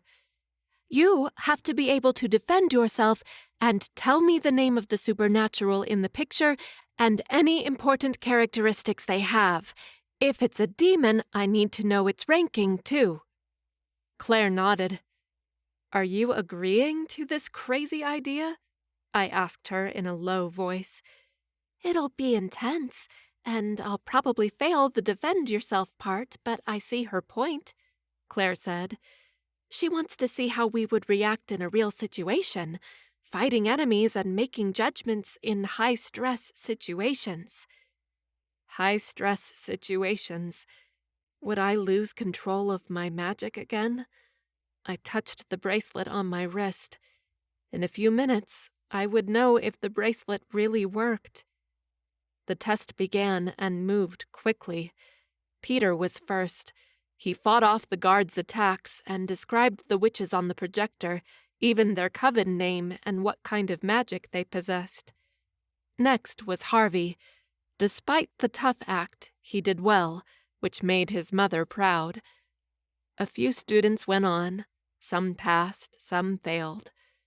Then came Ava. She walked among the guards with an easy gait, full of confidence. I was sure this would be a breeze for her. I was shocked to see as she hesitated when the picture of a demon showed up on the projector. She stammered half names and forgot about the guards. Soon, she was on the floor. Ava failed. She cursed hell and heaven as she stomped to the back of the room. It was Claire's turn. Like she predicted, she knew all about the Fae on the projector, but she didn't even try defending herself. The guards took her down in 3 seconds. She also failed. "Erin," Professor Eleanor called. Swallowing hard, I stepped forward among the 4 poised guards. Shit, this was really happening. I positioned myself like Professor Martha had taught me, feet apart, knees bent, core hard, hands up. "Begin," the professor said. The guards came at me. I took a step back, avoiding 2 of them, then ducked from the other 2. I landed a side kick on the shoulder of one guard, making him stumble over a second one, then spun back to escape from a roundhouse kick and landed a back kick on the chest of another guard. The picture of a beautiful woman with long silver hair, brilliant blue eyes, and pointed ears showed up on the wall. "Frost Fae," I said. One of the guards came at me. "They have ice and frost powers." I blocked a kick that would have hit me in the chest. When the guard punched at me, I deflected his strike, grabbed his wrist, twisted it, and landed a nice roundhouse kick to his chest. He stumbled back. "It's said the Frost Fae were banished from their realm and now live on Earth, hiding up north." Another guard lunged at me. "That's enough," Professor Eleanor said. "Pass." I stared at her, a little shocked with myself, but she was scribbling something in her notebook atop her desk and wasn't paying attention to me. "Next." I forced my feet to move as the next student took my place. Claire patted my shoulder. "I knew you could do it." "Well, that makes one of us," I said. Harvey winked at me. "Well done." I fought the urge to roll my eyes at him. "Thanks." A few feet from us, Ava grunted. The rest of the students had their turns and their grades decided. Then the professor started pairing people up according to their grades. "Peter and Stella," she read from her notes. "Claire and Ava." "Oh no," Claire muttered at the same time Ava shouted, "What?" Professor Eleanor lifted her eyes from her notes and glanced at Ava with indifference. "If you wanted a better partner, you should have done better." She went on, "Harvey and Erin." I stared at Harvey, and he smiled at me. Ava clenched her fists and clamped her lips. I could see the 300 curses she wanted to fire at me, at the professor, for the pairings, but she held it in. Well, if I could, I would like to switch too. I would rather work with Claire than with Harvey. Poor Claire would have to put up with Ava's shitty attitude. "For the semester's final project," the professor started as we sat down at our desks beside our new partners, "you'll work on a project about a kind of demon. I'll go around the room now, telling you which demon your group will be assigned." Instantly, Harvey put his elbow on his desk, propped his head on his hand, and stared at me. "I'm liking this project already." This time, I did roll my eyes. A moment later, his mother stopped by our desks. "You two got grimps." Then she walked off to the next group. Harvey didn't move. He kept staring at me. I flipped through my book, trying to find the demon she had assigned to us. To my surprise, it was the freaking imps that had attacked me that night at the haunted house. If Ray had told me their names, I had long forgotten. Ray. I turned to Harvey. The freak was still looking at me with puppy eyes. "So, yesterday I noticed you don't like Ray." Instantly, Harvey lost his grin. He sat up in his chair. "Was that noticeable?" There was a hint of sarcasm in his voice. "What is that all about?" "There isn't much to tell," he said. Why did I get the feeling he was lying? Just, he's not a good guy. In fact, I would say he's downright evil. He might be fooling the headmaster with his tough act, but he doesn't fool me. What do you mean? I probably had never been this curious in my entire life. Harvey shook his head. If I were you, I would stay away from him. I wanted to press him for more, but I knew he wouldn't tell me anything. With that, his flirting halted for the day, and the mood while we worked on our project soured. I tried forgetting about Ray, but how could I when I was trying to learn about the little imps he had saved me from? If he was evil, wouldn't he have let me die? But then, what did I really know about him? Nothing. The truth was, I knew nothing about Ray, and I kind of hated that.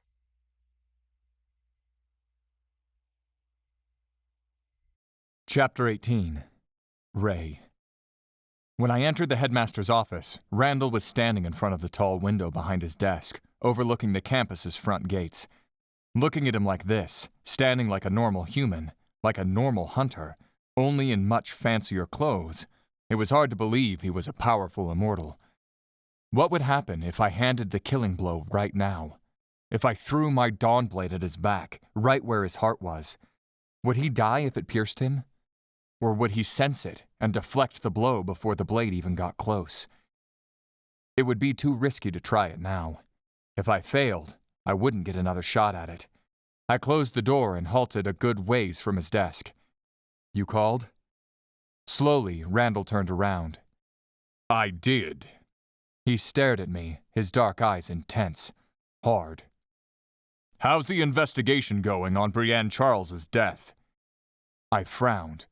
The investigation had been closed long ago. It was ruled a suicide. "I know you don't believe that," he said, his voice calm. Way too calm. "And I don't believe that either." I opened my mouth to tell him about Cindy and the strange mark, but thought better of it. I didn't trust Randall. Until I knew more, and until I made sure Erin was safe, I couldn't tell him anything. I shook my head. "I've been investigating it, but I've found nothing unusual," I lied. "So far, everything ties to suicide." He narrowed his eyes at me. "I put you in charge of the security because you're the best student this school has seen in decades. And yet, you're doing a poor job keeping it secure." "I'm trying," he slapped the desk. Leaning forward, he said through gritted teeth, "Don't lie to me, Ray." "Sir, I know of your deal with Asmodeus," he told me. My blood chilled. "I don't know what you heard." "Don't lie to me, Ray," he repeated, interrupting me again. "I know Asmodeus is your father, and he tricked you into an impossible contract, and now he has asked you to kill me." "How?" I asked in a whisper. "I can help you out of your contract with Asmodeus," Randall said instead, surprising me even more. Why would he do that? "All you have to do for me is kill your father." Didn't he think I knew that if I managed to kill my father, my contract would be void? But Asmodeus was even more powerful than Randall. I barely had any fucking chance of killing Randall. Killing Asmodeus? Never in any of my dreams. "If it was that easy, I would have already done it," I told Randall. "But you didn't have my incentive, did you? Kill Asmodeus, break your contract, and I'll let you become a real demon hunter." The frown in my brows deepened. I didn't doubt he could do it, but I was curious about exactly how he would do that. Demon hunters were born. I was able to use a powerful witch's spell to trick them all, except for Randall. I should have known he wouldn't be fooled. If he could see through the spell, perhaps he could make me into a real demon hunter. That was ridiculous. I shook my head, pushing those thoughts out of my mind. "I have one question, though. If you knew all that, if you knew I wasn't a real demon hunter, I was a half-demon and Asmodeus' son, why did you let me join the academy? Why did you let me stay? And why did you favor me above all other students? You think I'd reveal all my secrets to you? All you need to know is that I have my reasons." He sat back in his leather chair. "I'll give you some time to think about my proposition." He waved me off. "I'll call for you when I need your answer." I hesitated, mostly because I was still too fucking shocked to process everything I had heard, not because I wanted to talk more about it. Holy fuck, as if I didn't have enough on my plate. Now I had to worry about Randall being on my back too? Things were never boring around here. I started back to my dorm room. I hadn't made it halfway there when the warning bells rang in my mind. I cursed under my breath. First Randall, now Asmodeus was calling me. I went to the side of the Astra building, checked if I was alone, and shapeshifted into my Raven. I flew over the academy walls, over the forest at the base of the mountain, into Liberty Creek. Even though the town was 5 hours by car from the academy, I could fly much faster than that. In an alley, I shifted back into my human form. I looked down at myself. Fuck, I still had the school uniform on. I took off the jacket with the academy crest and the tie, folded them over my arm, and walked out of the alley. As usual, Asmodeus was waiting for me in the corner booth of the pub. He had his whiskey in his hand. The waitress brought a second one for me the moment I sat down across the table. "There's my favorite demon," he said, his tone amused. Was he drunk? I doubted it. "How's the academy?" I frowned. "Why did you call?" "Well, because it has been over 2 fucking months, and you haven't killed Randall yet." His amused expression was gone, replaced by a glare. "What the fuck have you been doing there that you didn't have time to kill him?" My jaw worked hard. "You gave me until the end of the semester. I still have time left." "I gave you that much time because I was being considerate," he said, as if he had ever been considerate in his long life.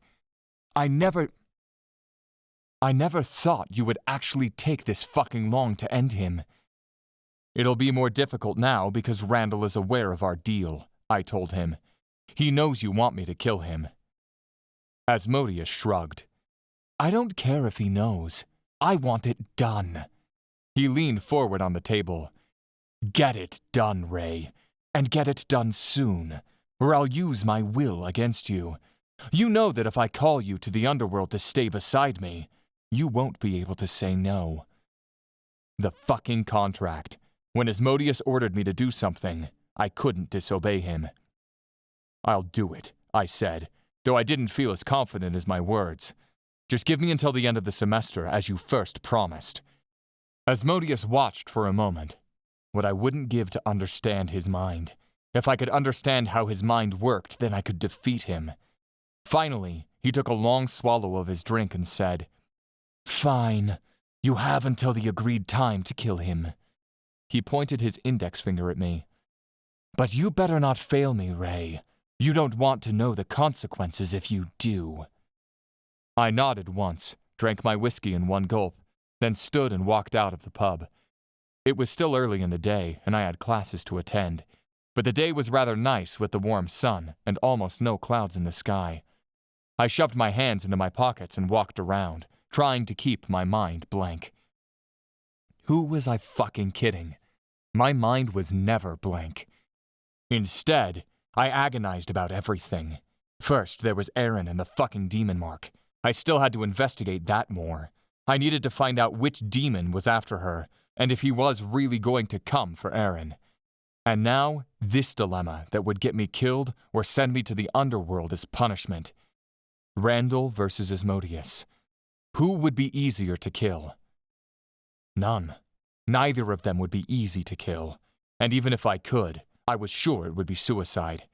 I would only kill them after using all my power, and probably dying at their hands. Why couldn't there be a fucking easy answer for once? Chapter 19. Erin. "I heard we'll have only sparring today," Claire said as we made our way to the Hyacinth building. Her martial arts class was later, but she insisted on walking with me before heading to her class. I had already sparred with Professor Martha at 4 this morning. What was a little more sparring? Truth be told, Professor Martha had kicked my butt, and every muscle in my body was sore. At least she made a mumbled comment that I was improving, slowly, but improving. I glanced at the sky. It was a warm fall day. The trees around the campus were full of orange and red, which I always thought was pretty, except for the blackthorn tree, which was always black and had no leaves, only many thorns. Despite my best efforts, my mind stirred to the first time when I saw the blackthorn tree, when Ray brought me here. Ray. I hadn't seen him in almost 2 days. He said he would confirm something, then get back to me. I guessed he either hadn't confirmed anything, or he was running from me. I mean, I couldn't blame him. I was half demon, after all. Claire waved goodbye in front of the Hyacinth building, and I joined the other students around the mat and started stretching. Across the room, Ava looked like a gymnast. She touched her entire chest to her legs while grabbing her feet. Then she pulled one leg to her head or bent sideways over one leg. Freaking show-off. Well, if I were as flexible as she was, maybe I would show off too. In a matter of minutes, Professor Genevieve entered the classroom. "Arrange in a wide circle and sit down," she said simply, not offering any explanation about being sick 2 days ago and canceling our class. Mutters spread through the students while we positioned ourselves at the edge of the mat in the center of the room. It seemed everyone was apprehensive about sparring. "Peter, Harvey," the professor called. "You're up." The 2 young men jumped up and met in the center of the ring. The professor raised her hand, then dropped it. "Begin!" Harvey and Peter charged each other. Both were tall and strong, which made for an even match. They blocked and dodged and parried most of the attacks, and the match went nowhere. Finally, after 5 minutes, the professor called it. "Stella, Harper," the professor said. "You're next." Harper paled before she stood and met Stella in the center of the ring. "Begin," the professor said. Stella came for Harper. Until now, everyone had been going easy on her since she was still unwell after losing her best friend Brienne. But Stella didn't seem to care. Of course, she was friends with Ava, wasn't she? A bitch for a bitch. Harper barely had time to defend herself before Stella brought her to the floor. Professor Genevieve marched into the ring and interrupted the fight. "What is this?" She turned her hard stare on Harper. "You called that a fight? That was ridiculous." I'm sorry," Harper stammered. Her shoulders folded forward. I could see she wanted to curl up or disappear. "I don't want an apology. I want a fight." The professor pointed to the door. "As punishment, go run 5 laps on the indoor track. After class, we'll have a talk." Harper lowered her head and dragged her feet to the door. I felt myself rising to go after her, to talk to her and try to make her feel better, even though I had never said more than 5 words to her before, but stopped after I saw Ava and her friends chuckling from the other side of the room. No, right now I didn't want to go after Harper. I wanted to kick Ava's ass. The professor made my dream come true. "Ava, Erin, your turn," she said. I sprang to my feet and let the fury I felt for Ava fuel me. I was thankful the bracelet was secure on my wrist, or I was sure I wouldn't be able to control my magic. Shit, I wanted to wipe Ava's smug smile from her face. She halted in front of me, her hip to one side, one of her hands on her waist. "Ready to be beaten to a pulp?" "I want to see you try," I said through gritted teeth. "Begin," the professor said. Expecting her move, I took a large step to the side when she lunged for me. I spun around and brought my fist across, landing a block on her chest. Gasping in surprise, Ava took 2 steps back. "What the—" I advanced on her. She lifted her arms up, but I twisted for a sidekick and pushed through to her waist. Once more, Ava stared at me as if she had never seen me before. "That's it!" she cried as she opened her arms and swiped wide for me, like a wild animal. I ducked under her arms and retreated. I was sure I hadn't seen that move in this class or my training with Professor Martha, but since the professor hadn't called me on it, I let it go. This time, Ava advanced.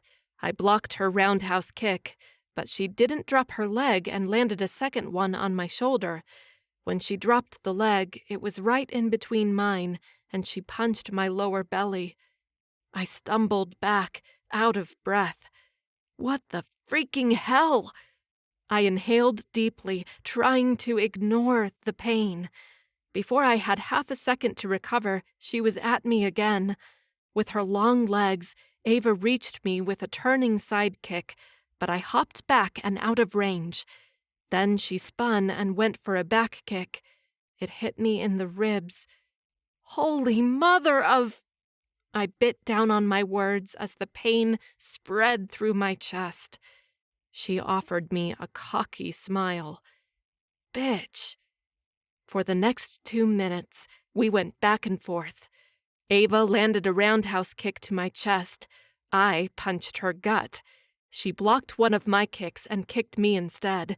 I placed a beautiful sidekick to her back. She almost fell forward and kissed the floor. One of her punches grazed my chin. It would leave a damn mark, and I kicked her in the side. The professor's clap echoed through the classroom. "You can stop now," she said. Reluctantly, Ava and I retreated, both of us limping. "That was a great, well-matched fight. It was nice seeing you two taking advantage of your space, spinning out of range, and attacking from behind. It was so good I didn't want to stop the watch, but at 7 minutes I had to, otherwise the others won't have time to spar." She faced me. "I can see you've been training outside of class. I like your dedication. Keep it up." Then she gestured to the door. "Now you two go to the infirmary to check if any of your injuries are serious." Ava and I limped to the door. She tried to push me out of the way, but I took a large step away from her before she could. What? She wanted to keep going even if we were not in class anymore? Well, for her bitchiness, I would. All she had to do was look at me the wrong way. But as I went down the front stairs of the building, moaning as my sore muscles screamed and pain ricocheted through my body, I realized the adrenaline was almost gone. I wouldn't be able to fight again, not right now. Not caring about Ava, I dragged my feet to the infirmary as fast as I could. Cecile greeted me in the foyer. "Oh, don't tell me Professor Genevieve had another sparring match." "She did," I said with a groan. "This is the 3rd this week." She walked to me and held my arm. "Yesterday was both the 3rd and 1st years, and I had 6 students come to me." She tisked. "I think this afternoon she'll do the same with the 4th years." 4th year. I bet Ray could kick everyone's ass. I shook my head. "Well, if it makes you feel any better, that's my adversary." I pointed my chin to the door. Ava limped inside the infirmary. Cecile chuckled. "You gave as good as you got. Good girl. Now let's get you checked." I was thankful for 2 things. I was put on a stretcher far away from Ava and was able to keep the curtain around my bed pulled closed so I wouldn't see her face across the room. And I had no broken bones or extensive damage. Cecile recommended some rest and to apply ice to the bruise on my shoulder and some ointment to the graze on my chin. "I've contacted the professors of your next classes," Cecile said. They know you'll be taking the rest of the day off to rest, but please rest. Go to your dorm and sleep if you can. Tomorrow, you can return to your normal activities, just no sparring or intense exercises for at least 2 days. Professor Martha wouldn't be too happy about that. Thanks, I told her. She nodded and walked away. Then Ray, his face whiter than usual, his gray eyes huge, appeared in front of me. What is it? What happened? I'm fine. You don't look fine. His gaze skimmed over me, searching the wounds. Were you attacked by a demon? Where? Which demon? Ray, I called, though I was enjoying seeing him worried. About me or the Academy security, I didn't want to prolong his suffering. It wasn't a demon. He frowned. Then what happened? Martial arts class. I sparred with Ava. Oh. His shoulders relaxed, but his eyes narrowed at the purpling wound on my shoulder. Did you take something for the pain? I nodded. Cecile gave me something. I put my legs down and Ray reached for my arm. I'm fine. I won't fall, I promise. He took 2 large steps back. I hopped out of bed. How did you know I was here? I was between classes when I heard you were in the infirmary. He ran a hand through his dirty blonde hair. I didn't think. I just came here. I fought against the smile threatening to appear. He had been gone for 2 days, but once he heard I was hurt, he came running. My heart skipped a beat, then hammered against my ribs. Well, as you can see, I'm okay. I walked around him. He turned and caught up with me. Where are you going now? To my dorm, to rest. Right, he said. He followed me out, always close. I felt that if I tripped, he would catch me half a second later. Outside, I halted and faced him. That day, at the library, you said you would go check on something, then you would get back to me about it. I'm guessing you're not done checking whatever it was? About that.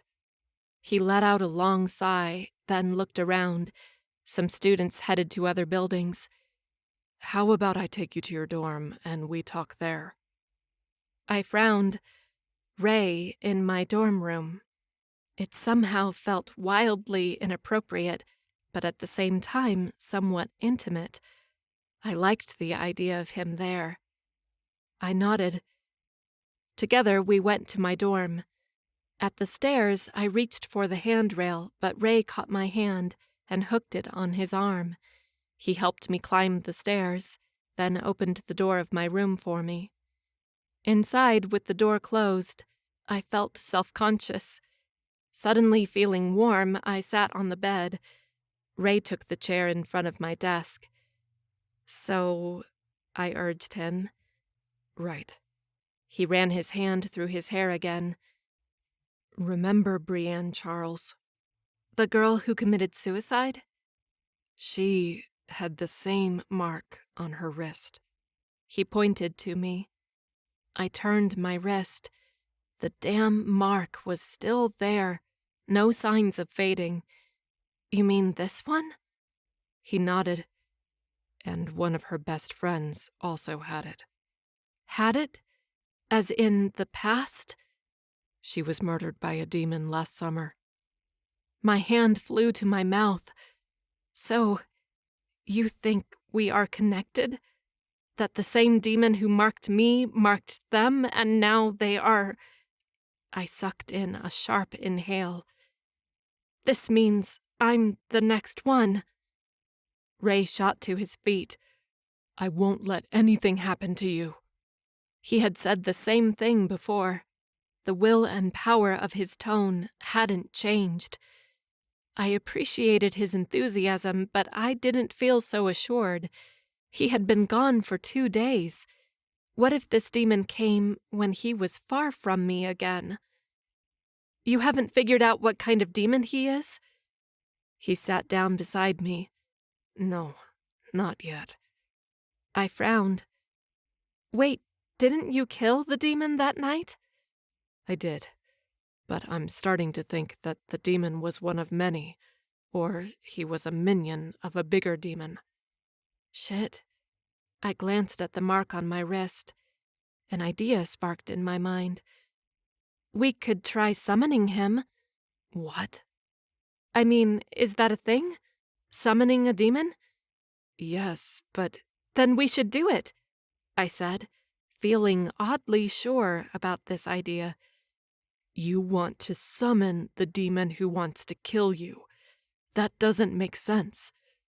I can either wait for this demon like a sitting duck, or I can get ready, summon him, and kill him.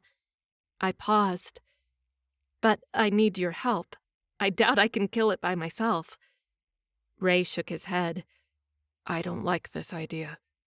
It's not that I like it, but do you have any better ideas? He stared at me with those intense, gray eyes. Are you sure about this? I started nodding, but then shook my head.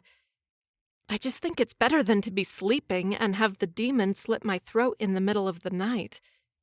He flinched. Fuck, He muttered under his breath. when you put it that way, I guess it's better to face him with a plan. My stomach twisted in a mix of anticipation and dread. So, Ray let out a long breath. All right, we'll summon it this weekend. I frowned. Why this weekend? He gestured to me. So you can recover. Cecile's medicine is working, I told him. I barely feel any pain, just some soreness. But soreness was part of my life now. We should do it soon. His thick brows slammed down. When do you want to do it? We summon the demon tonight. Chapter 20. Ray. I didn't like this idea. I really didn't like this fucking idea, but like Erin said, it was either summoning the demon or waiting until he came for her. It was close to midnight when we sneaked out of the dorm. I had told Erin to dress all in black and bring her aunt's sword. She still didn't have her own Dawnblade, but if things got ugly and I couldn't deal with the demon alone, I would need the help. It was better if she had a sword in her hand than trying to punch a demon in the face, especially if he was a powerful one. Erin approached me, showed me the sword, and whispered, "I'm ready." The moonlight bathed her fair face, and for a moment, all I could do was stare at her. She had a fitted thermal tee, leggings, and boots, all black like I had told her. Her long black hair was pulled up into a ponytail, showing off more of her pretty face. And her eyes. Her golden eyes seemed to shine even more in the dark. She was so fucking beautiful it hurt. I cleared my throat. Then let's go. We crept up past the dorms, around the Daffodil Building, to the side of the Iris Building. Ava and Claire walked out of the library. When they saw us, they halted. Ava put a hand on her waist and opened her mouth to speak. But I was faster. "What are you two doing here at this time?" I asked, using my professor-like voice. I had heard there was a verbal bet going with the fourth-year students. After I graduated at the end of the school year, I would become a full-fledged hunter, or since Randall favored me, I would become a professor. Neither, I wanted to tell them. I wouldn't become either. "We were working on our monster identification project," Claire said, not sounding too pleased. Erin frowned. "It's almost midnight. If we want to present a good project, we have to work hard, don't we?" Ava flipped her blonde hair like the little bitch she was.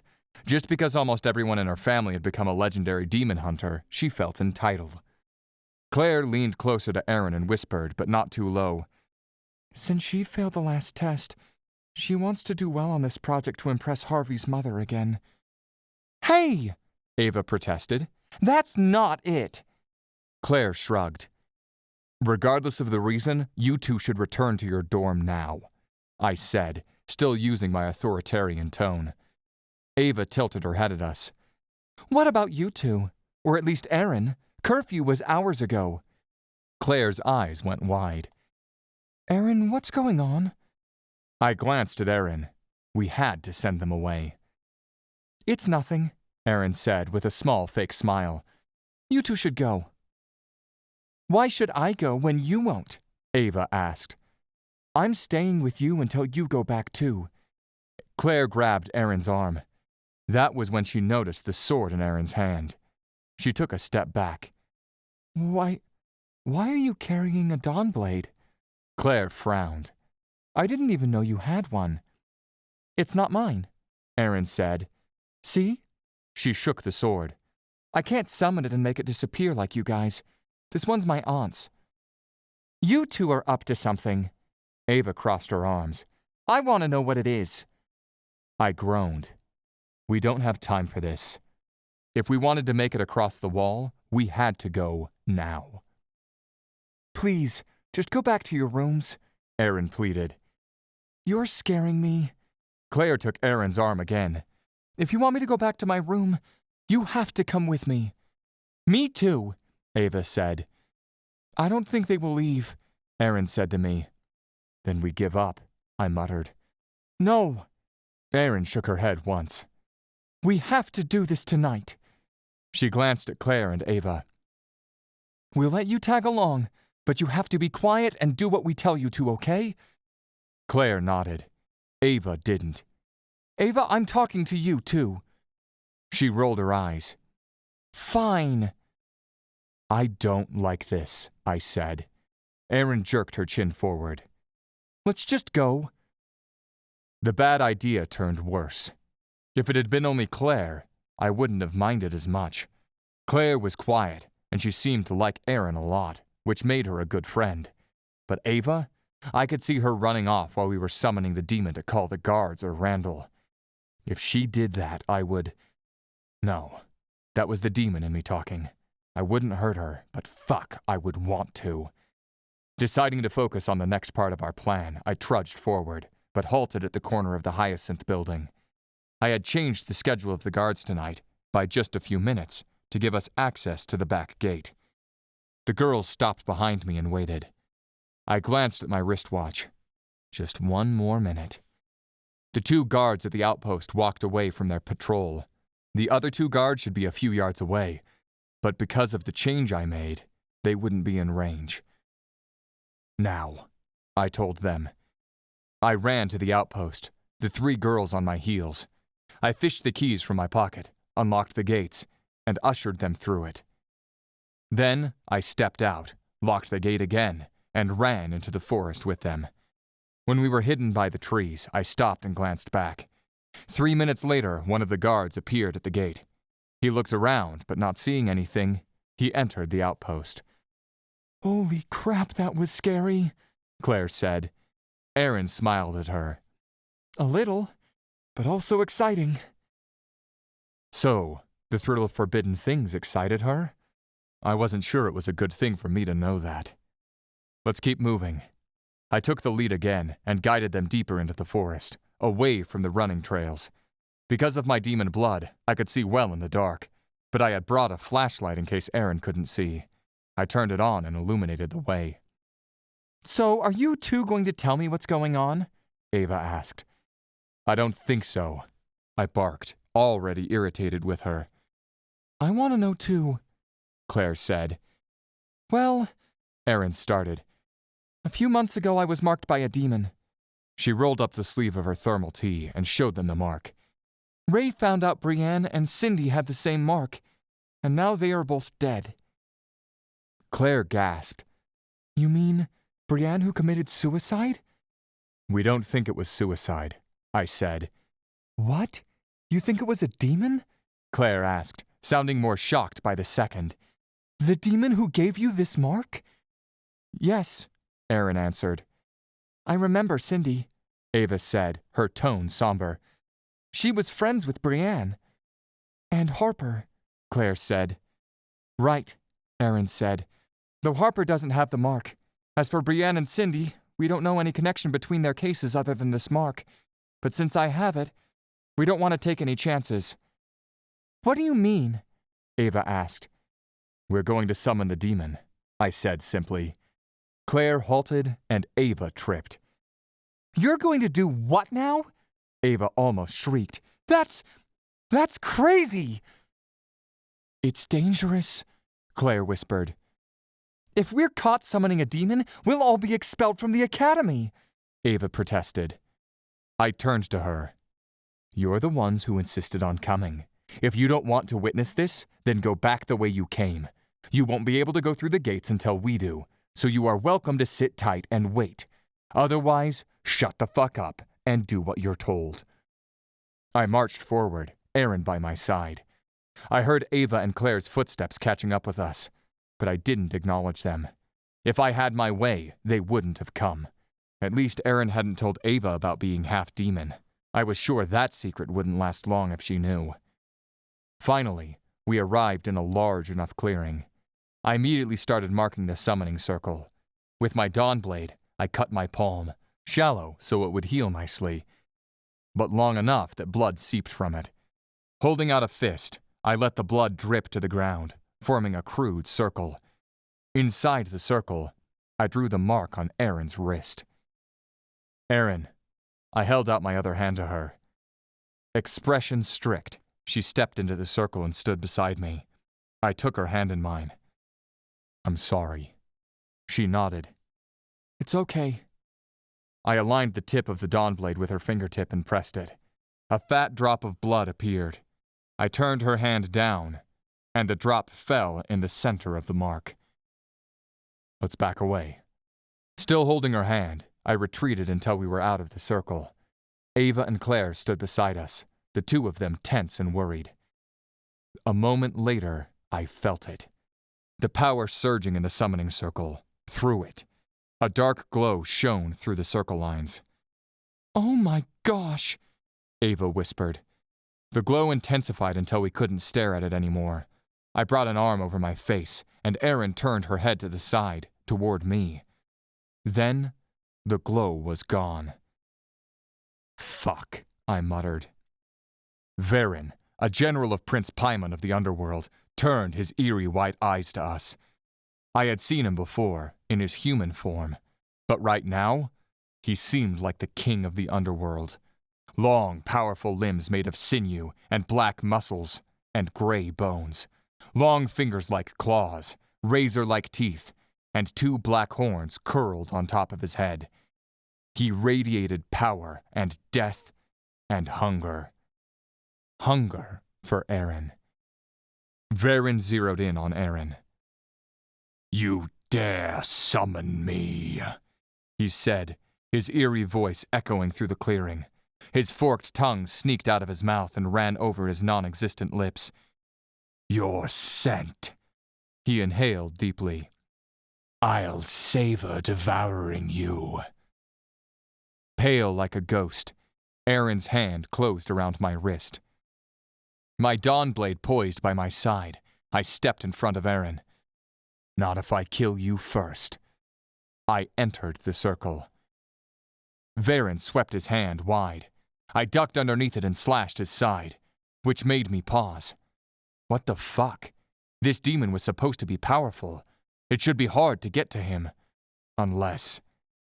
Varen let out a hoarse laugh as he turned to me, his side intact. Dark shadows gathered around him. That didn't even tickle. He threw his hand out, and his invisible power hit me square in the chest. I flew several feet and landed hard on my back, gasping for air. Ray! Erin shouted. The demon turned to her. You're mine. He advanced toward her, but was stopped by the circle. He punched the invisible wall containing him, and the air around us fluttered. The damn circle wouldn't hold him for long. Gritting my teeth because of the pain, I pushed to my feet. On the other side of the circle, Erin stood in front of the demon, her hand shaking around her dawn blade. Go back to hell! She screamed as she swiped the sword, aiming for his wide chest. Varen laughed as he slapped the sword away before it even got close to him. The dawn blade fell to the ground, and Erin stumbled with the force of the impact. Partially breaking through the circle's protection, Varen reached his arm forward and grabbed Erin's shoulder. "No!" I yelled, running to them. Erin screamed as the demon dragged her inside the circle. I lunged at his back, my sword raised. His power hit me like a cannon, pushing me away from him. This time, though, I was able to land on my feet and immediately ran back to them. "Do something!" I screamed at Claire and Ava. "Help us!" Ava looked around, searching for something she could use. "Your Dawnblade, dummy!" Claire yelled. With a half smile, Ava extended her hand, and her sword appeared. She ran into the circle. "Let me go!" Erin screamed, fighting against the demon's grip around her shoulders. He opened his mouth wide, ready to feed on Erin. Then, I landed on his back, and Ava came at him from the side. We both slashed through him, probably only tickling him, but it distracted him enough for him to lose his grip on Erin. Erin scurried back, and I cut his back again. "Look over here, you little shit." "Little," his voice boomed through the air. "You dare call me little." Trying to scare us, the demon grew. First, he was a head taller than me. Then he grew. 3 heads taller, 5 heads taller. Then, he was easily 2 of me, maybe even 3. At this size, the circle couldn't contain him. "Did you have to say that?" Ava yelled. "I came for the girl." Varen's voice carried through the forest. "But I'll devour all of you now." He leaned down and reached for Ava. The girl screamed and ran. He might have grown bigger and stronger, but it also made him a little slower. "Claire," I shouted. "His name's Varen. He's a general under Paimon, of the underworld. How do we defeat him?" She closed her eyes and thought for a moment. Meanwhile, the demon still chased Ava, who hadn't stopped screaming. Erin raced to me. "Are you okay?" I touched her, my hand on her waist. It felt good knowing she was safe. "I am, but if we don't find a way to kill him soon, he'll win." "I know," Claire shouted. She ran to us. "We have to—" The demon turned to us. I grabbed Erin's hand and pulled her to the side, but not before running my Dawnblade across his leg. Claire raced to his other side. Following my lead, Erin slashed the demon's other leg. Once more, our strikes barely tickled him. "Come to me," Varen said, his big hand going for Erin. "Get to Claire," she said, freeing her arm from my grip. "Find out what to do." Then she ran in the opposite direction. She was distracting the demon, while we came up with a plan. My chest constricted with an emotion I wasn't ready to name. I sprang into action. I found Claire and went to her. "What do we have to do?" "To be honest, I'm not completely sure. Because he's a higher-ranked demon, it could not work at all." Claire started. "Just tell me," I urged her. Ava joined us. "I'm here." "All right." She pointed to the circle. "We have to stand at the perimeter of the circle and pierce the Dawnblades into the ground. That will create a powerful cloud around the demon, and he will be frozen for a few moments. I know we only have 2 swords here, but it should work, even if only for a moment." "And then?" I asked. "Then, Erin needs to pierce his chest, right in the middle," Claire said. "Erin," I inhaled sharply, because she's the one with the mark. Claire nodded. "Right." "Hurry up!" Erin screamed from a few yards away. She skidded in the dirt, just as his hand dipped down for her. Then she veered off. Her chest heaved. She was getting tired. "All right, let's do it." I looked at Ava. "You stand directly across from me." She nodded. I turned to Claire. "Summon yours." Claire didn't seem happy about it, but she didn't argue. With our swords in hand, we took our positions on the circle's perimeter. "Bring him into the circle," I told Erin. Breathing hard, she ran back to us. Once she stepped into the circle, she asked, "What now?" "When the demon comes in, stand there." Claire pointed to a spot in the circle, directly across from her. "Use your aunt's Dawnblade, and do what we do." Erin picked up the sword and waited. With a roar, the demon lunged at her, both his hands swiping for her. Erin ducked under his grasp and took her place in the circle. Now! I cried. I pierced the Dawnblade into the ground, directly over the bloodline marking the circle. Erin, Ava, and Claire did the same. What? Varen looked around. Then he let out another roar. Dark shadows swirled around him. The shield's power created by the sword slammed against his chest, the force of the impact shaking the earth and the Dawnblades. I gritted my teeth and held it as steady as I could. His blast gone, the power of the shield spread, creating an invisible cloud around the demon. The intense power drove him to his knees and paralyzed him. "You only have about a minute," Claire shouted. I left my Dawnblade buried in the ground. "Erin, come with me." Together we stopped in front of the demon. Varen's muscles trembled as he tried to move. A gurgled roar came out of his mouth. "What do I do?" she asked. Her hand shook around her sword. Her eyes were wide, but she was determined. My chest tightened again. I shook my head. I stood behind her and reached over, closing my hand over hers. "We'll kill him now, okay?" She nodded. With my strength, I pulled her arm and pierced the Dawnblade through the demon's chest. This time, the roar sounded loud and clear. I pushed the sword a little bit to make sure it struck home, then pulled it out. The invisible cloud faded and the demon swiped at us. Erin and I jumped out of the way. What? It hadn't worked. But then, the demon let out a shuddering breath. His body folded forward, and black blood seeped around him. The earth beneath us shook again, but this time, it didn't stop. "What is that?" Ava asked. We all retreated to the edge of the clearing and watched as the earth within the summoning circle crumbled and turned inside out, making the circle and the blood disappear, and taking the demon with it. "What the hell was that?" Erin asked once the earth had stopped shaking and was back to normal. "The demon's name is Varen," I told her. "He's a general under Prince Paimon from the underworld." I paused, unsure if I should go on, but also unwilling to hide this from her. Paimon is King Brycon's most loyal prince. "King Brycon?" she asked, her face pale. "You mean the king of the underworld, the supreme demon?" I nodded. "That's the one." "Wait, you're saying Prince Paimon was the one who marked Erin?" Ava asked, her face full of disgust. "What for?" She glanced at Erin. "What's so special about you?" Erin lowered her gaze. "This is crazy," Claire whispered. She attached herself to Erin again. "I'm worried about you." Me too. To be honest, I was freaking out right now, but I didn't want to scare Erin anymore. Not right now, at least. "I think we've done all we could for one night," I said, trying to regain some control over the situation. Because even though we had gotten rid of the general, there was still the prince of the underworld for us to deal with. We had solved nothing. In fact, we probably made everything worse by killing such a powerful demon. "Yeah," Erin said, her voice detached. "We should go back and get some rest." In silence, we reached the back gate. We waited for the next hole I had created in the watch schedule. Then we sneaked inside the academy. I escorted the girls to their dorm. Then I turned to Ava and Claire.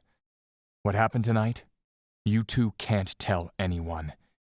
"You think I want to tell anyone about this?" Ava asked. "First, they will think I'm crazy. Second, they'd expel me. No, thank you. I'm taking this to my grave." "You better," I warned. She humphed, then marched inside the building. Claire lagged behind with Erin. Didn't Claire have a clue? Did I have to spell it out that I wanted her gone so I could talk to Erin alone? But it was Erin who spoke first. "Thank you for helping me tonight, Ray." I frowned. "I'm not sure we did anything good." She offered me a small smile. "But we tried." "Erin," I started, but Claire's presence was like a thorn from the blackthorn tree. Just be careful. Always stay within the school walls, and please, don't be alone, except for when you're inside your room.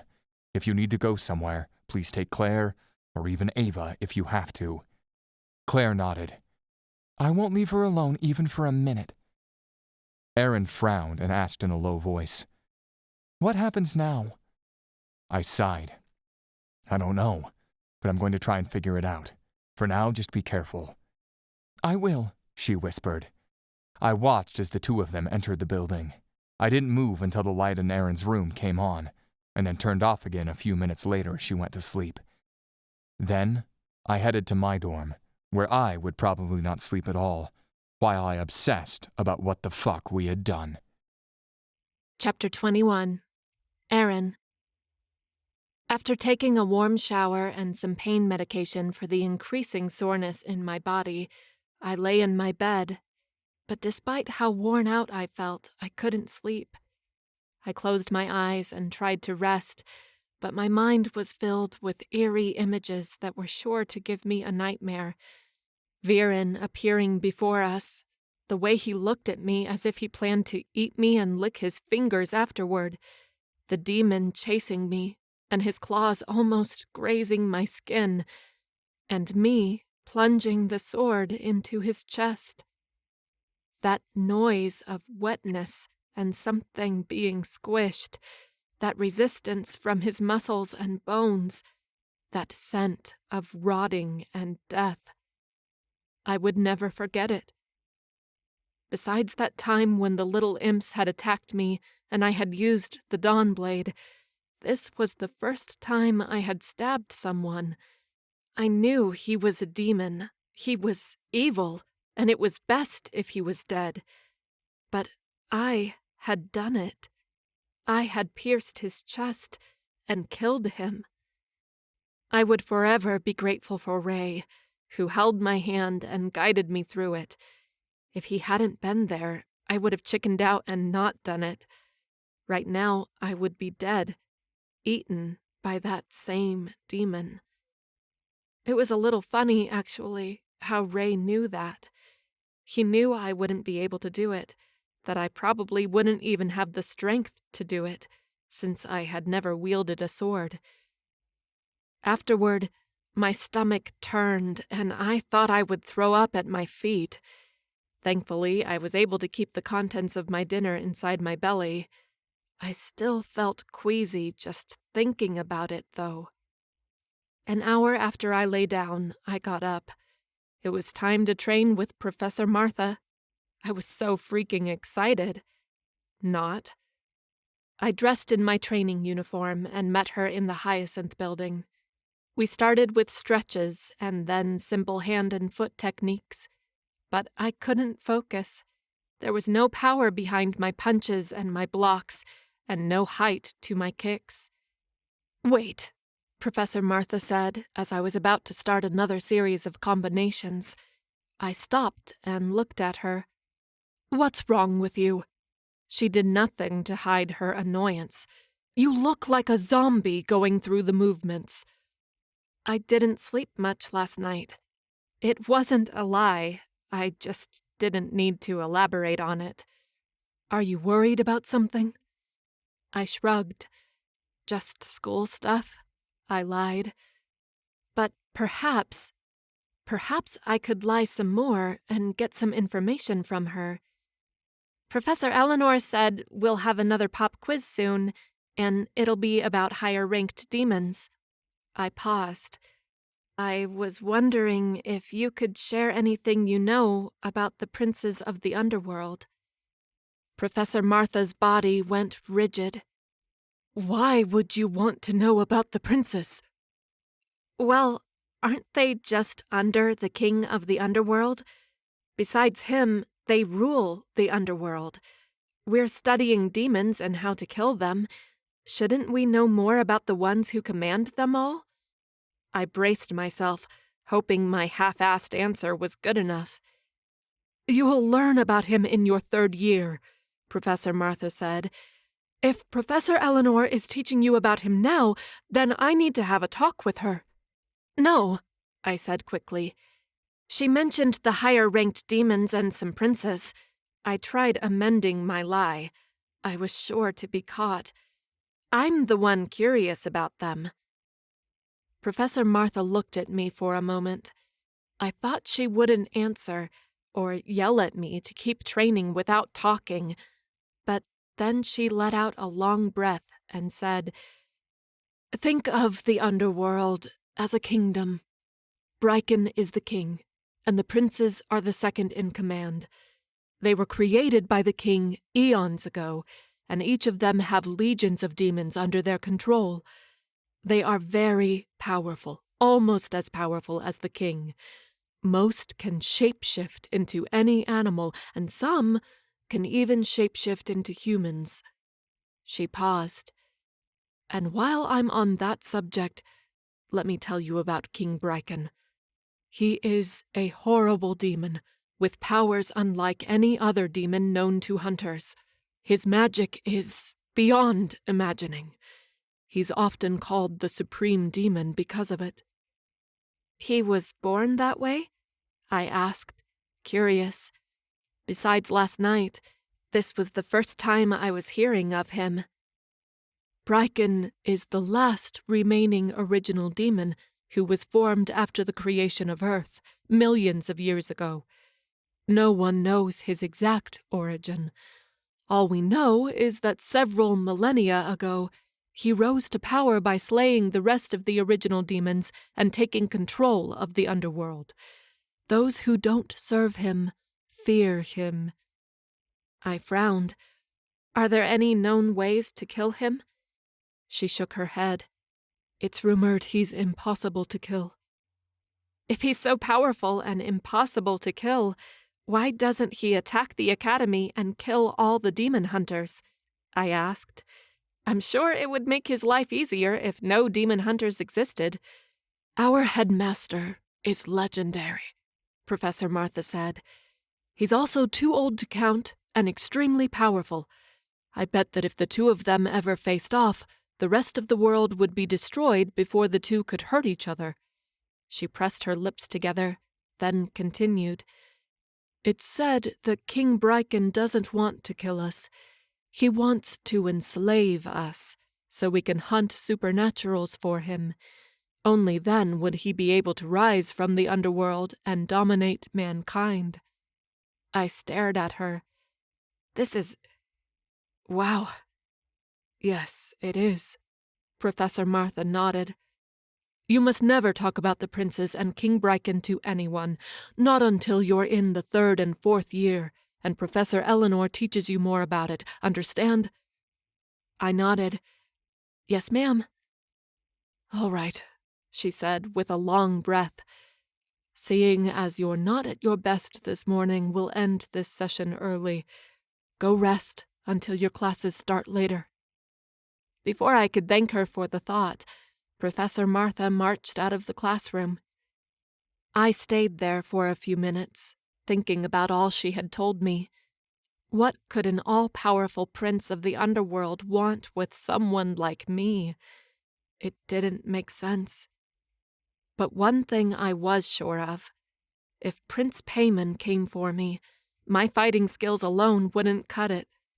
I was much better than a couple of months ago, but not good enough. I needed something more. I looked down at my hands. Determined, I walked out of the Hyacinth building and into the wooded area near the outer wall, where no one would see me, I hoped. Holding my breath, I took off the bracelet Professor Martha had given me and placed it in my pocket. Then I let out a long breath and focused. Magic. If I were to fight a big demon, I would probably need my magic. I closed my eyes and channeled my magic as Ray had taught me that day at the library.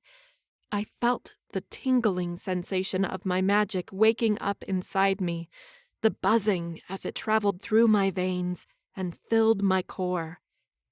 Opening my eyes, I gasped in awe. Holy shit, I had magic! I didn't think I would ever get used to this. I called the dark fire. The black flame came to life in my open palm. I smiled at it, but it went downhill from there. The dark fire grew and grew, becoming like a little tornado spinning out of control. It grew bigger than my arm. I stepped back and it touched the ground, almost as tall as me. My panic rose in my throat. "Stop!" I ordered, trying to calm down my magic, to quiet it. But it didn't work. Then the dark tornado moved in a circle, faster and wider with each turn. I retreated more, but the damn thing kept coming, kept spinning, kept growing. Then it hit me. I fell on the ground as pain spread through me like 1,000 tiny spiders biting my skin and spreading their poison. I twisted on the ground, biting my lip to contain my scream. Holy shit, it burned. I didn't know how long it passed, but finally the pain lessened and I was able to sit up. The dark fire was gone. It probably dissipated once it exploded. I glanced at my hands. I was still sure my magic was the only thing that could save me, maybe, but I wasn't so sure about this method. In a place full of demon hunters eager to kill their enemies, I was better keeping this quiet. If I couldn't learn magic, then I would have to find another way to defend myself. But how? Chapter 22. Ray. My first class of the day was Demon History. As usual, Professor Graham gave us a long lecture about some chapter, then handed us a sheet of paper with several questions for us to answer. All easy work. But this time, Professor Genevieve sneaked into the classroom. "If I may borrow Ray, please." "Of course," Professor Graham said. Whispers echoed around the room while I picked up my books and walked out the door. "What is it?" I asked, following her down the hallway. "This way," she said simply. Outside the building, a small group of students had gathered. The professor clapped her hands twice, catching the attention of everyone. The other students and I formed a circle around her. "What's going on?" Peter asked me in a whisper. I just shrugged. "Now that you are all here, we can begin," the professor said. "Since you are the best demon hunter students in the academy, you were assigned a task today. Patrol the campus and report on any demon sightings." "Demon sightings?" one student muttered. "Are there demons at the academy?" another one asked. "That doesn't make sense," a third one commented. "That's impossible," a fourth one exclaimed. "What are we supposed to do if we find one?" Harvey asked, crossing his arms. Of course he would be here. My curiosity over the task turned sour. "If you can, kill it," Professor Genevieve said. "If you can't, contain it until help arrives." "Professor, demons?" Peter asked.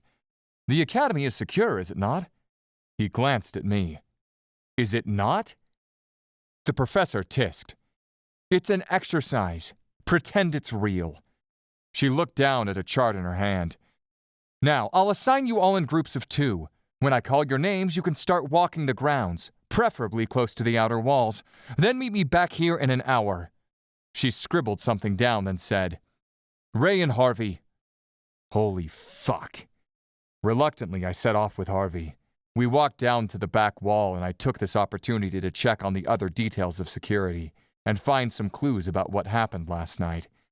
I still didn't understand why the demon had marked Erin. Was it really for Prince Paimon? Or was something else going on there? If we found a demon lurking, I could interrogate him before killing him. Perhaps they would know something.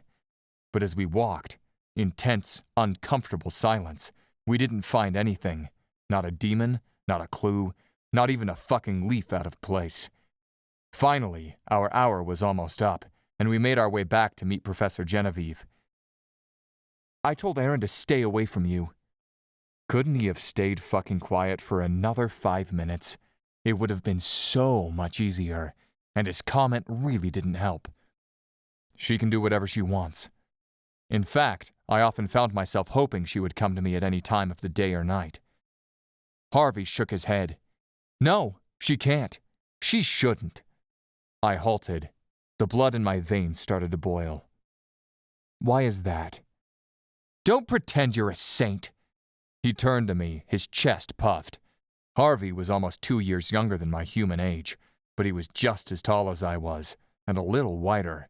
Still, with my demon blood, he could never take me on. In fact, you're evil.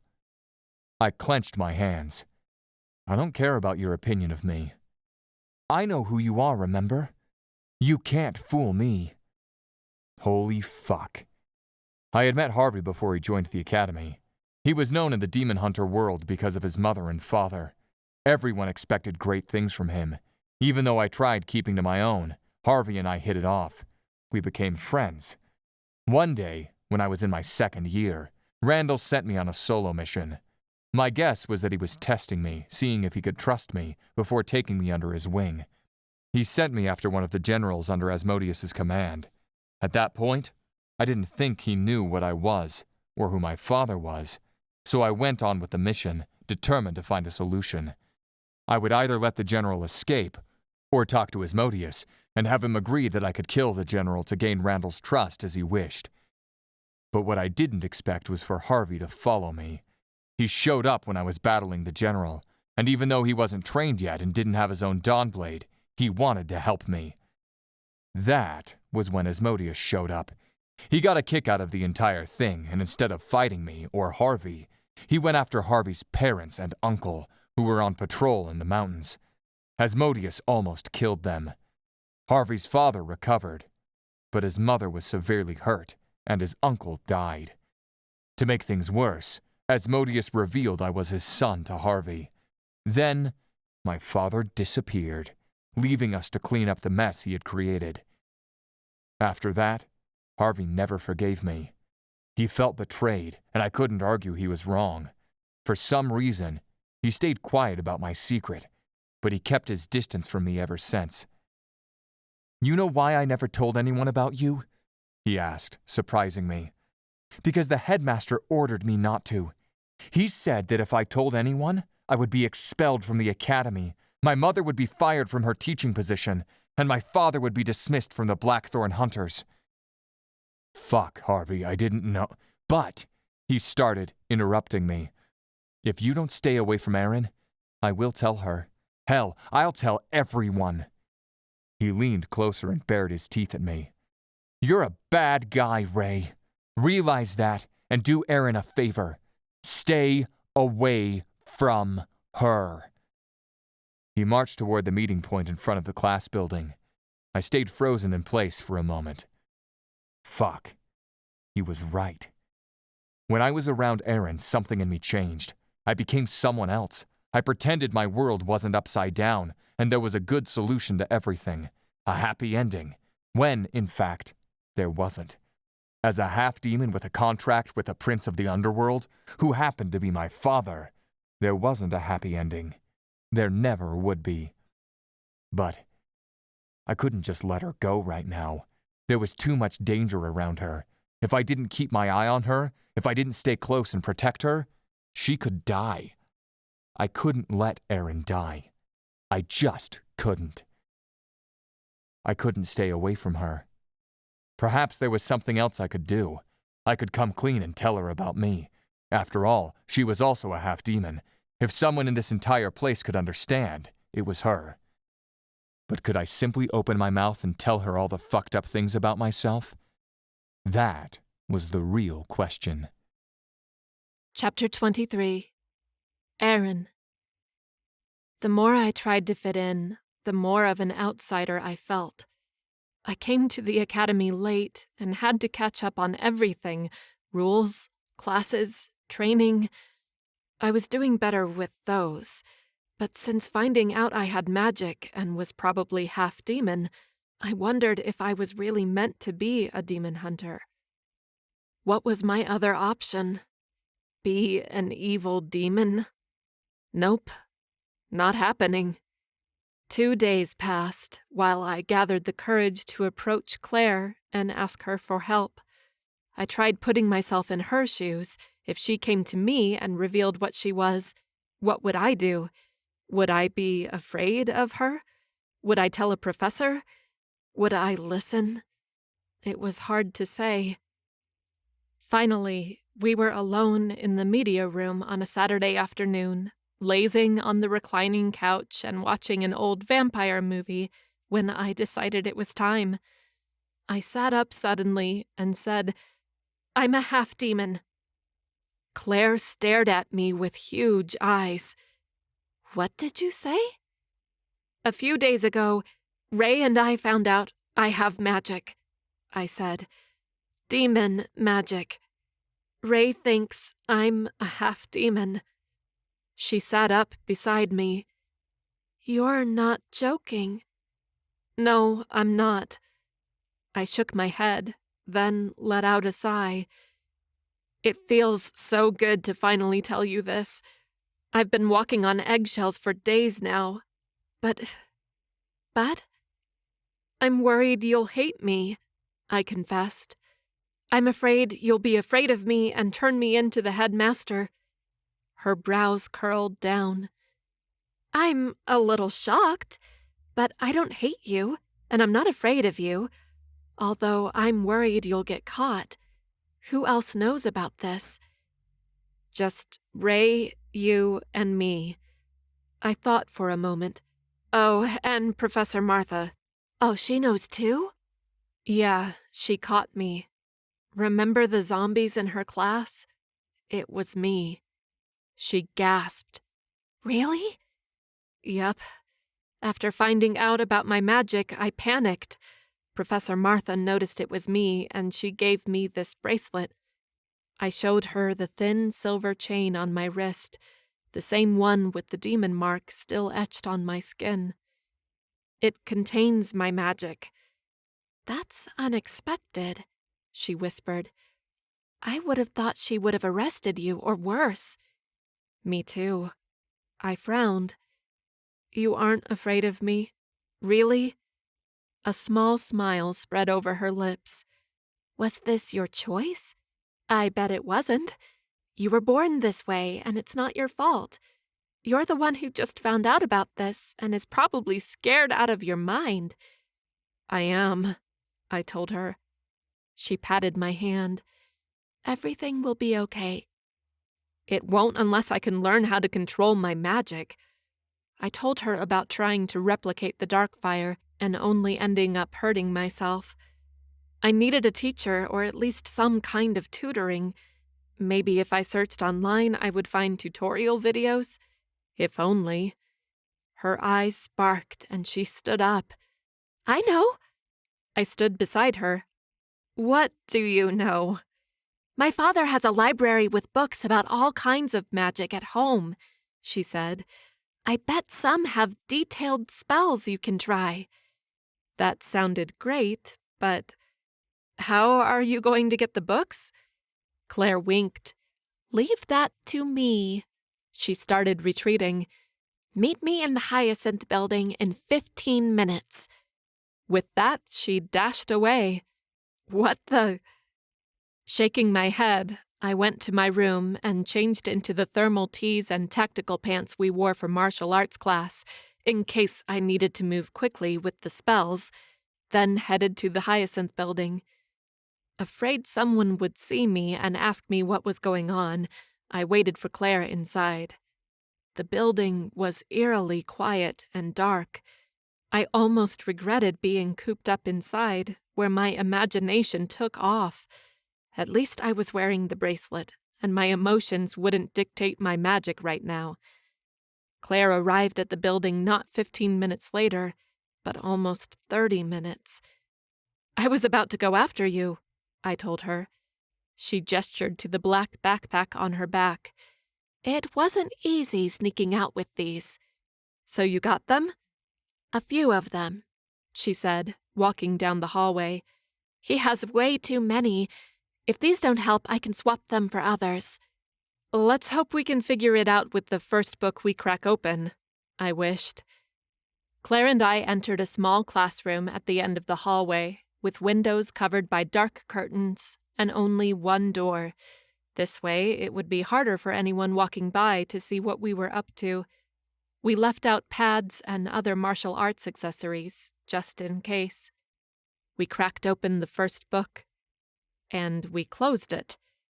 "This shit is in some other language," I complained. She opened the book again. Crap, I bet this is a demonic language. We won't learn these until our 4th year. I glanced at her.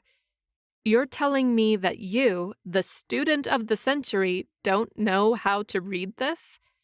Her cheeks reddened. Well, I know several words, but I can't read sentences yet. She skimmed through the first page, reading some of the words out loud. Okay, I got it. Moving on. I opened the next book. This one was written in English.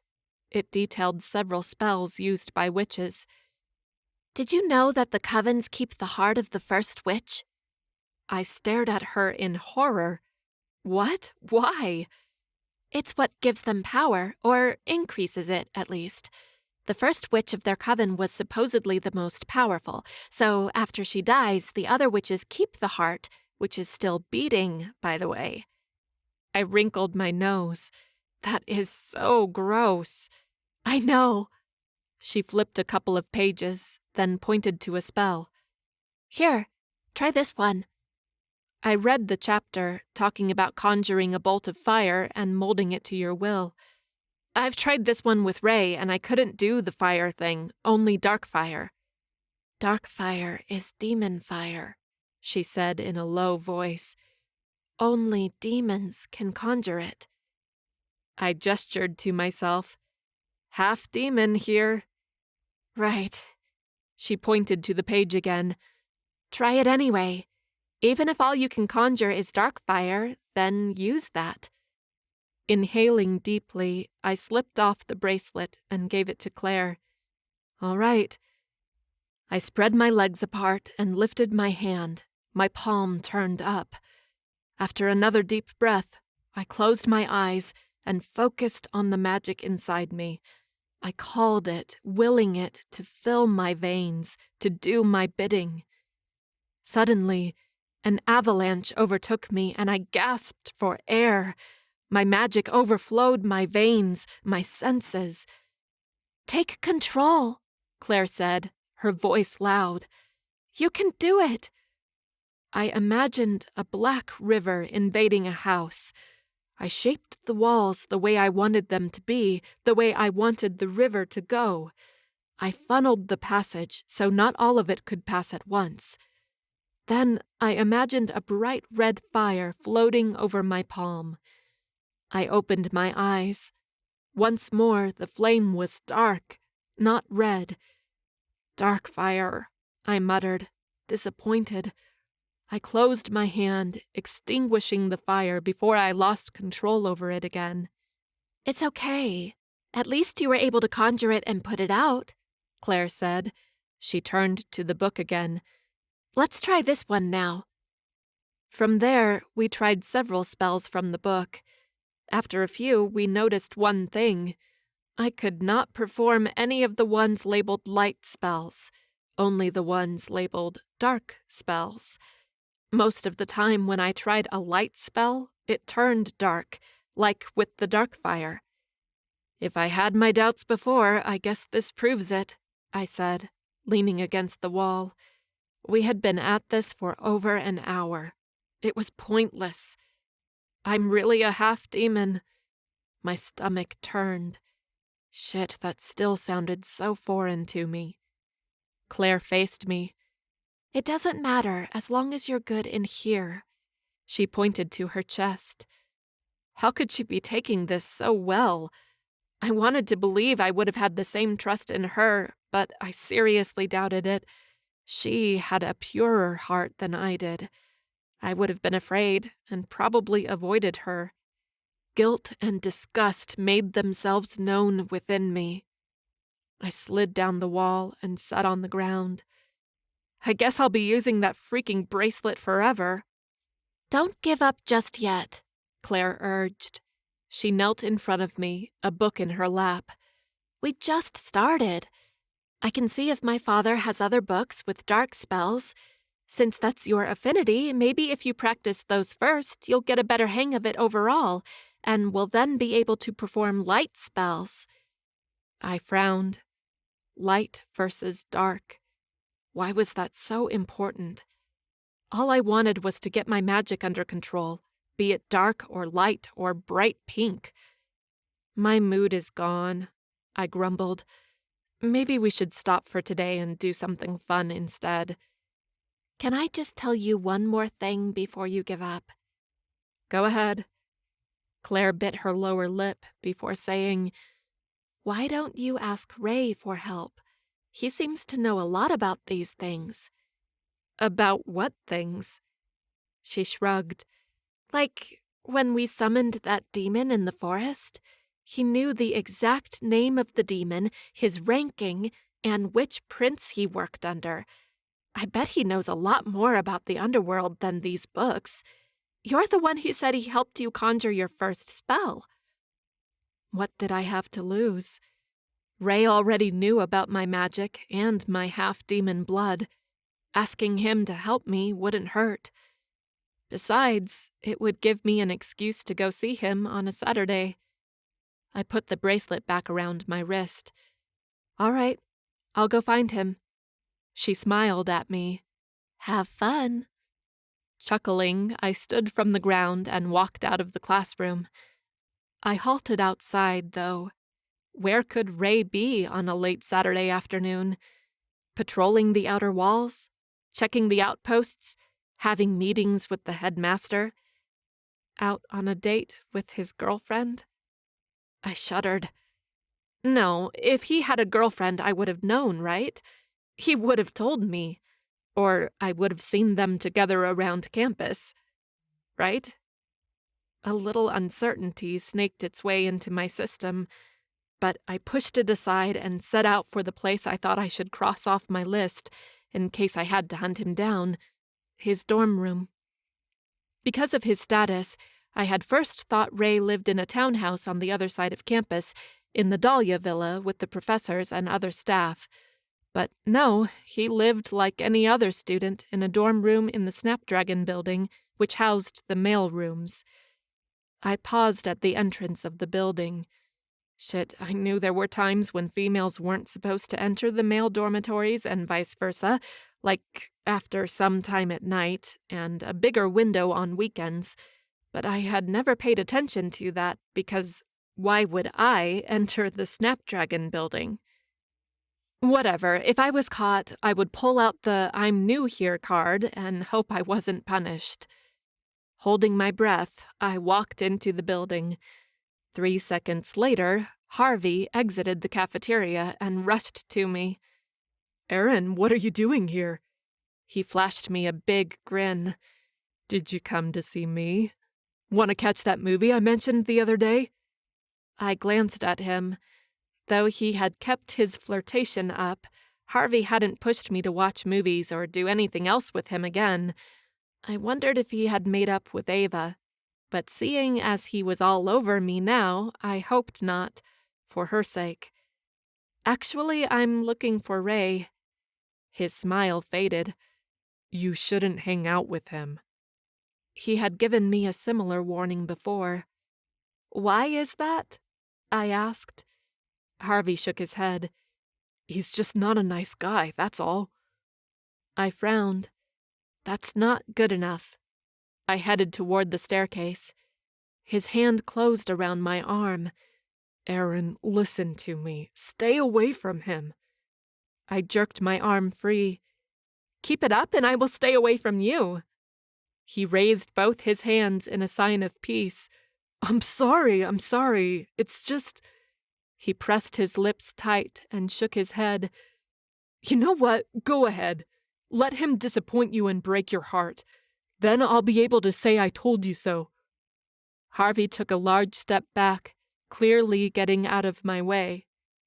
I stared at him for a moment. What the hell, dude? If this was his personality, then I really didn't want anything with him. I climbed the stairs to the 3rd floor and followed the numbers on the wall until I found his at the end of the hallway.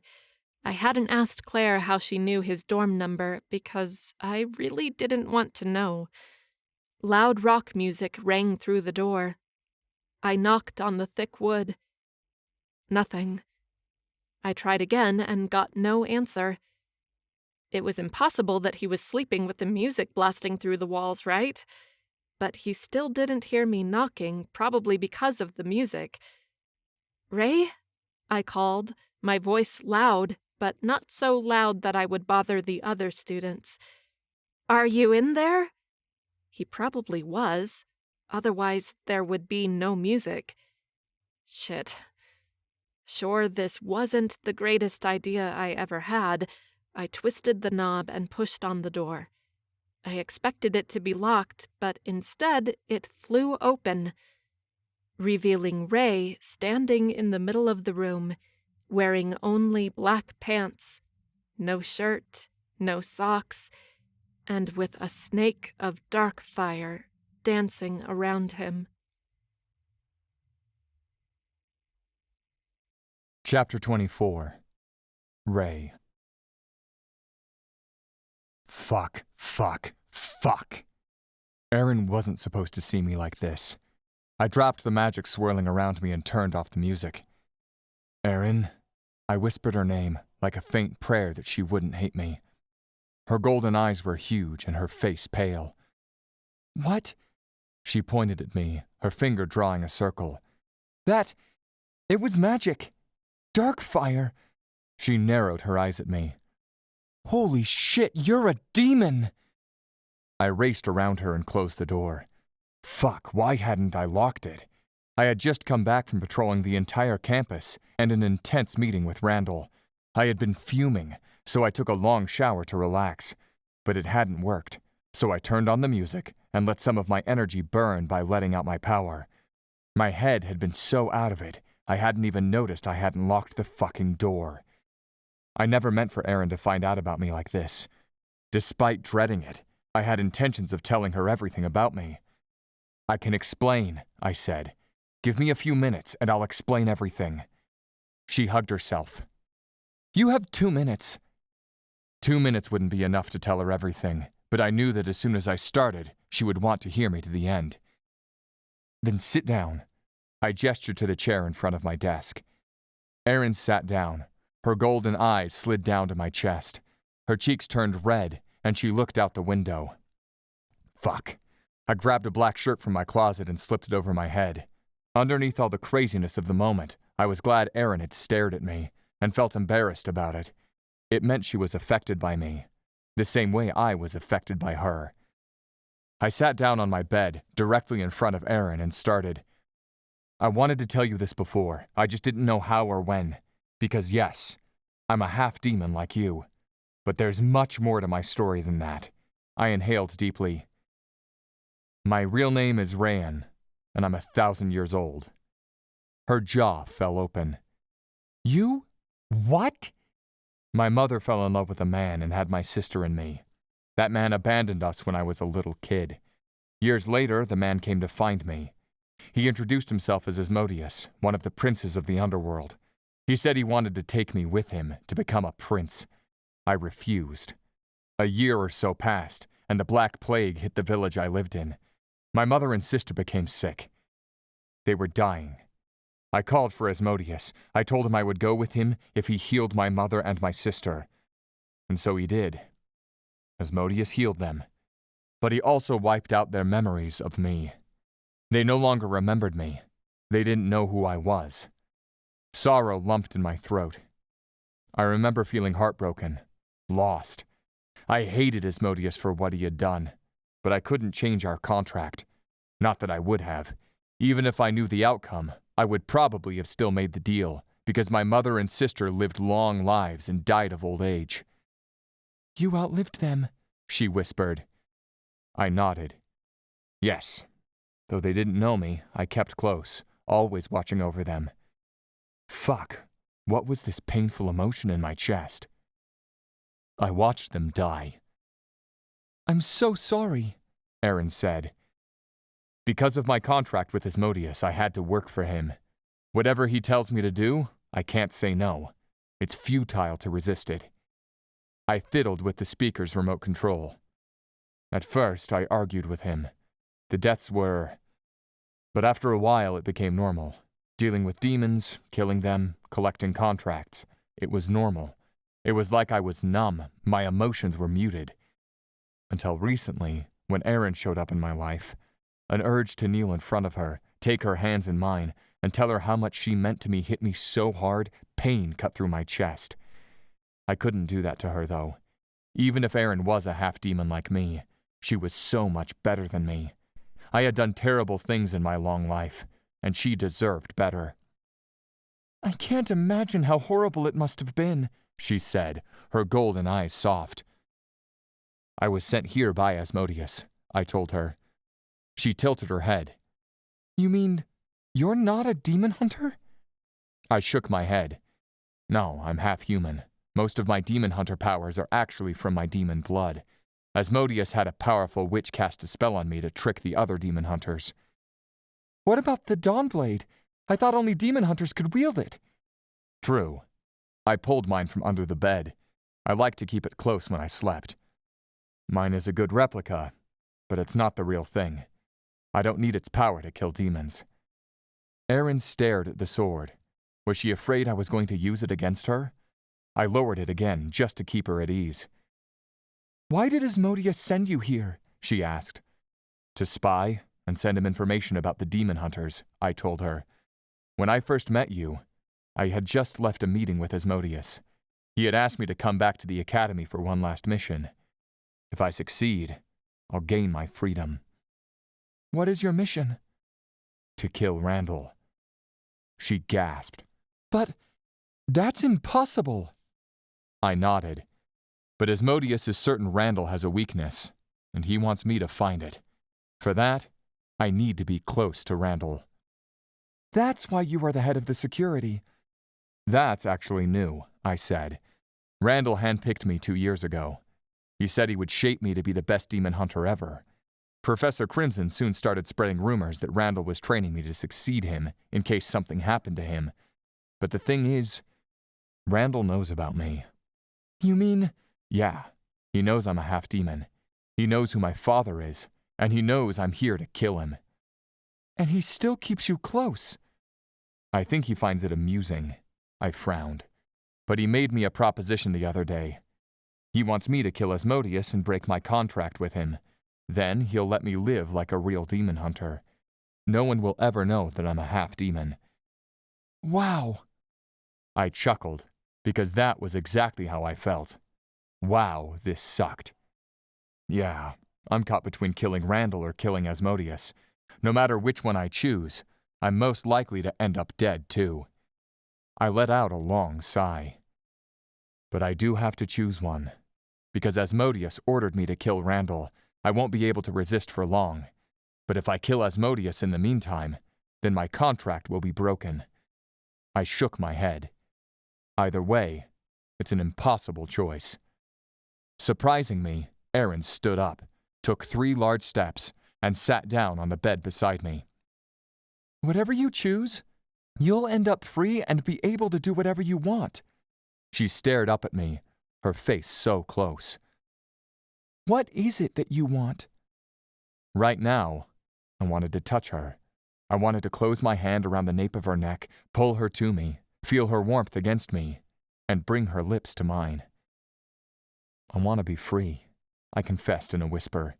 I looked out the window, to the rays of sunlight streaming through the half-closed curtains. But I don't deserve it. I've done some fucked up things for Asmodeus. I'm sure if I died today, I would go straight to the underworld, right back to his hands. Erin reached over and placed her hand on my chest, right above my heart. "I'm sure you're being too harsh on yourself." I stared at her hand for a moment, then lifted my eyes to hers. "No, I'm serious. All the fuck—" "You did all that because Asmodeus told you to. He ordered you to. You had no choice."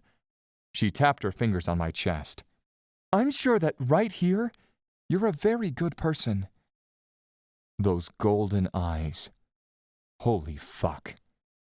Every nerve and cell in my body screamed for me to take her, to lean over her, lay her down on my bed, press my body against her, and have her. Holy fuck, how I wanted to. But it wasn't right. It really wasn't right. I stood up, putting some distance between the two of us.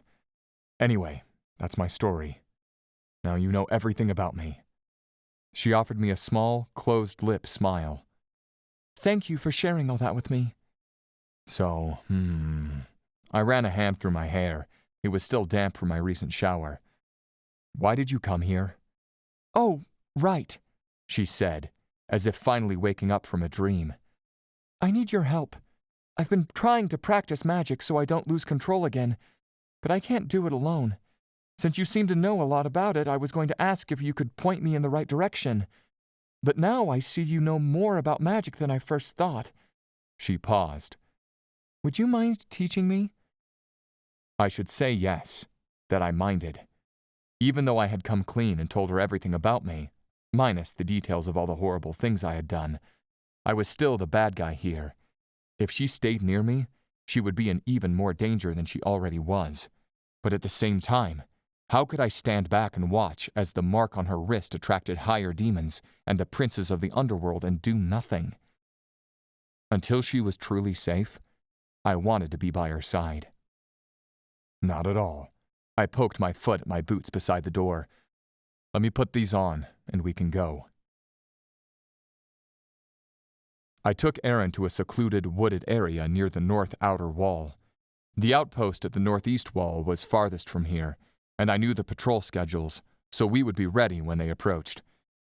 I stood right in front of her. "Remember how you conjured dark fire?"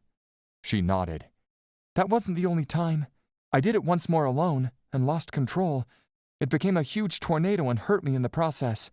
The other time was earlier this afternoon, when I was trying to follow some spells Claire had found in her father's books."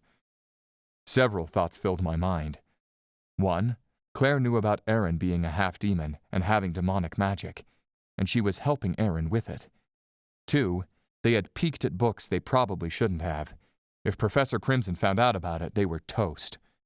3, Erin had cast a tornado and hurt herself? She seemed okay now, at least. Good. Then that means you should be able to conjure it again without too much work, right? I asked. Right. Then let's start with that. I took 3 steps back. Extend your hand and conjure a small dark fire. Erin rolled her shoulders, then outstretched her hand in front of her. She closed her eyes for a moment. The dark fire came to life in her open palm. "What do I do now?" she asked, her voice tight, as if she was straining with the magic. "Now we'll play with it." I lifted my hand up and conjured a small flame like hers. Like this. I closed my hand, and the flame went out. When I opened my hand, it came back. "Try it." Her brows curled down as she focused. Erin closed her hand, and the flame was gone. Good. But when she opened her hand again, the fire didn't come back instantly. It took a few seconds before it appeared in her palm again. "Shit," she muttered, trying again. And again, the flame was delayed. "It's okay." I dropped my dark fire and walked to her. "Don't try too hard. We're just playing now, okay?" She glanced at me. "Okay." Standing in front of her, I put my hand under hers. I felt her magic thrumming through her veins, unstable. I breathed in and out, willing it to ease up, to become steadier. "Close your hand again," I said. She did, and I followed her movement, my hand closing over hers. The flame was gone. Open. She and I opened our hands, and the flame came back instantly. She smiled at me, a big, proud smile that tugged at my chest. "I did it!" "You did." Ignoring the urge to hold on to her, I lowered my hand. "Now try it again." Frowning, Erin went for it. The flame disappeared when she closed her hand into a fist, and it immediately showed up again once she opened her hand. "I really did it!" A sense of pride overwhelmed me. Holy fuck. If training her would be like this, I was screwed. How would I be able to contain my feelings, my fucking desire, when she smiled at me like that? Channeling coldness into my heart, the same emotion I had been familiar with for so long, while I stole, tricked, and murdered for Asmodeus, I showed her other tricks, a little more advanced each time. I showed her how to aim the dark fire and throw it at a target, and how to create a defensive wall in front of her. I also told her that dark fire was powerful and could hurt demon hunters easily, and lesser demons. What I didn't tell her was that, even if she got good at controlling and using her magic, it probably wouldn't be enough to protect her from a demon prince. We trained for over an hour, until I could see Erin was getting tired and was losing control over the dark fire. "That's enough for today," I told her. Taking a deep breath, she glanced at the sky. I stared at her long neck and the thin sheen of perspiration there. I could lean over her and lick her neck, bite her jaw, and I closed my eyes and shook my head. "Stay fucking focused, Rayan." "It seems it's going to be a pretty night," she said, her eyes still in the sky. I looked up too. The sky was darkening as the sun began its descent.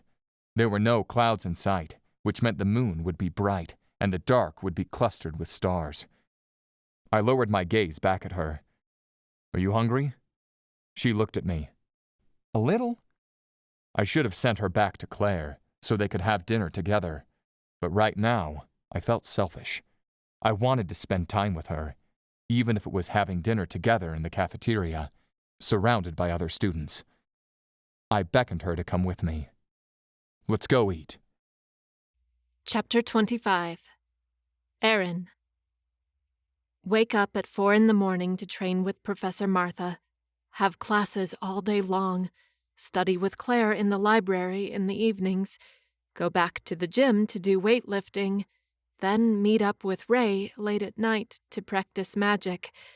The next 2 weeks flew by. Because of my intense schedule, my mood varied a lot. There were days when I felt my muscles stronger, my movements sharper and swifter. I felt good and energetic. But there were days when I slept poorly, my entire body felt sore, and I had to drag myself everywhere. However, no matter how I felt, my late nights with Ray were always great. We met after curfew, when the students were supposed to stay inside the dorms. Thanks to the pass Professor Martha had given me, I had no trouble walking around campus late at night. Every time I got to the clearing, Ray was there, waiting for me with either a warm cup of coffee or hot chocolate. My heart melted each time. How could he be so handsome and caring? I knew he had a dark past, but when he was standing beside me, his body angled toward mine, his face so close that I could smell the woodsy, spicy scent of his aftershave, his warm hand on mine, showing me what to do, his gray eyes shining almost silver, I forgot all about it.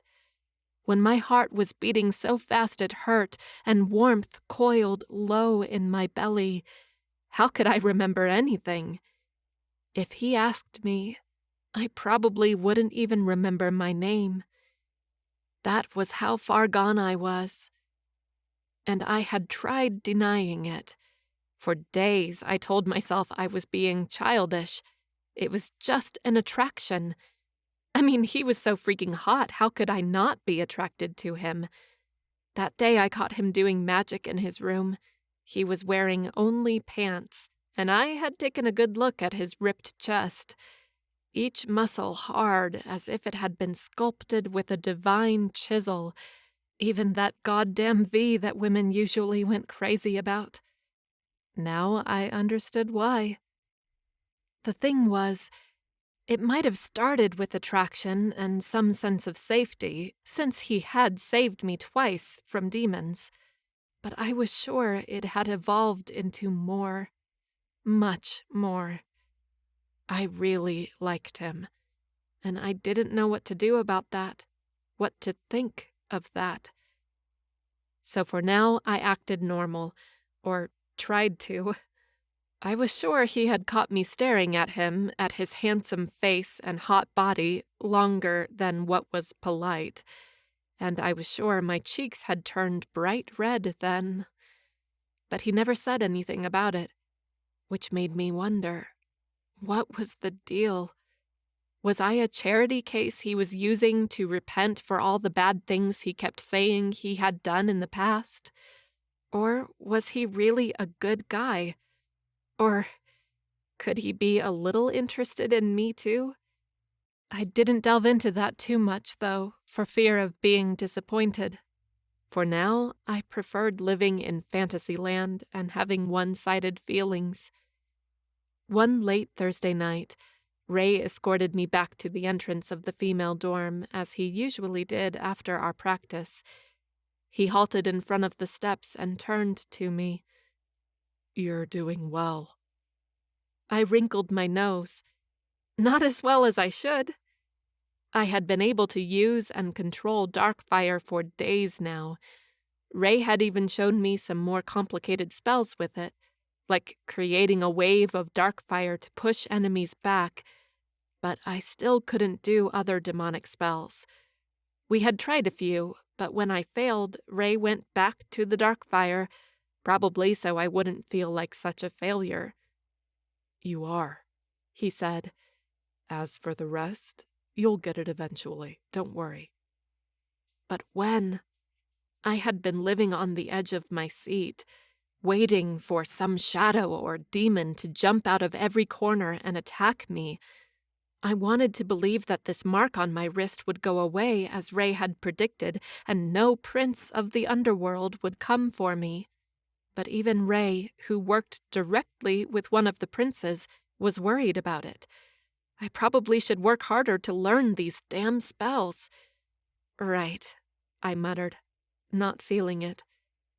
"Hey," Ray said, taking a step toward me. I was standing on top of the first step leading to the dorm's front door, and he was on the ground. I was his height, and with him so close, only a foot from me, under the cover of the night, it felt intimate. "It's going to be okay. I won't let anything happen to you." I held my breath as he stared into my eyes. Did he feel what I felt? Was his heart beating like a race car? Did he want to erase the distance between us and kiss me like I wanted to kiss him? Answering me, his gaze flicked to my lips. "Erin, The sound of footsteps startled us. I took a step back, almost tripping on the stairs, and Ray turned to the incoming person. Tavin," he said, acknowledging the guard walking our way. "What can I help you with?" "Actually, I'm here for Erin."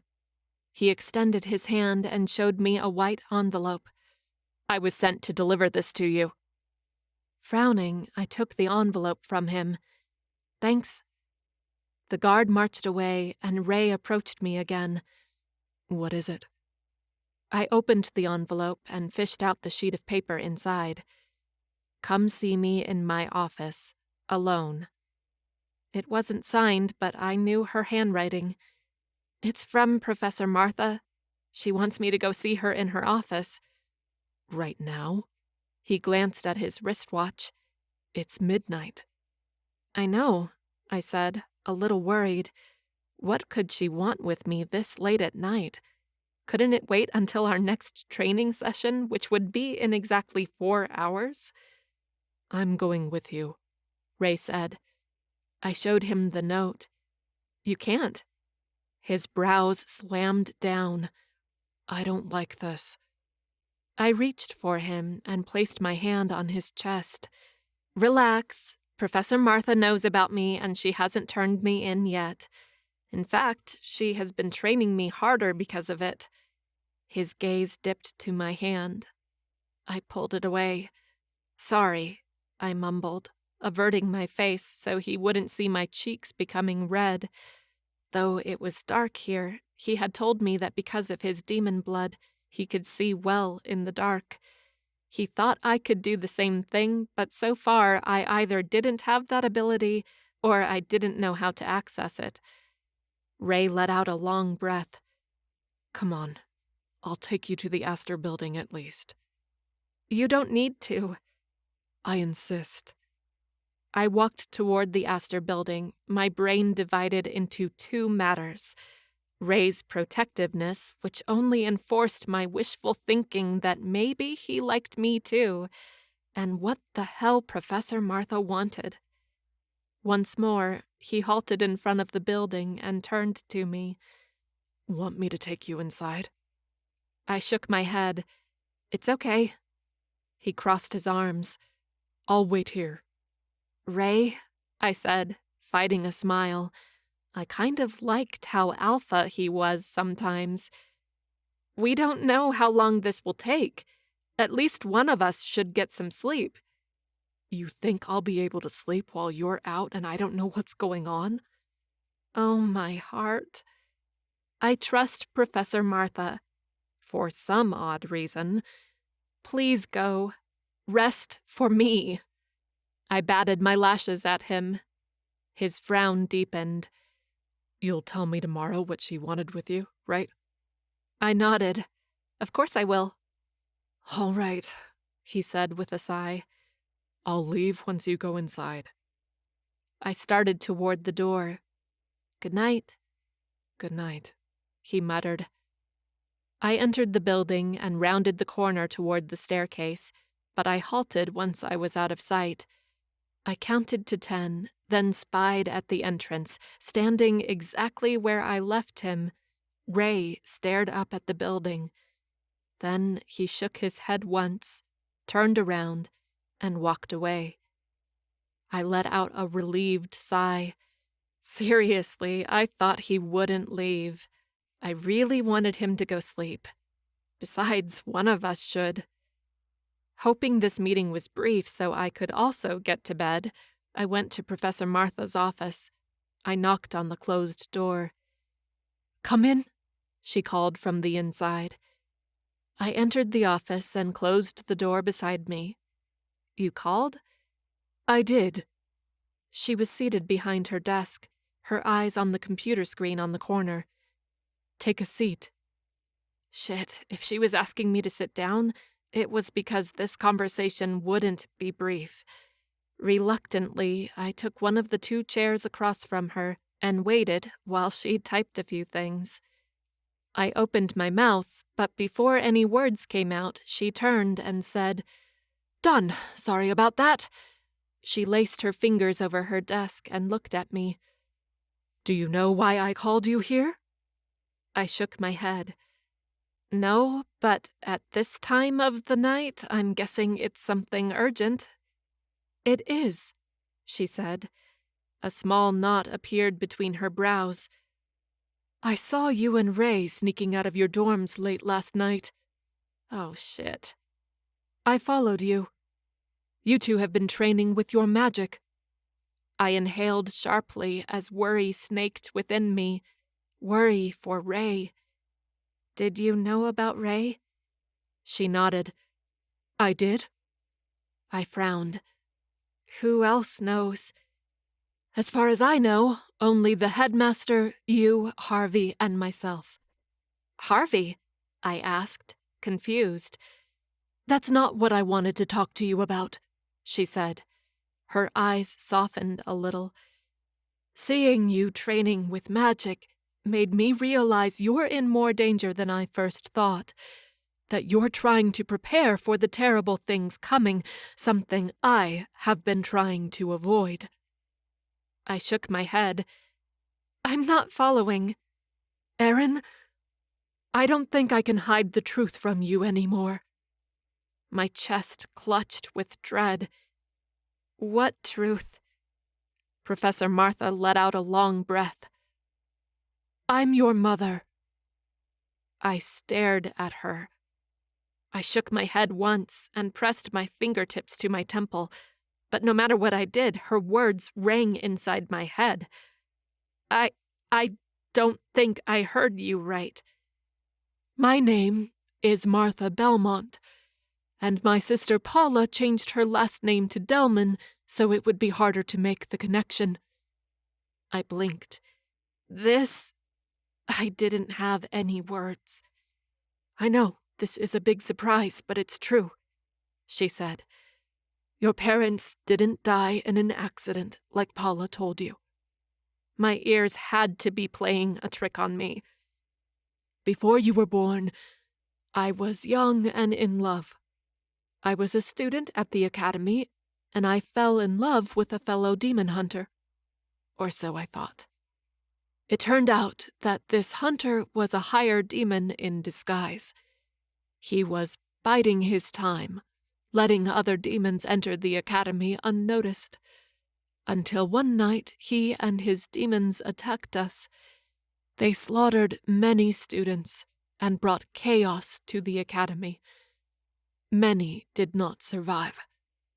Her hazel eyes filled with tears.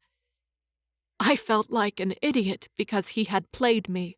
He had used me, and I only realized that after it was too late.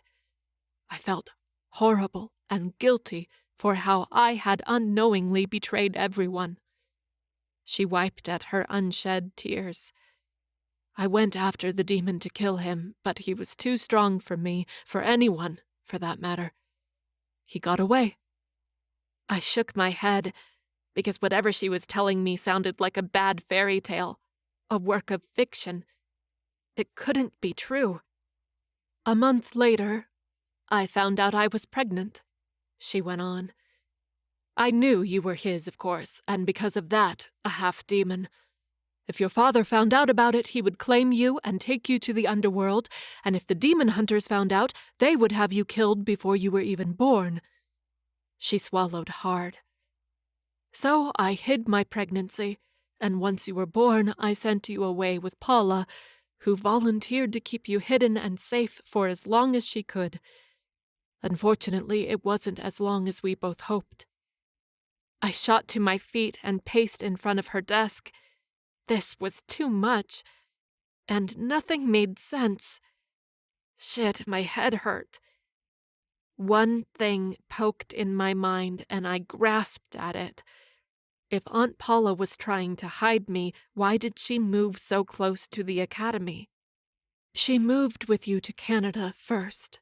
Professor Martha answered my question. I stared at her. Had I said that out loud? When you were little, you two moved around because Paula was afraid of settling down. But as you got older, she wanted to provide you with a more stable life. That's why you didn't move as much. And when she finally decided to settle for good, she realized that being right under the enemy's noses would be best. If you were found out, everyone would assume she would have taken you far away. I never knew. I had hated moving so much, and always gave Aunt Paula a terrible time because of that. Packing and unpacking was exhausting, and I could never make real friends when I wasn't sure how long we would stay in one place.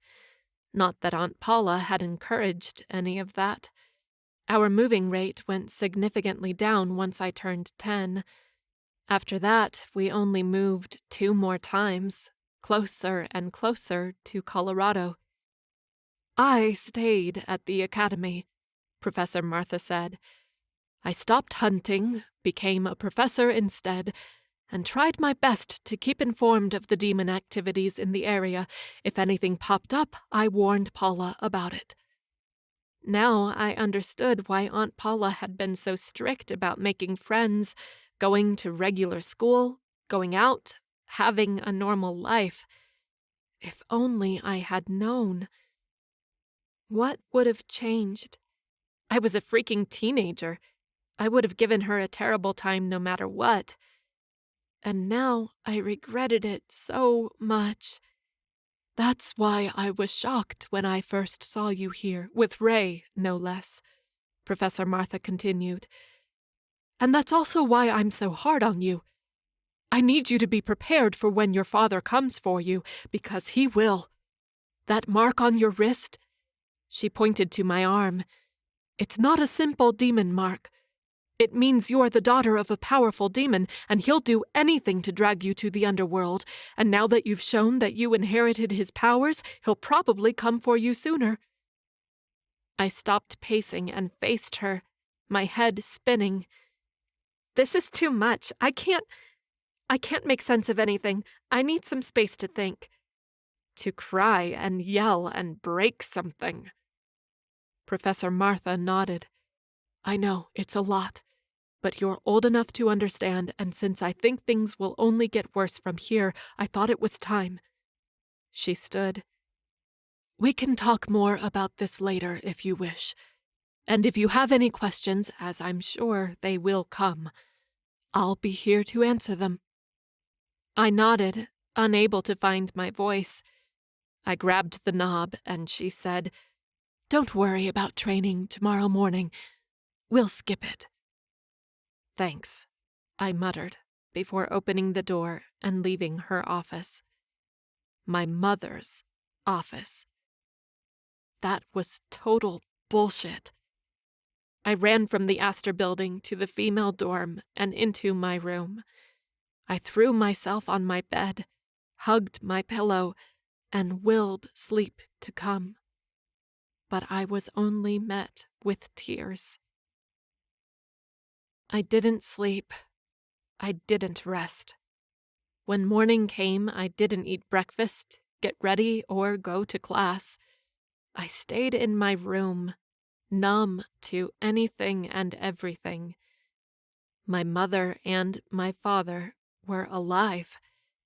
They hadn't died in an accident. I should have been happy, right? But I wasn't. My mother was a demon hunter who looked down on me with disdain and pity, if not shame, and my father was supposedly a higher demon from the underworld, probably a prince, like Prince Payman. He was probably the reason why that general came to get me. More demons would come, she said. Professor Martha didn't sound right anymore, but neither did the other word. Mother. Nope, so not going there.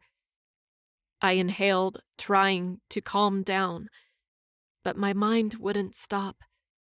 If I wasn't agonizing over who my mother was, or about my father and the demons who would come for me, then I kept thinking about my life before I came to the academy.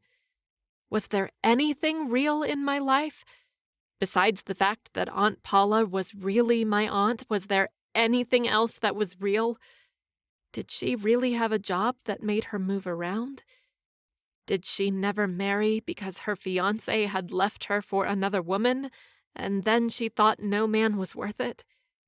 Did she really dislike people, or was she reclusive because of me? Maybe even my birthday and age were a lie. Holy shit. A knock on the door startled me. "Erin, are you there?" Claire asked. I stared at the door.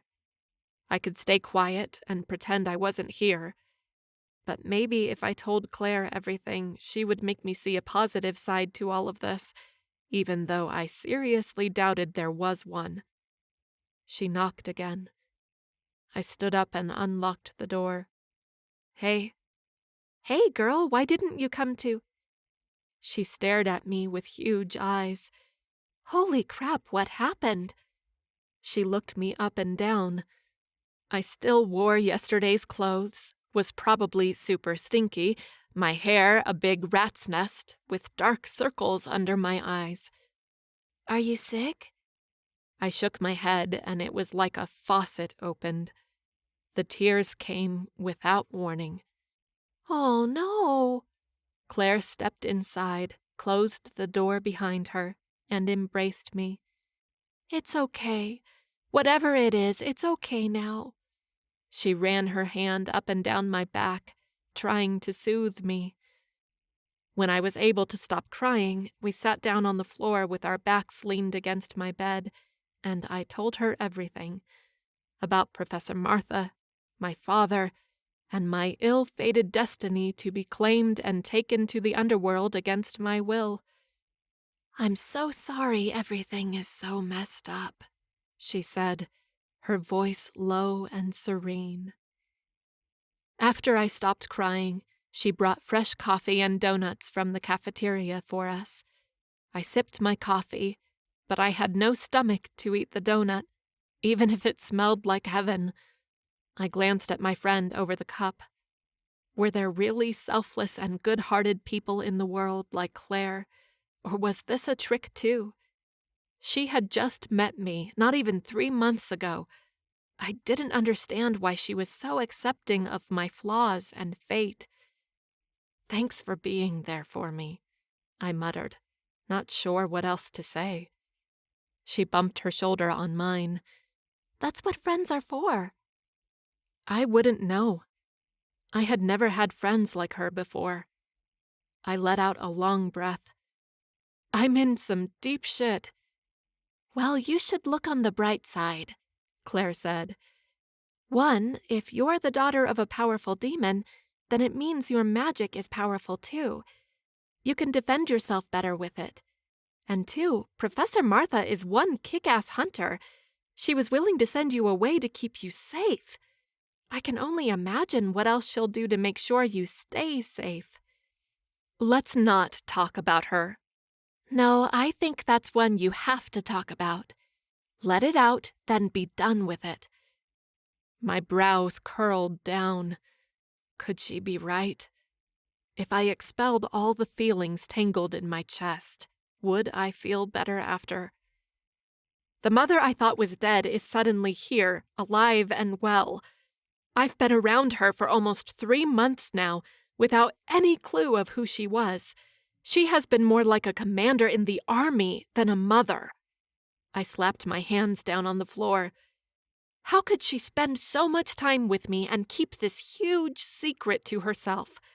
Why did she treat me like I was a newbie cadet who couldn't do push-ups right?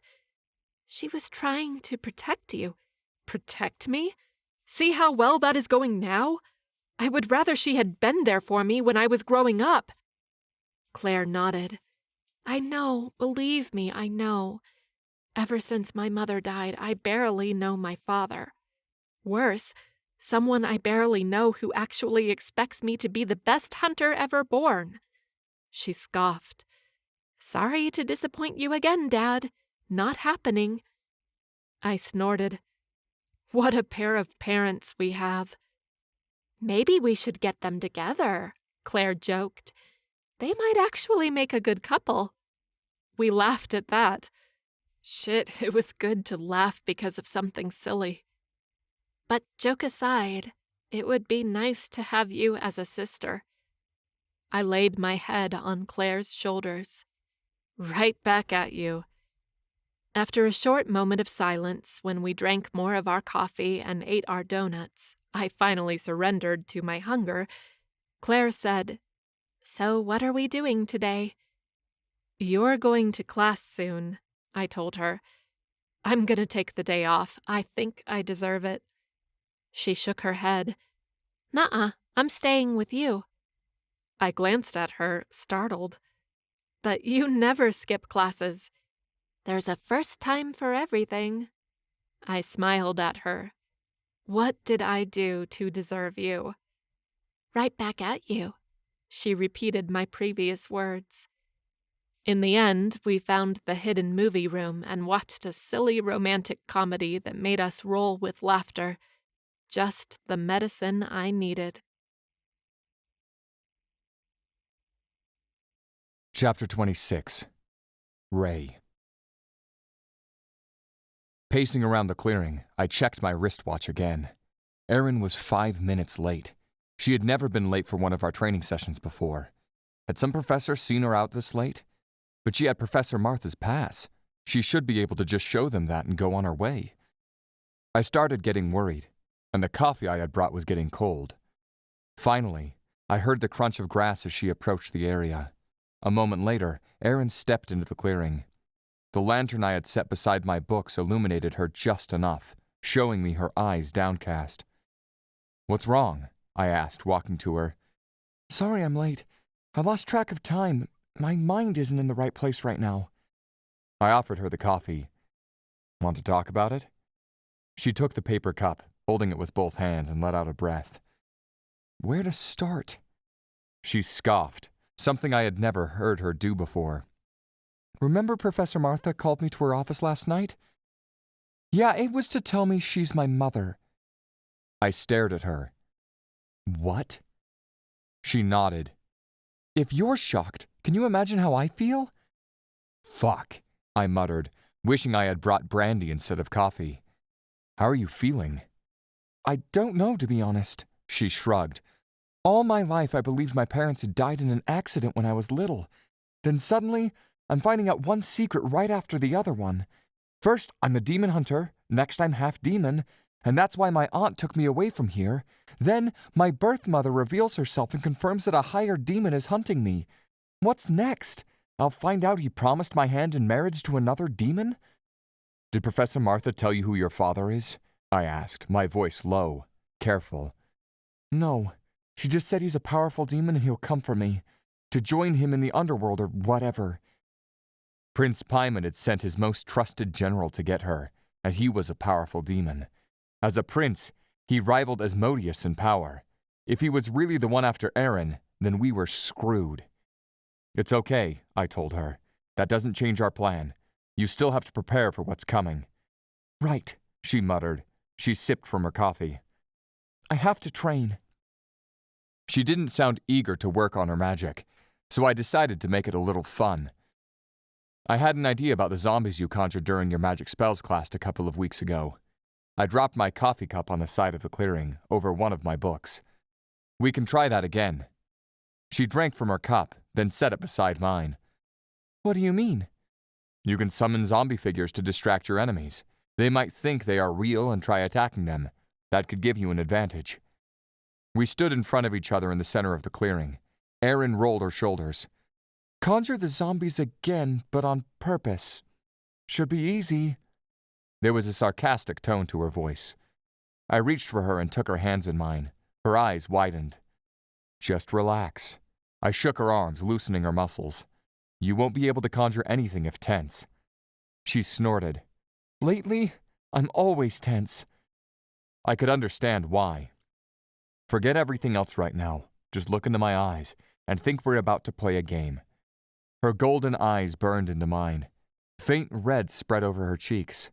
Fuck. During these past couple of weeks, while we trained alone under the night sky, there had been thousands of moments when all I wanted was to lean into her and kiss her. Right now was one of them. I cleared my throat and stepped back. Ready? A small frown appeared between her brows as she nodded. I asked her to replicate what she had done in Professor Martha's, her mother, class. I was scared and upset, she said in a low voice. I feel more confused and numb than scared right now. If you want to use that trick, you'll have to learn how to conjure it with any emotion you might feel, I told her. Just focus and think about the zombies. Bring them to life. It took her a few minutes and some tries, but Erin did it. She conjured zombies around the perimeter of the clearing. Some of them shaped like vampires, others like werewolves, others like demons. I could even sense them, as if they were real. Incredible. Erin let out a shuddering breath. What now? Make them move, I told her. As if they were real. That will throw your enemies off even more. Her eyes narrowed. Erin groaned as she channeled her power. Slowly, the shadows started moving. Some were jerky, as if she was overthinking each of their movements instead of letting it flow. But I didn't want to comment on each little thing. The important thing here was that she was doing it, and quite well for the first time too. Following my instructions, Erin made the zombies advance toward us, then disappear in a dark cloud, making us blind for a moment. Then I told her to summon them again and repeat the same process. In the end, it hadn't been the fun game I had expected since she was still learning how to conjure and control them, but I was impressed with her progress. Erin was doing incredibly for someone who just found out she had powers not even 20 days ago. She was incredible in every way. Finally, after almost an hour of practicing, Erin lay on the grass, breathing hard. I'm done, she muttered. I'm gonna sleep right here tonight. Chuckling, I approached her. A thin sheet of perspiration lined her forehead, and her chest moved up and down fast. But other than that, she was fine. More than fine. An urge to lie over her hit me square in the chest, and I had to avert my eyes before I lost control. The sound of footfalls approached. Erin sat up and I turned around, channeling my magic, ready to strike whoever was coming our way. Holding a flashlight and a thick book, Claire stepped into the clearing. Hey, it's just me. Claire? Erin stood up. What are you doing here? After I started reading my father's books, I couldn't stop. She approached us. I've read some interesting and weird stories in books that are probably forbidden to most of us. My father doesn't know I've been reading them, of course." She opened the book in her hands. "Anyway, I read about this and thought I should share it with you." She turned the book to us and pointed the flashlight to the page. "Here." Erin and I leaned over the book. The paragraph Claire had pointed to told about demonic portals, like magical doors, where demons could easily come through. There was a huge list of known doors, and one of them was near here. "Did you know about this?" Erin asked me. She knew I served as Modius, which meant I should know about everything that went on in the underworld. Wrong. I shook my head. I heard about the portals before, but I always thought they were myths. "Turns out, most of the myths are actually true," Claire said, "or at least some parts of the myth." She flipped some pages in the book. "I wanted to show you this because I thought we could shut the portal." She pointed the flashlight to another paragraph. It explained a complicated ritual to close the portals. "If we close the portal, then it will be harder for the demons to get close to the academy." She stared at Erin. "And you'll be safer. I mean, everyone will, but—" She didn't finish. She didn't need to. I knew what Claire meant, because I felt the same. If I could, I would do anything to keep Erin safe. I frowned and thought for a moment. I had already battled and killed, along with Erin, Claire, and Ava, one famous general of Prince Paimon's army. Now I would shut down a portal. Asmodeus would know something was up soon. He would summon me and demand an explanation. He would threaten to send me back to the underworld if I didn't fix things. But I didn't care. As long as I was able to keep Erin safe, I would take whatever punishment that came my way. "Let's do it," I said, confident about this plan. "Let's close the portal." Erin stared at me. "Are you sure?" I nodded. Like Claire said, without the portal, demons won't be able to get close to the academy. All the demons that had sneaked in here these past couple of months, I bet they had used that fucking portal. Much less hurt you or anyone else. Erin held my gaze for a moment, her golden eyes shining in the dark. "All right," she said in a low voice. "Let's do it." "Right now?" Claire almost shrieked. I glanced at my wristwatch. "It's too late now, and we need to gather the supplies for the ritual. Let's meet here tomorrow, at the usual time. Then we go from here to the portal." Claire hugged the closed book. "I'll make a list of supplies and get them. I'll let you know if I can't find anything." After confirming our plan, we walked back to the dorms. I dropped the girls in front of the female dorm. Erin lingered a few extra seconds. "Good night," she whispered. "Night," I waved at her. I watched until she disappeared inside the building, and the lights in her room came on. Then I headed to my dorm, where I didn't sleep well. My dreams were plagued by a nightmare of all the princes of the underworld invading the academy and taking Erin away. After a bad night, I woke up in a bad mood. The only thing that got me through the day was knowing I would meet Erin later and we would do something to increase her chances against her mysterious, powerful father. I hadn't heard from Claire, so I assumed she had been able to gather all the supplies needed for the ritual. I got 3 cups of coffee from the cafeteria before heading out to the clearing that night. In my eagerness to get this done, I ended up in the clearing earlier than usual, which meant I would have to wait longer for Erin and Claire, and the coffee was sure to get fucking cold. I sipped from my coffee as the tug in my mind started. What the fuck? I left the paper cups at the roots of a tree, where it was flatter. Then I shapeshifted into my raven and flew above the academy's outer walls. In 5 minutes, I arrived at the entrance to a cave at the base of the mountain. The portal was here. Asmodeus smiled at me. "I thought you wouldn't come." I did my best not to glare at him. "What are you doing here?" "Is that any way to speak to your father?" His amused expression faded. "To your owner?" Rage simmered in my veins. "You've never cared about how I talked to you." "Some things change," he said through gritted teeth. "Like my patience. It's volatile, and right now, I'm all out of it." "What do you mean?" You haven't killed Randall yet, as I ordered. He extended his hand to me. So, I'm here to do something about it. A jet of dark fire flew at me. I dodged it, only to be hit with another strike right in the chest. The amount of power Asmodeus had infused in his hit was enough to bring me to my knees. "What are you doing?" I croaked, fighting through the pain, through the tremors that overtook every inch of me, through the numbness that followed. "You shall see." He sent another strike. It hit me in the chest again. Excruciating pain flashed before the darkness washed over me, taking me under. Chapter 27. Erin. I was the first to arrive at our meeting place, which was odd because Ray had always been here first, waiting for me with coffee or hot chocolate, or both.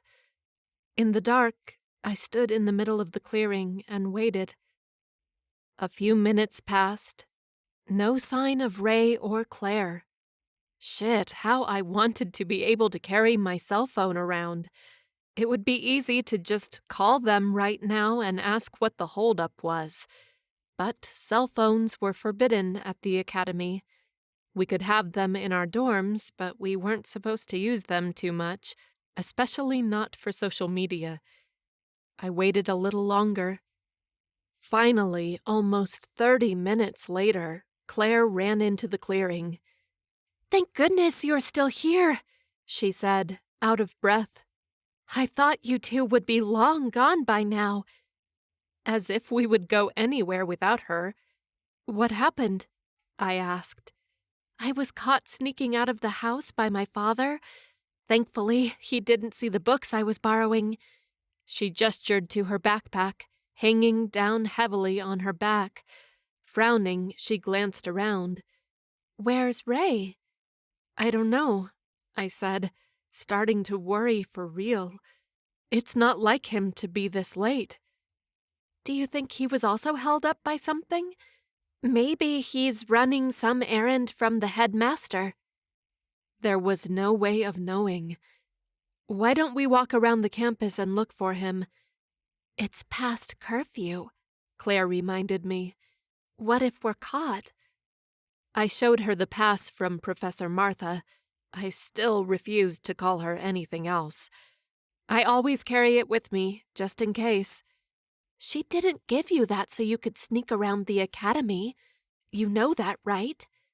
I shrugged. "She doesn't need to know. Let's go." We went back to the stone paths between the buildings and walked around, hoping to find Ray somewhere. We stopped in front of the Snapdragon building and watched his window. It was dark. Where the hell could he be? "I don't want to." Claire and I whipped in the direction of the new voice. Harvey and Ava walked toward the dorms. "But you didn't even hear me," Ava said, leaning into Harvey. He took a large step to the side. "Ava, just stop." Ava reached to him, but then she saw us, and her steps faltered. Harvey, on the other hand, smiled at us. "Hello, ladies." He halted right in front of me. "What brings you two out at this time?" Ava halted beside Harvey, her arms crossed. "You know it's past curfew, right?" I frowned. Whatever they were doing, wherever they were coming from, I didn't care. But she just had to push first. "I can tell you the same thing." She flipped her hair over her shoulder. "It's none of your business." I considered ignoring them and continuing our search, but they were coming from somewhere on campus. They could have seen Ray. "We're looking for Ray," I told them. "Have you seen him?" Harvey's brows curled down. "I thought I told you to stay away from him." Ava humphed. "You did, but I didn't listen," I said, trying not to sound like a bitch and failing. I tried again. "Please, this is important." Harvey let out a long breath. "I saw him going that way earlier." He pointed to the corner where our training clearing was. My eyes widened. Do you remember when, exactly? He glanced to his wristwatch. Almost an hour ago, I think. 1 hour ago. Then he should have been there. But he hadn't been there. With one thought in mind, I marched back to the clearing, barely aware that Claire, Harvey, and Ava followed me. I stepped into the dark clearing and looked around. Ray was the one who always brought flashlights. I could barely see the silhouette of the trees around the clearing like this. Here, Claire said, turning on a flashlight. I stared at her. She shrugged. What? I thought we would need it for later. I took one of the flashlights from her and started looking around. She turned on another and did the same. What are you looking for? Ava asked. Ray, Claire answered. I bet you would be able to see him without a flashlight, Ava said. Or you can call him Ray. If that was the case, then we would have found him already, I said, my eyes trained on the trees the flashlight illuminated. Oh no, Claire muttered.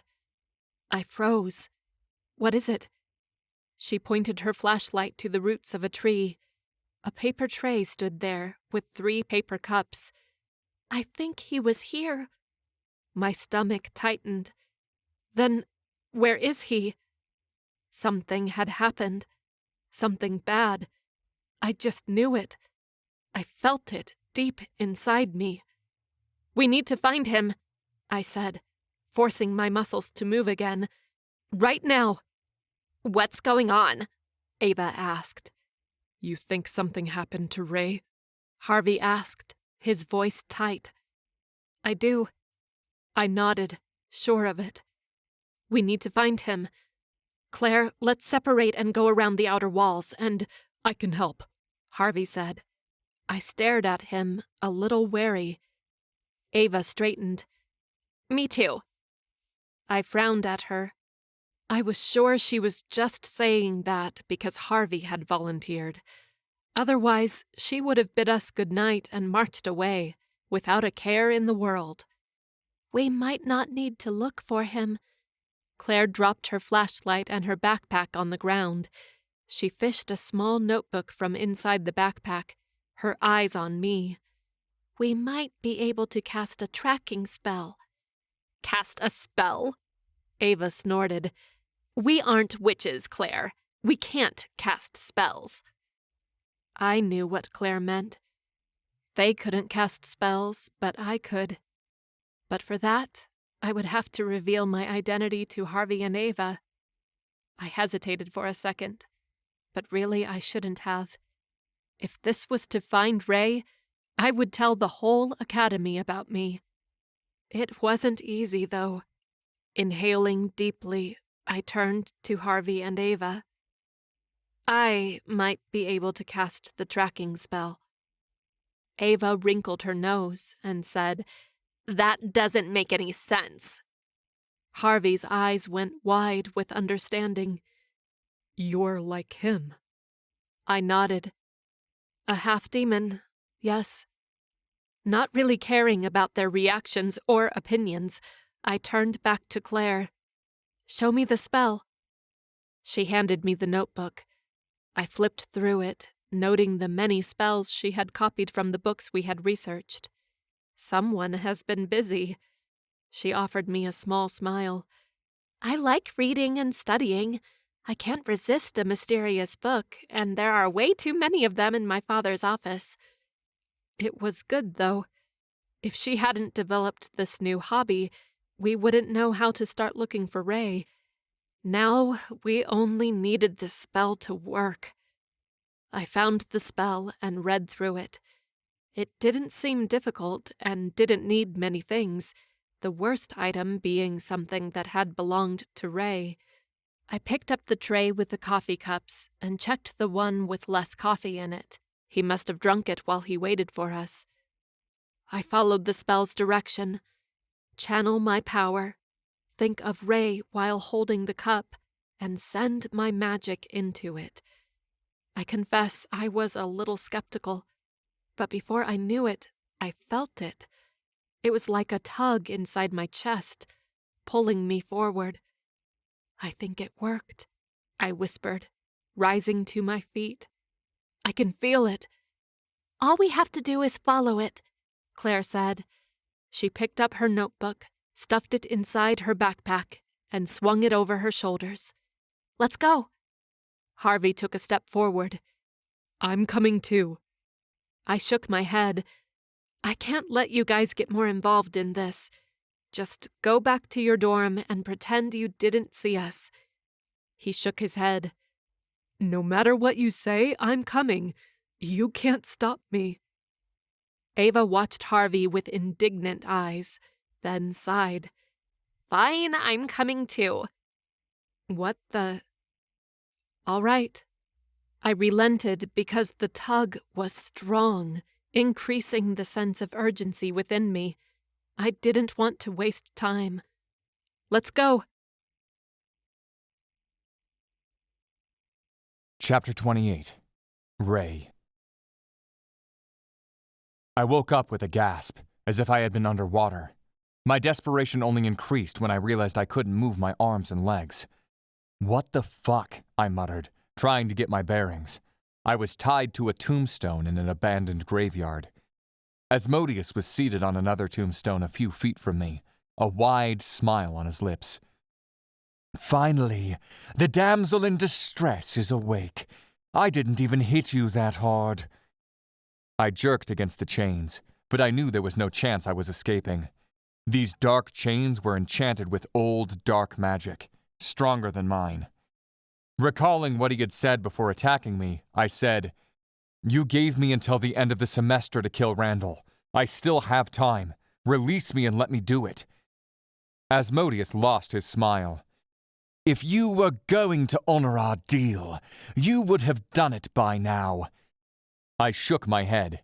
"That's not true. I needed to get close to him to learn his weaknesses. That takes time." "Just another excuse." "You know I'm not strong enough to face him and simply kill him," I said. "I need to find out a weakness, a good one. Otherwise I'll die at his hands, and he'll keep tormenting your nightmares." Asmodeus balled his hands into fists for a moment. One thing I had always admired him for was, despite his volatile demon temper, he was actually good at controlling his actions and having patience. His smile came back. "Do you know that demons can take the lives of their offspring and absorb their magic to become even more powerful?" I stared at him. Of course I knew that, but if he was saying that to intimidate me, he would be disappointed. "So that's your plan? To kill me and absorb my powers?" "I'll confess that it makes me a little sad," he said nonchalantly. "I've become attached to you after having you around for so long. I never had a better servant, but all good things must come to an end." "Then do it," I said through gritted teeth. I wouldn't succumb to his luring, but it didn't mean I was happy about it. For many, many years, I hadn't cared if I lived or died. I was a walking zombie, doing whatever was requested of me. But now I wanted to live. I had someone to protect. He tilted his head. "Aren't you curious why I'm willing to kill you?" I shook my head once. "Don't care." "What a disappointment," Asmodeus tisked. A small black dagger appeared in his hand. He slashed his palm, and black blood dripped to the ground. "With your powers, I'll be able to kill Randall myself." He squeezed his hand, making more blood drip. Then he walked around me, marking a circle in the grass with his blood. "If I kill him, then I'll be honored by King Brycon. Who knows? Maybe he'll even favor me more than Prince Paimon." Prince Paimon. He was the one after Erin, King Brycon's favorite prince. Before I could think about it, or even ask my father if he knew something about Prince Paimon these days, Asmodeus closed the circle and stalked to me. In one swift motion, Asmodeus swung the dagger down, slicing my chest open. I screamed as the pain burned and tormented every one of my cells and nerves.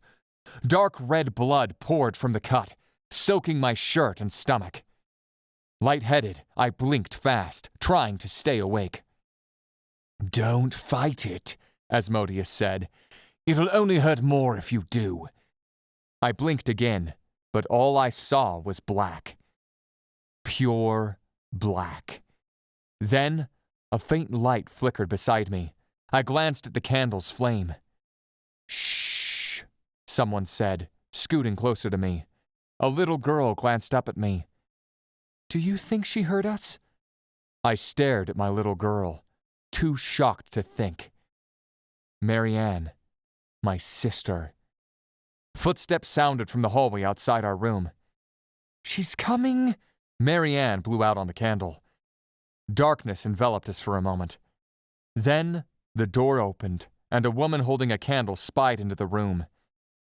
"I know you two were reading. I already told you it's late. Please just go to sleep. You can read tomorrow." I stared, transfixed at the woman in the doorway. My mother. Marianne sat up on her bed. "But Mother, we're almost at the end. We need to know what happens next." My mother smiled. She turned her blue eyes at me. "Rayanne, tell her she can finish it tomorrow." I couldn't say anything. The words didn't come. "As the oldest, I trust you. Don't read to her any more. Now back to bed." She blew us a kiss, then exited the room, closing the door behind her. Darkness washed over us. When light reappeared, I was once again paralyzed. My mother and my sister lay together in bed, both too pale and thin, with dark, sunken eyes and coughing up blood. Plague. They had the plague. "Go, Rayanne," my mother urged between coughs. "Leave before you catch it, please." The room, my mother and sister, even the darkness melted away, giving way to the edge of a forest. A tall man with long blonde hair stood before me. "Asmodeus," I whispered, remembering this. It had been when he came to me, knowing I would take a deal this time, when I finally sold my soul to him to save my mother and my sister. "You remember now?" he asked, more serious than usual. "Do you regret it?" "It? The deal?" I swallowed hard. No. It was the truth. Because I had made a deal with him, my mother and my sister were healed and went on to live long, happy lives. Lives where I had never existed. "Don't worry," Asmodeus said. "You'll finally be able to join them." That didn't sound bad. Not bad at all. "Just close your eyes." I did. Darkness welcomed me again. I was dying. It was okay, though. I would soon be at peace. A scream pierced my dream, and my eyes shot open. No, fucking no. Erin, Claire, Harvey, and Ava ran into the cemetery, their dawn blades raised to defend against Asmodeus. Erin took a step forward and glared at the demon. "Stay away from him!" Chapter 29. Erin. It was true. I was shaking on the inside, but I tried not to think about it. I focused on the fear I felt over seeing Ray chained to the tombstone, the deep cut across his chest, his pale skin, and the incredible amount of blood pooling around him. I also focused on the rage I felt for the demon who had done this to him. I pointed my aunt's dawn blade at the demon. "Stay away from him!" I shouted, sounding braver than I was. Ever since performing the tracking spell and following it, I had felt braver. Before leaving the academy, I went back to the dorms and grabbed my aunt's sword. Since Claire, Harvey, and Ava already had made theirs, they could summon it at will. Next, I used the pass from Professor Martha to leave the grounds like I had done before. The guard probably heard about the previous time, because he didn't want to let us pass, but when I threatened to call the professor to wake her up to deal with something so trivial, he relented. I followed the tug through the forest, with Claire, Harvey, and Ava right behind me. We practically jogged past the trees and down to the base of the mountain for over 2 hours, until we reached a small abandoned town I didn't even know existed. The pull didn't ease until we arrived at a crumbling church and the cemetery beside it. When I saw Ray, a pang cut through my chest. Holy shit. If he died, this demon was toast. This demon. I was sure this was Asmodeus, Ray's father. For some reason, he was ritualistically sacrificing Ray. But I would stop him. Somehow, I would stop him. Erin, no, no, Ray croaked, his words broken. I didn't dare take my eyes from the demon. Asmodeus let out a long laugh. What if I don't? Then I'll have to kill you, I said. Later, I would chastise myself for being so freaking stupid and talking to a prince of the underworld like that. A sly smile stretched over his pale lips. I would like to see you try. My pleasure, I thought, as I channeled my power. Like Ray had instructed me, I conjured zombies from the edges of the cemetery, zombified versions of demons, fae, werewolves, and vampires, and sent them toward Asmodeus. Watching the zombies with mild interest, Asmodeus didn't see as Claire opened a book in search of a spell to stun him, or Harvey and Ava, who sneaked through the forest, going for Ray. Or so I thought. With one flick of his hands, Asmodeus had Harvey and Ava and Claire against tombstones, trapped like Ray. Dark vines sprouted from the ground and wound over their legs and arms. Ava screamed. A vine wound around her mouth, too. It's just you and me, Asmodeus said, taunting me. I knew I was no match for a prince, but I would be damned if I didn't try my best to at least injure him enough so I could get Ray and my friends and flee. Rolling my shoulders, I tried to remember all my fighting lessons with Professor Martha. Feet apart, shoulders relaxed, hands tight, core braced. Be vigilant and aware of the surroundings and expect the unexpected. I didn't wait for him to come to me. I sent my zombies to the demon prince. They closed in around him while I rushed him. With a roar, the demon sent a powerful wave out, clearing out all my zombies. But by then I was within range. I swung my sword wide, but the demon stepped back. He chuckled. Not bad.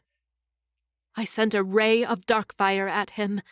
Asmodeus whipped his shoulders and deflected it, but then I was coming down with the dawn blade. The sword cut through his upper arm. Asmodeus's eyes turned black, and he let out a howl. You insolent girl! In the blink of an eye, Asmodeus took the dawn blade from me and brought it down over me.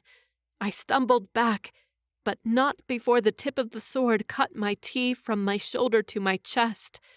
I didn't dare breathe, afraid of any pain if it had cut my skin. But none came. Maybe my adrenaline was too high and I couldn't feel it yet. I did feel when he waved his hand and a burst of magic hit me in the chest, sending me flying back. I landed hard against a tombstone, my head and back screaming in pain. Then vines shot up from the ground and wound around my legs and arms. No, no, I screamed, jerking against them. You can't fight it, Asmodeus said. He threw my aunt's dawn blade away and walked toward me. I racked my brain, looking for a way out of this mess. But what came to mind wasn't an escape plan, but a realization. When we summoned the demon behind my mark, General Varen came forward. He had been under Prince Payman, Ray had told us. But the prince smiling at me right now, as if he had finally gotten his prize, was Asmodeus. Could Varen have been working for Asmodeus instead? Or Prince Payman and Asmodeus were working together? Asmodeus knelt in front of me. The blood drained from my face. I wouldn't show him my fear, though. I jerked against the vines again. I can try. He shook his head, his long blonde hair immobile. You'll exhaust yourself. Then he shrugged. Which wouldn't be a bad idea. Go ahead. Fight. You'll give up soon enough. The desperation inside me spiked, but I tried surrounding it with anger. Then get this shit over with and kill me. No, Ray shouted. Even though I didn't dare look at him again, it was good to know he was still awake. Kill you? Asmodeus tilted his head. I don't want to kill you. I want to capture you. I inhaled a sharp breath. I would rather die than go to the underworld with you. I'm afraid you have no choice. His smile widened. You are a demonic princess, Erin. You're the daughter of King Bryken, and because of that, you are set to inherit the throne of the underworld. I stared at him, sure I was either hearing nonsense or he was high and fabricating crazy stories. No way, I whispered. Those girls, Brienne and Cindy, they were also demonic princesses, your half-sisters, he continued, shocking me more. King Bryken was playing 3 different women at once at the academy, and one of them was Martha, your mother. He created 3 daughters, so when they came of age and inherited his powers, he could kill them and absorb their powers to become even stronger. That way King Bryken is sure to accomplish his goal of enslaving all the demon hunters and dominating the entire world. I shook my head because this was impossible. Me, a demonic princess, daughter of the king of the underworld. It sounded like a terrible D-rated movie. If I deliver you to the king personally, he went on, I'll be hailed a hero. With you in my arms and Rayan's powers in my veins, I'm sure to gain his ultimate favor. I swallowed hard. All of this sounded insane, but at the same time I knew Asmodeus wasn't lying. Why would he? Any plan of escaping fled my mind. I couldn't escape from this, even if I managed to leave this place and go back to the academy. I was the daughter of the freaking king of the underworld. How did I escape that? I couldn't save myself, but perhaps I could save the others. Claire, Harvey, Ava, and Ray. All right. I inhaled deeply. I'll go with you. My friends' protests rang loud, but I tuned them out. But only if you leave them alone, including Ray. Asmodeus looked at them from over his shoulder. He seemed to consider it for a moment. He turned his wicked eyes to me. I accept. Some of the vines around me retreated, leaving only my wrists and ankles tied. Asmodeus curled his fingers as if calling me to him, and an invisible force pushed me off the tombstone until I was standing in front of him. The demon closed his cold hand around my upper arm. This should be fun. Erin, no, don't do this, Ray said, his voice a raspy whisper. Finally, I glanced in his direction. He was even paler than before, and the amount of blood around him, my stomach knotted. Asmodeus hesitated, his eyes on Ray. I've changed my mind, he said. I'll leave your friends alone, but not Rayin. Dark fire appeared in his hand, and he threw it at Ray. "No!" I cried. The dark fire struck Ray's chest. His body jerked, and his head lolled forward. My heart stopped. "Now I can have his powers." Asmodeus lifted his free hand. I felt his magic brushing against my skin as it traveled toward Ray. I had to do something, anything, but his grip on me was tight, and the vines around my wrists and ankles were too powerful for me. "Stop this madness!" I whipped my head at her voice. Professor Martha stood at the entrance of the cemetery, Headmaster Randall by her side. Asmodeus's magic faded, his grip on me loosened, and his face turned pale. "Long time no see," the headmaster said as he walked forward as if he was taking a leisurely stroll through the park. Letting go of me, Asmodeus took a step back. "What are you doing here?" Randall gestured to my friends and me. "You've got my students. I've come to take them back to the academy." Asmodeus puffed his chest. "Over my dead body." Randall tisked. "So be it." A sword like the dawn blade appeared in his hand, but it seemed cruder, made of old wood. Still, a dark glow surrounded its blade. In a flash, Randall leaped and appeared right in front of Asmodeus. Professor Martha's hands closed around my shoulders, and she pulled me back, out of the way of the battle. I stared transfixed as Randall and Asmodeus fought, one with dark magic, the other with his enchanted weapon. Asmodeus sent several rays of dark fire toward Randall. The headmaster swung his sword, deflecting them all. In a fast spin, he caught up with the demon again. He brought his blade down. It would have split Asmodeus's head open if the demon hadn't cast a dark fire shield. But the moment the sword hit the shield, it broke, the force of the impact pushing them apart a few feet. They were at each other's throats again. Their movements, their strikes, their precision. It was rather graceful, masterful. Two brilliant opponents in a heated battle. Professor Martha cut the vines around my wrists and ankles with her dawn blade. I rubbed against my sore skin. "Let's free the others," she told me, before rushing to Ava. I glanced at Claire, then at Harvey. They were bound, but well. I ran to Ray. "Ray! Ray!" I knelt beside him, getting my feet and knees soaked in his blood. "Please answer me." I cupped his face and forced it up. "Please don't die." His eyes fluttered open.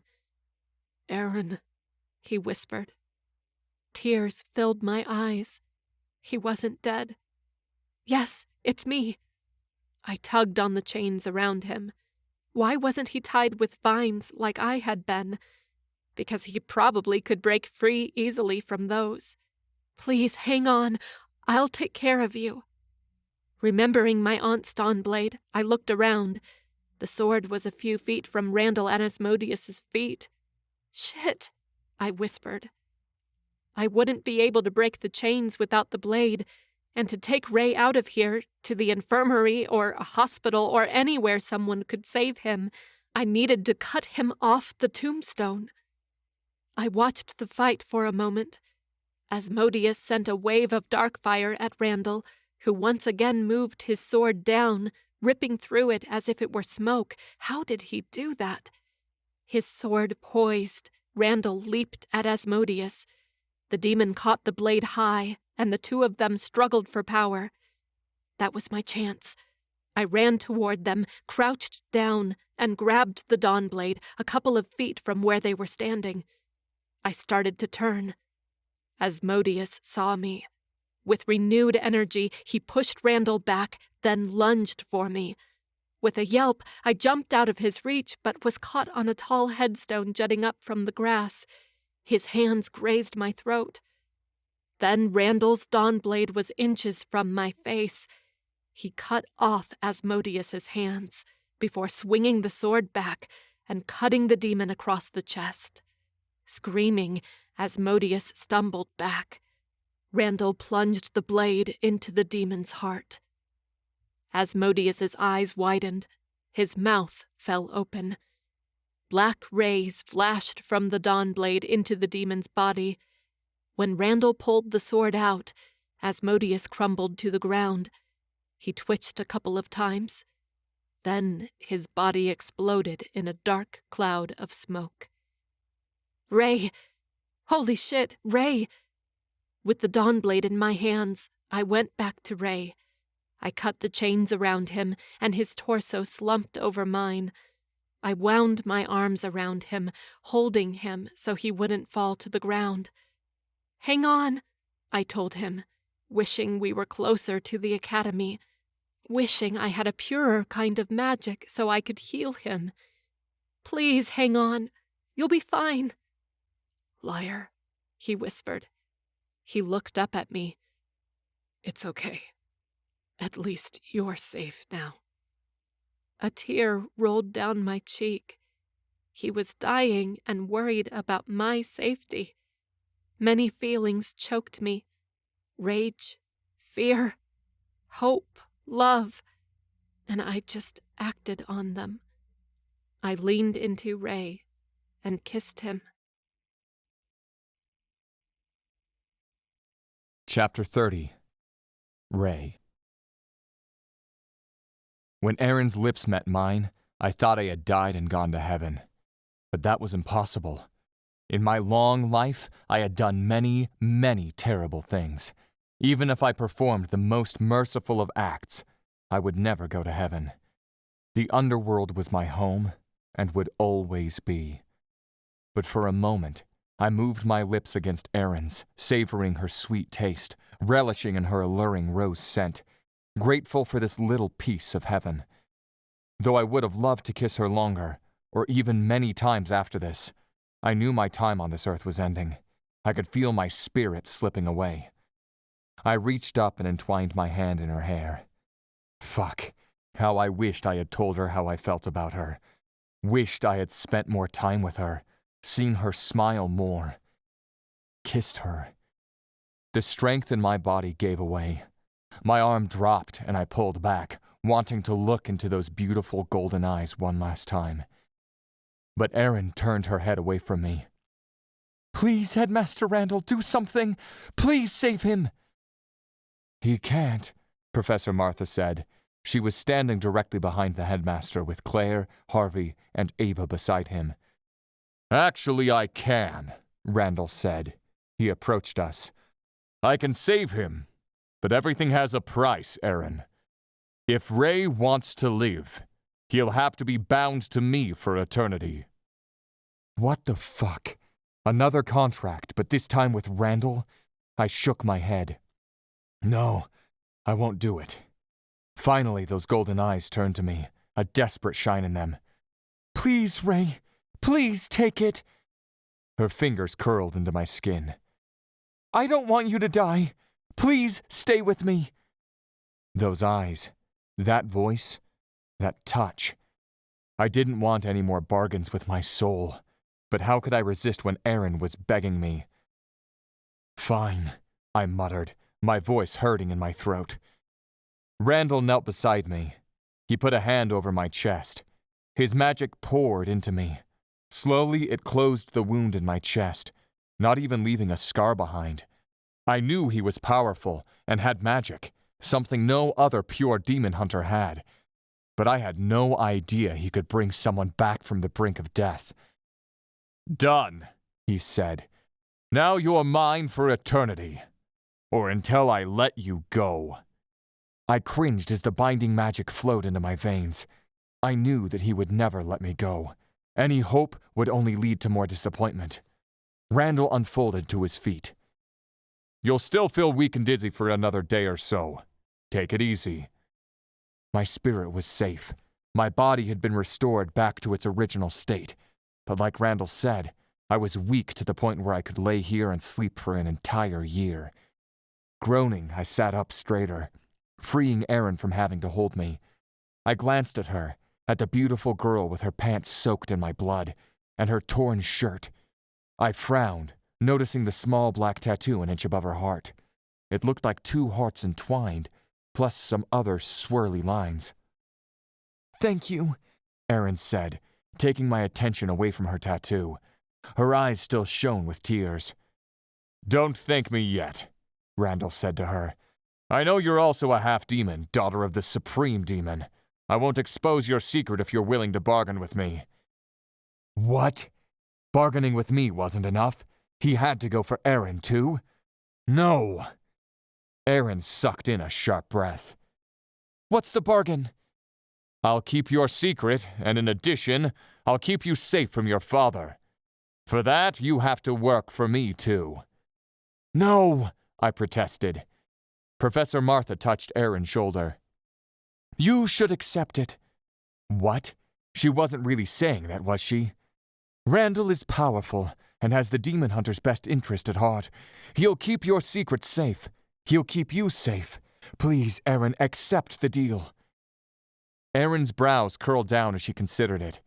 I wanted to tell her that no, that even though I didn't have proof, Randall didn't seem like a good person. She shouldn't have her soul attached to him. But I didn't dare open my mouth in front of him, lest he decided to terminate our contract right now and let me die. Now that he was taking Erin under his wing, I wanted to stay alive, and well, so I could protect her, from all the demons who would come for her, and for him too. Finally, Erin sighed. "I accept," she gasped as the binding magic rushed through her. Fuck. It was done. Randall turned to the others. "As for you all, if you don't want to be expelled from the academy and punished severely, forget everything you saw here tonight." Claire, Harvey, and Ava muttered their agreement. Randall nodded, then marched away. "Let's go back to the academy," Professor Martha said, ushering everyone out of the cemetery. Erin held onto my arms and helped me up. "I'm fine." I had to shut my mouth when a wave of dizziness came over me. Erin's grip tightened. "You're not fine." "I will be." I disentangled myself from her. She lowered her gaze. "Sorry about your deal. I know it was probably the last thing you wanted, having your soul belong to someone else seconds after you were finally free." "It's not your fault." She lifted her eyes to me, tears brimming in them. "Yes, it is. If I hadn't begged, you would have—" She pressed her lips tight. She wiped at the tears before they could fall. "I'm sorry, but I don't regret it. I couldn't bear the thought of you dead." If my heart could rip in two, it would. Professor Martha called us again. Reluctantly, Erin and I joined the others. While we rode back to the academy in a black SUV, Professor Martha gave us a lecture about how foolish we had been, thinking we could defeat a prince of the underworld by ourselves, about not doing something like that ever again if we didn't want to face dire consequences, about keeping quiet and pretending nothing ever happened. After the lecture, Ava humped. "I knew you were trouble." She glanced at Erin. "The moment you arrived at the academy, I knew it. I'll keep quiet, but that doesn't mean I have to like this. I hate that you dragged me into all of this." "Hey, you weren't dragged," Harvey protested. "Right," Claire said. "You could have stayed behind. You're the one who wanted in." "It doesn't matter," Ava said. "It's all because of Erin." Meanwhile, Erin stared out of the window, her hands balled into fists, as if she was trying hard not to rebuke. "All of you shut up," Professor Martha snapped from the front. "If I hear one more voice, you're all spending the night cleaning the Hyacinth building." Everyone quieted down at once. Back at the academy, Randall disappeared into the Astra building, but Professor Martha escorted us back to our rooms. She dropped the girls at the Gardenia building entrance, then moved on to the Snapdragon building. After watching Harvey and I enter the building, Professor Martha finally left. At the stairs, Harvey turned to me. "I'm sorry about your father." His voice was low, and he was avoiding my gaze, but I knew he meant it. "And sorry about your deal with Randall." I nodded. To be honest, I wasn't sure how I felt about my father. He had never been a father, just a demon who owned my soul and ordered me around. He had been evil, despicable. Actually, I knew how I felt about his death. Relieved. Now, the deal with Randall, that was fucking terrible, and even I felt sorry for myself. I'll be fine, I assured him. Harvey nodded. I know you will. Well, good night. He climbed the stairs and headed to his room. I hesitated, tired, but at the same time too wound up to lie down and rest. Ray? I turned toward the low voice. Erin entered the Snapdragon building. What are you doing here? I wanted to check on you, she said, her eyes rummaging over me. If you're fine. I'm fine, I told her. It seemed I would be saying that a lot for the next couple of days. You should go. She frowned. What is it? She shook her head. I thought... I knew what she thought. We had kissed. I had clung to her so desperately, taking in every drop of herself that she would give me. Sure, I was dying. But then I wasn't, and I realized that even though I wanted to keep her safe, that I would keep her safe, she wouldn't be safe with me. Besides my terrible past, I now had to deal with Randall, and I was sure this deal would force me to do more terrible things. Worse things. Things that would make her hate me if she found out about them. Erin thought I liked her. She wasn't wrong, but she could never know. Moreover, Randall could never know. If he found out she liked me and I liked her, he would exploit it. I couldn't let him have another angle to hurt us, to hurt her. About the kiss, I started, bracing myself for the whiplash of my words. Sorry about that. I was dying and you kissed me first. It was nice, but I'm okay now. Her eyes widened. Oh. Yeah, it was fun, but that was just it. Her shoulders dropped. You mean? Fuck, I couldn't say it. I couldn't be so mean to her. Please, Erin, get the hint and leave. I swallowed hard before finally uttering the words that would hurt me as much as they would hurt her. I'm sorry. I didn't mean to give you the wrong idea. I don't like you. Like that. Erin flinched. She inhaled sharply and stood tall, though her hand shook. It's okay. She let out a hollow chuckle. So stupid of me. Sorry for bothering you with that. She took a step back. Well, see you around. Bye. I waved. With quick steps, Erin jogged out of the building. And I buried my head in my hands. Holy fuck, this wasn't right. Every fiber in my body yelled at me to go after her, to grab her arm, to pull her to me, and to kiss her again. That fucking kiss. It really had been heaven, and I craved more. But I couldn't. I shouldn't. I really had to stay as far away from Erin as I could. Even if I was going to watch over her and protect her, it would have to be done from a distance. She could never see me or know about me.